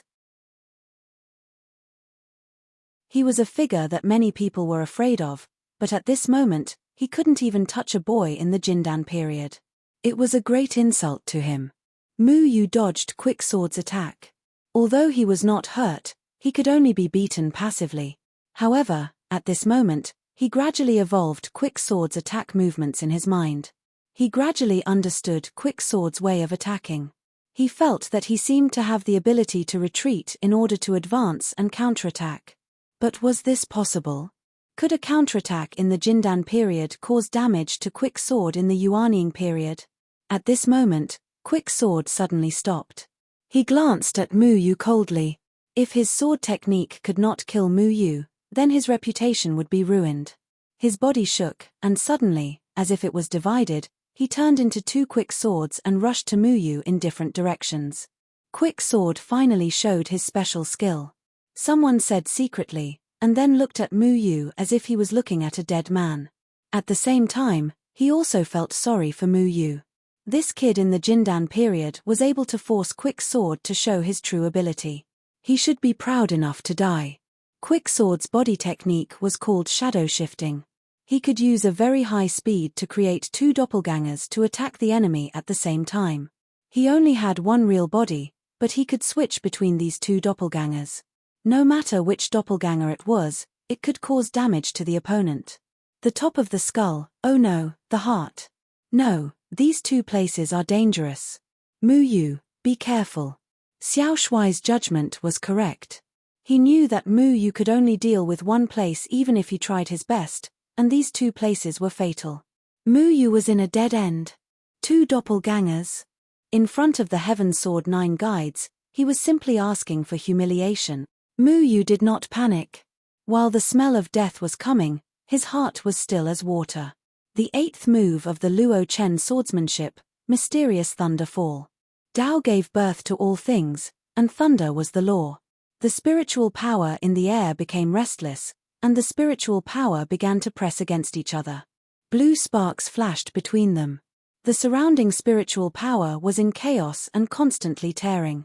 Then the spiritual power turned into spiritual clouds and transformed into lightning. The breath became dull, making it difficult to breathe. Mu Yu also became two people in the shocked eyes of everyone. One of his doppelgangers jumped up and led the thunder with sword chi. The doppelganger sword in the other doppelganger's hand was already flashing with lightning and thunder. Mu Yu was not affected by the thunder and lightning, and with a pure thunder spirit, he met the two quick swords. Boom! The sword chi shot in all directions, and the sword light was everywhere. Only 4 doppelgangers were left in the field. Everyone looked at all this in disbelief.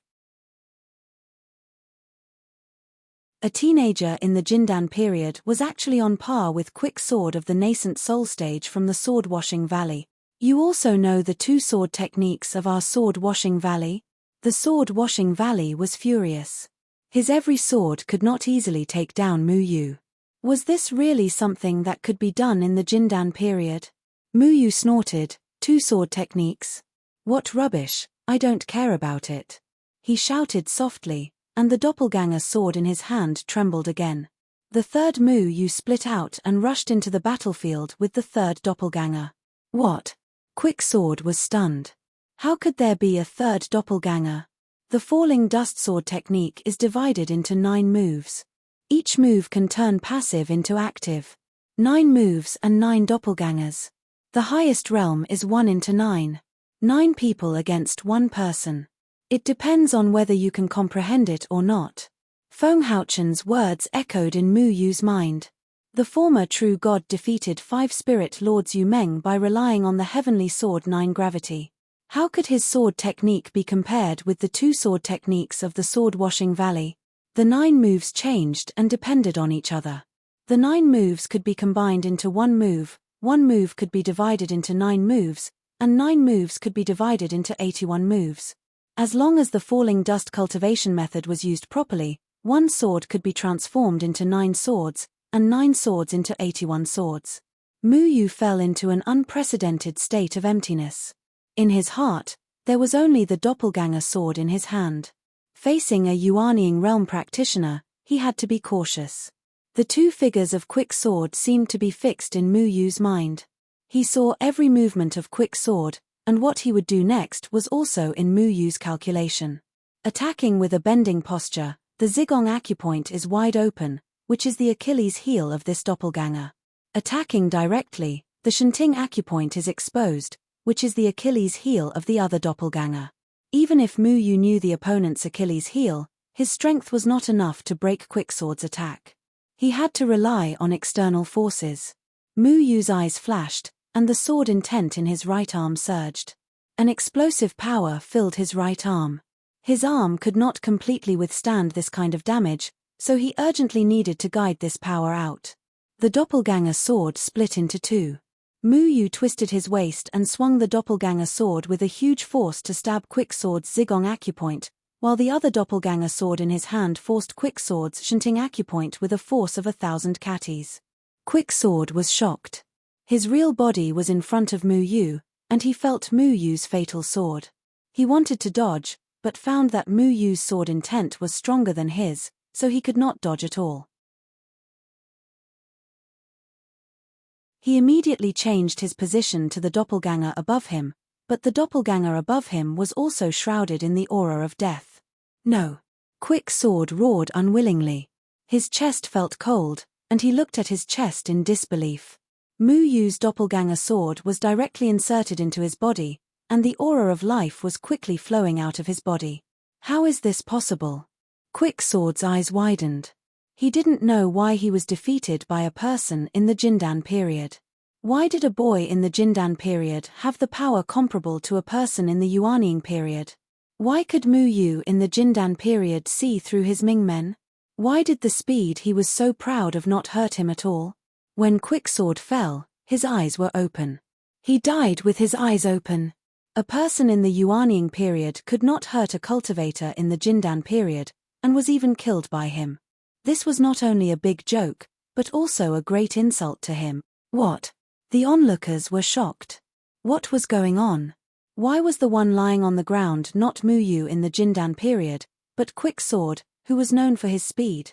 Could a person in the Jindan period really kill a person in the Yuanying period? If it were them, could they get away from Quicksword so easily and kill him? Muyu stood there with his eyes still closed, but no one dared to underestimate him. The strength of everyone present was almost the same. It was impossible for them to kill Quicksword, but a person in the Jindan period subverted common sense and did something they could not do. If such a person was like this in the Jindan period, what if he stepped into the Yuanying period?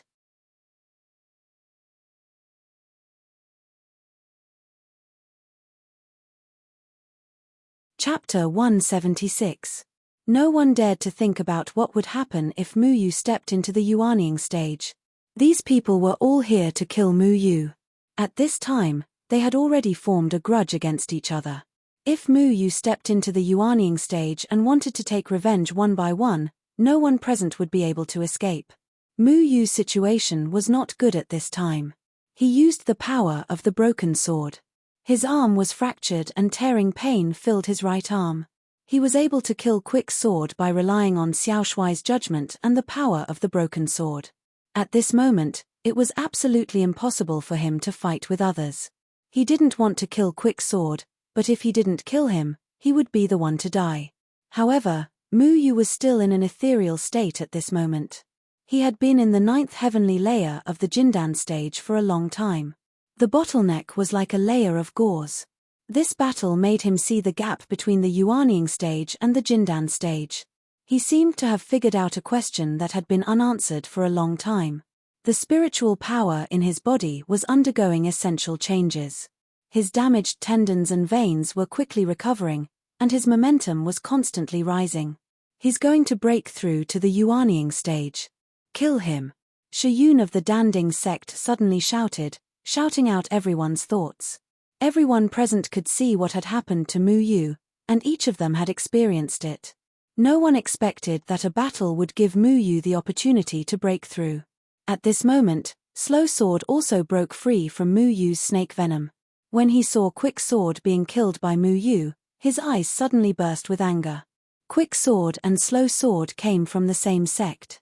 They were the peerless twins of the Shijian Valley. The most powerful thing about them was not their individual strength, but their cooperation. Who would have thought that Quicksword would be killed by a person in the Jindan period today? This was equivalent to crippling the peerless twins. How could he bear it? Boy, give me back my junior brother's life. Slow Sword took the lead. His swordsmanship was slow, but it was heavy and powerful, forming a sharp contrast with Quicksword. But even if it was slow, it was fast enough for Muyu during the Jindan period. However, Muyu was still immersed in his own world. He was on the verge of a breakthrough and did not notice what was happening outside. He did not know how many people were trying to take his life at this moment. Dragon Vine roared angrily and used its huge body to crash into Slow Sword. At the same time, it spat out a domineering dragon's breath at him. Slow Sword slashed apart the dragon breath and kicked Dragon Vine's body. Dragon Vine cried out in pain and fell back. The Dragon Vine flew in the direction of Muyu. It couldn't dodge in time and crashed into Muyu. Muyu spat out a mouthful of blood. The world he comprehended suddenly collapsed. His entire being sank into boundless darkness. He didn't know where he was. He only felt that he was constantly falling into a bottomless abyss. He felt that something in his body seemed to have broken free from his control. He didn't have any extra energy to suppress it. Shiyun watched as Muyu was sent flying, but his gaze fell on Dragon Vine. He was an alchemist of the Danding sect. Dragon Vine had an incomparable allure to him. Whether Muyu died or not had nothing to do with him. Obtaining Dragon Vine was the most important thing. He did not hesitate to rush towards Dragon Vine. Not only him, but others also rushed towards the injured Dragon Vine. So what if we kill the cultivators? If the cultivators were all dead, there wouldn't be so much trouble. They are greedy. They want whatever they see and snatch it. The existence of cultivators is a stain on this world. Mu heard a voice saying these words in his mind. That voice seemed to be very happy to see Mu become like this. Mu was very confused. He didn't know what he was doing now. He felt that his consciousness was no longer controlling his body. Spirit Lord Yu Meng in his body was actually beginning to stir. Mu's body fell heavily. Little Shuai grabbed Mu's back collar and used all his strength to fly in the air. Only then did he not let Mu fall too badly. However, Little Shuai was after all small in size.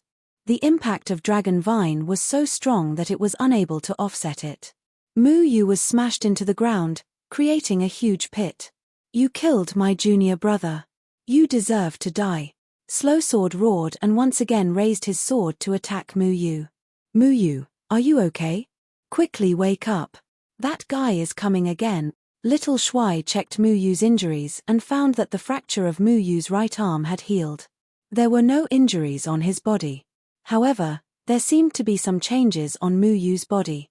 These changes were quite strange. His aura had also changed. It seemed that he was no longer the Mu it was familiar with. This made Little Shuai somewhat at a loss. Slow Sword's sword pierced Mu's heart. He had already imagined Mu's fate of falling to the ground. Thinking that he could avenge his junior brother, his face revealed a trace of ferocity. However, he couldn't be happy. His junior brother's death was not only an insult to him, but also an insult to his own sect. No one would say anything if he died in the hands of a Yuanying stage expert. However, if he died in the hands of a little Jindan period expert, their sword cleansing valley would probably be ridiculed for a lifetime.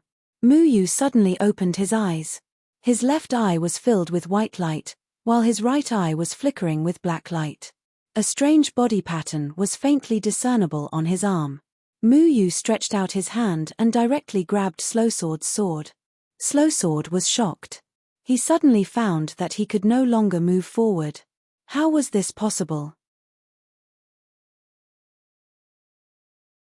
Slow Sword's swordsmanship was not as weak as Quick Sword's. His sword was heavy and had a great impact. Even if he wanted to catch it himself, he might not be able to grab it. However, this Jindan period kid actually grabbed his sword. Slow Sword wanted to withdraw his sword, but he couldn't do it. His opponent's strength was so strange that Slow Sword couldn't pull it out. Let the slaughter of cultivators begin with you. The corner of Mu's mouth rose, revealing a strange smile. He stretched out his hand and the shadow-splitting sword fell into his hand. At this time, the shadow-splitting sword had changed into a Mu-Ling sword that was full of holes as if it had been eaten by insects. Slow Sword felt a strong killing intent lock onto him.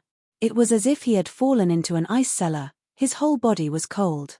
He didn't hesitate to let go of his sword. He stepped on the ground with the tip of his foot and pulled away from Mu. I'll take your blood and let Mu-Ling use it. Mu looked at the tattered wooden sword in his hand and gently stroked it. It was as if he was greeting an old friend that he hadn't seen for a long time. The wooden sword's body trembled, as if it was excited to meet again after a long time. You can't escape. Mu's figure disappeared.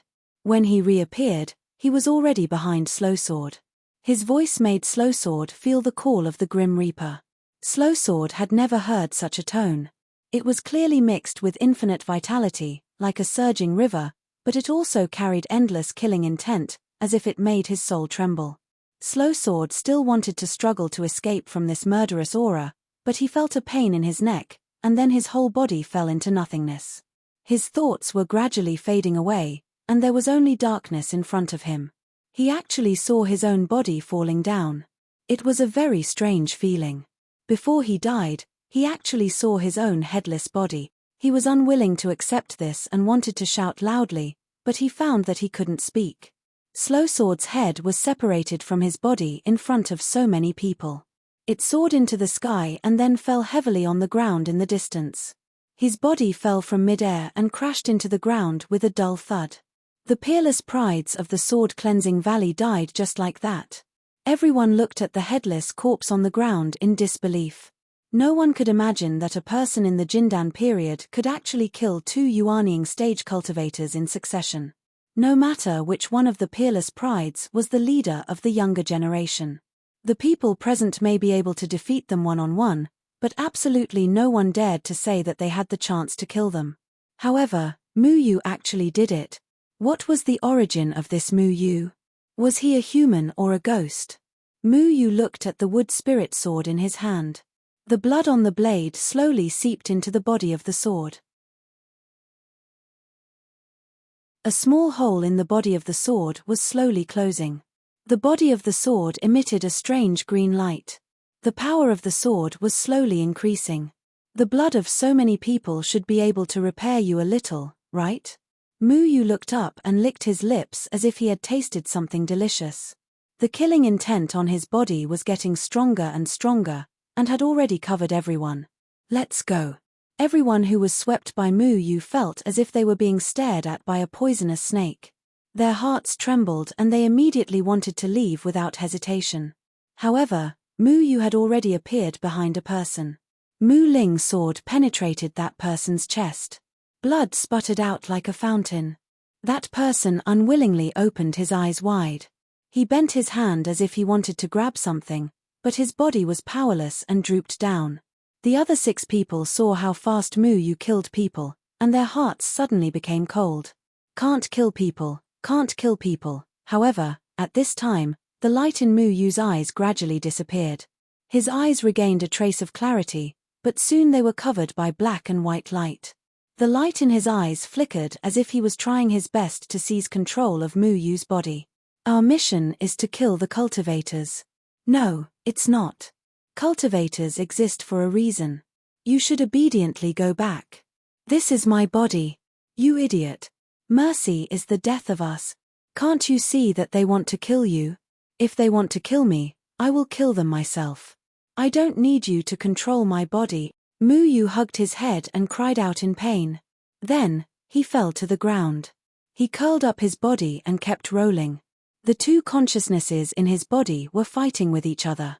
Dragon Ting, who was at the side, was already entangled by Shiyun and the others. He kept roaring. Mu Yu's shouts attracted everyone. Dragon Ting took the opportunity to break free. He tried his best to rush to Mu Yu's side and used his huge body to protect Mu Yu. The 6 nascent soul stage cultivators did not expect that Mu Yu, who was shrouded in the aura of death at the beginning, would become like this in the blink of an eye. They stopped and looked at each other in bewilderment. They read a common thought from each other's eyes. Kill him. Shiyun took out his magical equipment and mercilessly attacked Mu Yu. The others also had the idea of strangling Mu Yu in the cradle. They raised the magical equipment in their hands. They did not intend to leave Mu Yu a way out. These nascent soul stage cultivators actually disregarded everything and tried to kill Mu Yu, who was in the Jindan period. It was because the terrifying aura that Mu Yu had just displayed had affected their lives. They were not willing to wait for Mu Yu to step into the nascent soul stage in the future and come back to seek revenge. At this moment, a cold snort sounded. A hand appeared in the void. That hand was like a ghost. It carried an insufferably arrogant aura and easily shattered the magical equipment of those people. With a slight wave, those people were sent flying while vomiting blood. At the same time, they were already dead, including Shiyun from the Pill Cauldron sect. This hand actually killed several nascent soul stage cultivators in an instant. You're tuning in to the Celestial War YouTube channel. Don't forget to subscribe and join us on this journey to catch the most captivating stories.